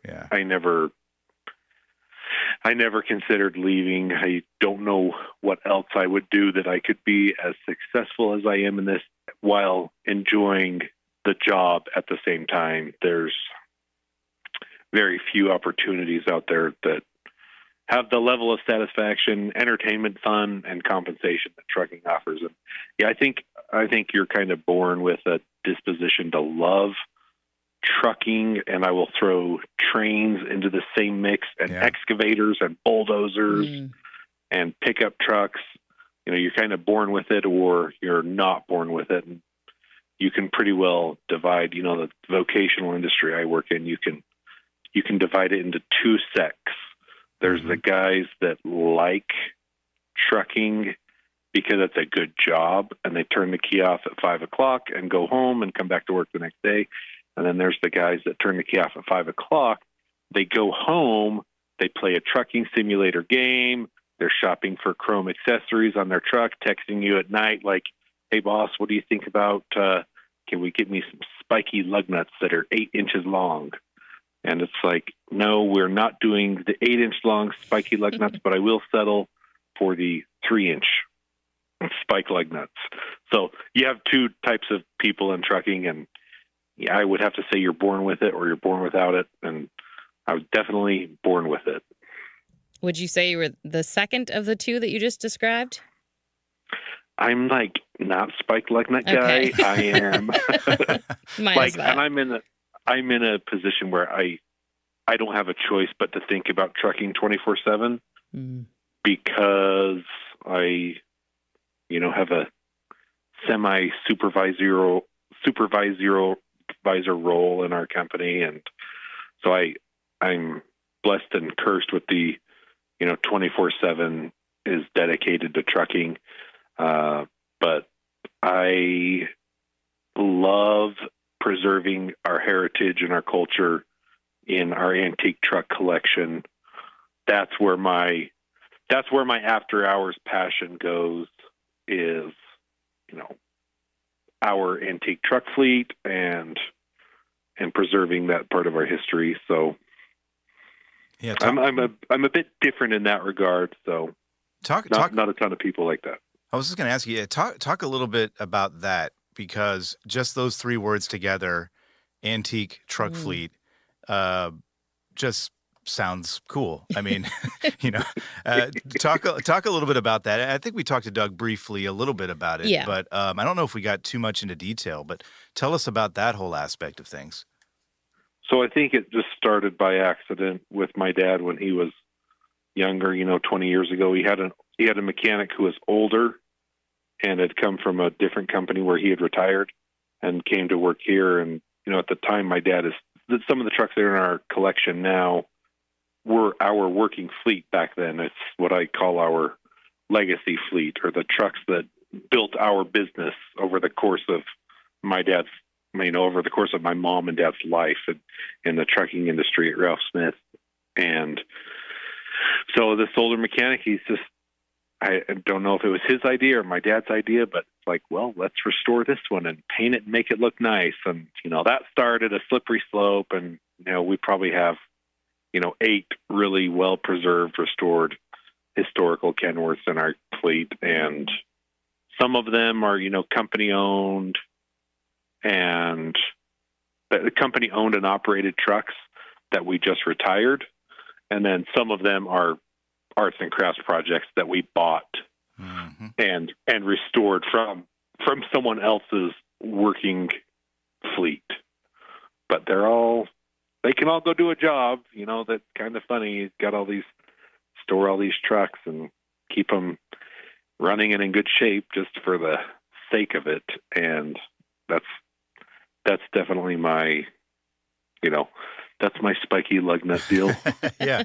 It might be like choosing a favorite child or something, but I think you said 8, you've got 8, kind of antique classic trucks there. Do you have a favorite? And if so, what is it? Or maybe you got a couple favorites? The favorite, there's I stumped you. Yeah, it's apples and oranges, because you've got like more modern, higher horsepower engines, and then you got really old school. I think our coolest classic is our 1963 Kenworth day cab. It's a W923, and that's probably our coolest, most unique truck, just in the sense that it's the oldest in our collection that we have, and it's right at the time change where Kenworth went from a lot of old school building appearances to the more modern, what we call an A model cab.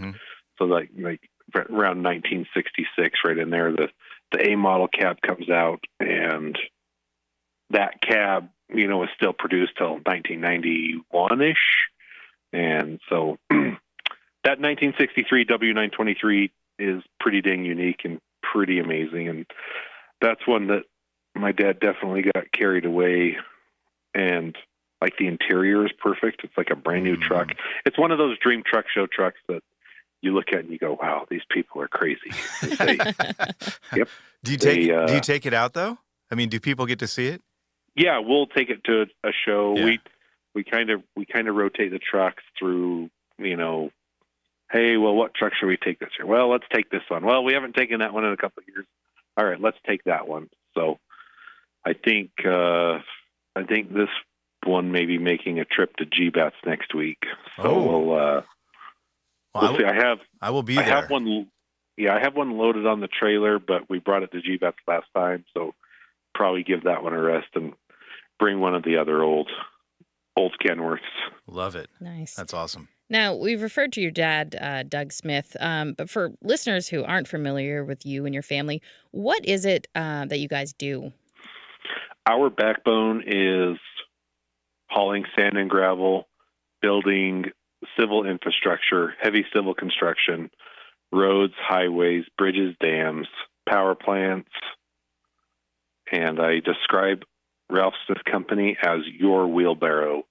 You own the shovel that loads it, and you own the rake that places the dirt or the rock or the sand, and we are the wheelbarrow that hauls your dirt or rock from point A to point B. And that's the backbone of our business, has been dirt hauling, sand and gravel hauling. And then since I'm 37 years old now, and I think I was probably 18 years old when my dad bought his first lowboy. He bought his first lowboy. It's a 1999 Kalin 55-ton RGN, and he bought that so that our workers could have something to do in the winter, I guess.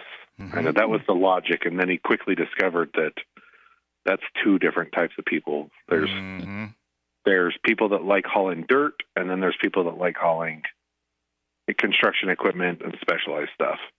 And so with that, I think he found himself going out and doing a lot of the work himself, and that he kind of drug me along with him and taught me some of that specialized stuff, as we learned it, and we learned together. So he by no means didn't have the knowledge he has today when we started doing this in 1999, as far as like our specialized carrier and heavy haul stuff. And so now our specialized carrier work is a huge part of our business, but I will always identify our strength at Ralph Smith Company as our ability to move earth, as our ability to move sand and gravel aggregate and support heavy civil infrastructure construction. Do you have a preference between the two? You said there were two kind of, two types of people. Do you have a preference between the two? They're both amazing and rewarding and fulfilling. You have, with moving equipment, you have the ability to go to some more unique places. Sure. Yeah. You end up at top of mountaintops. You end up in the bottom of mine site pits. You end up inside of factories and smelters and on reality TV. Yeah, I was just about to ask about that. So you end up on reality TV. Yeah. Now there's some downsides to that. You have the potential to be away from home a lot, and so there's maybe do it when you're young, and when you're older, haul dirt, and you can be home every night with your family. So it's two different worlds, and we do a pretty good job at walking that balance and that line. So we have opportunity in both segments of our company. So if a driver is drawn one way or the other, we are happy to entertain them. That's good. Yeah. We joked about the reality TV, but that's one thing that your dad did do. Talk about that. And what did you think of all that when that was happening? Because you were old enough to remember that. Yeah. You weren't old enough maybe for Sandlot, but you do remember this. Yeah. Now I have to ask, which reality series are we talking about? Are we talking about his appearances on the Diesel Brothers or Shipping Wars?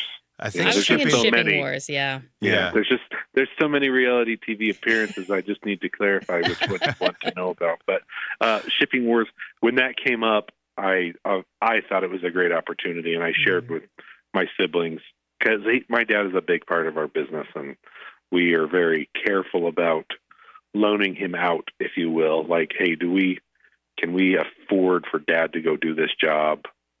Or do we want to keep him here at home so he can help us make decisions here and solve problems here? So when that came up with Shipping Wars, it was like a no-brainer. And I sold it to my siblings as, hey, this is going to be an opportunity to have our kid's grandpa memorialized in TV by professional editing crews, and have this awesome journal entry, if you can think of it that way, for our, when I say our, my sibling and mine's little kids to see what their grandpa did at work when they were just little babies. So that was an easy decision to make, and we just had a good time with it. And every time we need to do a better job at this, but every time someone like, hey, you're Doug, or you're from Shipping Wars, like, why do I know you? He always takes a picture with them, and he's like, sends a message in the family chat, another fan club sighting, That's funny. That's been the most fun part about it, is the interaction.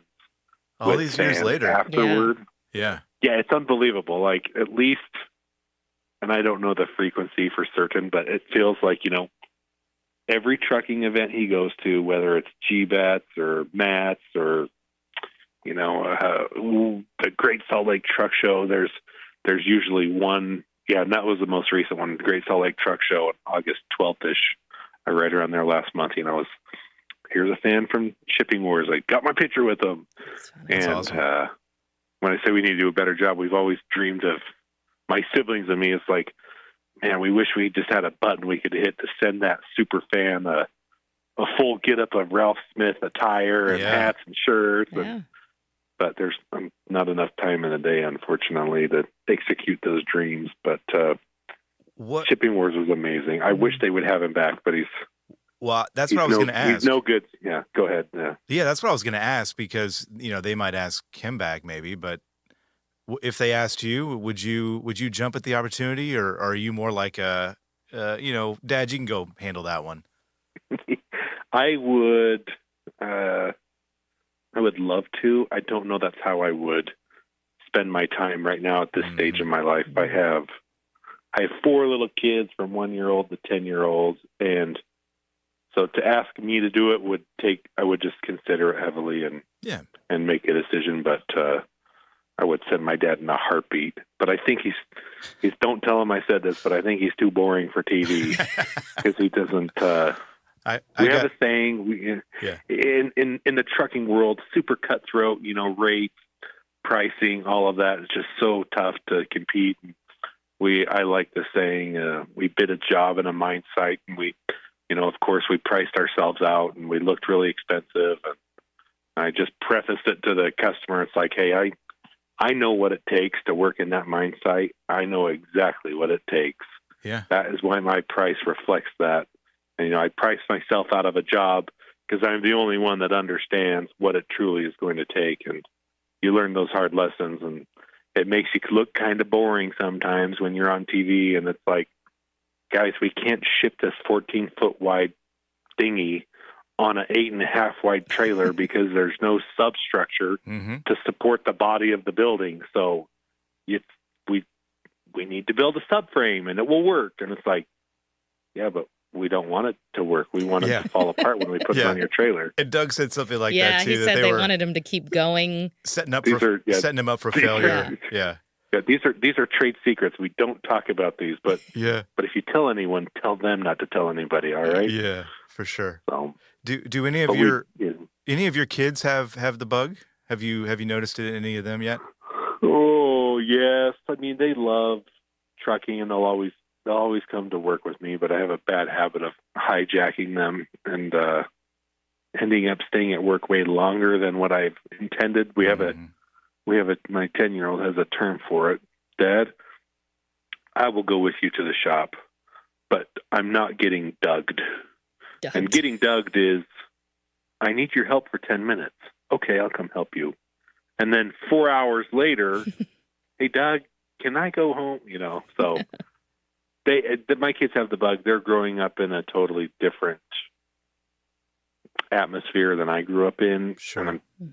In a sense, it's a failure on my part. However, we're doing the best we can. My kid hasn't wrecked nearly as much stuff as I've wrecked at this point in my life. Not yet. But I think my 10-year-old is having the childhood and the experience and the growth that, my dad worked so hard for to provide me. That's and great. Then we pass that on. We give our kids that next step and advantage, and I hope we're doing the right things there. And your father said something very, very similar to that. I remember when he talked to us. But it's so true. It is. So like I grew up, my mom was working, running the backside of our business. My dad is running the trucks. My mom feels terribly guilty about it.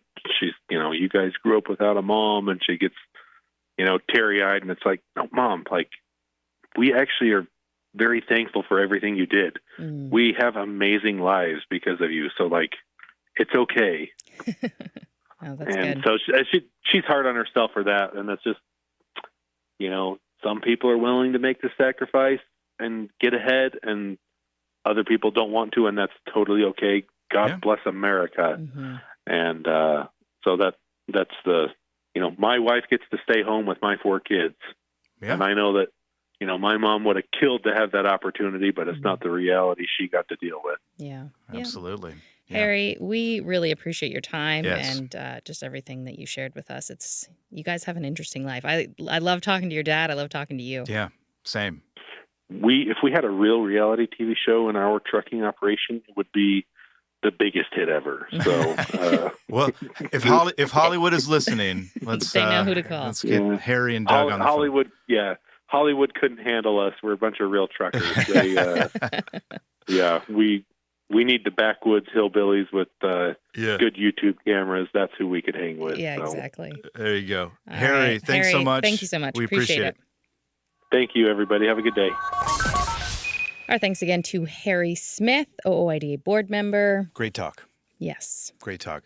Ashley, we were just thinking about Halloween. I know we've got a little bit of Yes. time coming up, but we're bringing this up for a reason. Yeah. If you are listening and you have a Halloween-esque adjacent Anything spooky, scary, an unexplained something you saw on the road, anything that would kind of be of interest, bring some chills to people's spines. We want to hear about it. We want to hear about it. So please give us a call if you can, 1-800-324-6856, or email us at podcast@oida.com.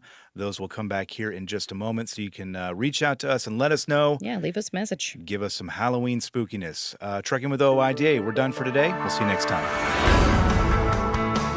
Today's episode of Trucking with OOIDA was brought to you by a dedicated team of people that includes Jim Fetzer, Tennille Flick, and Kim Boren. You got thoughts? We'd love to hear them. You can call us at 1-800-324-6856 and leave us a message, or send us an email at podcast@oida.com, and we might just include it on the show.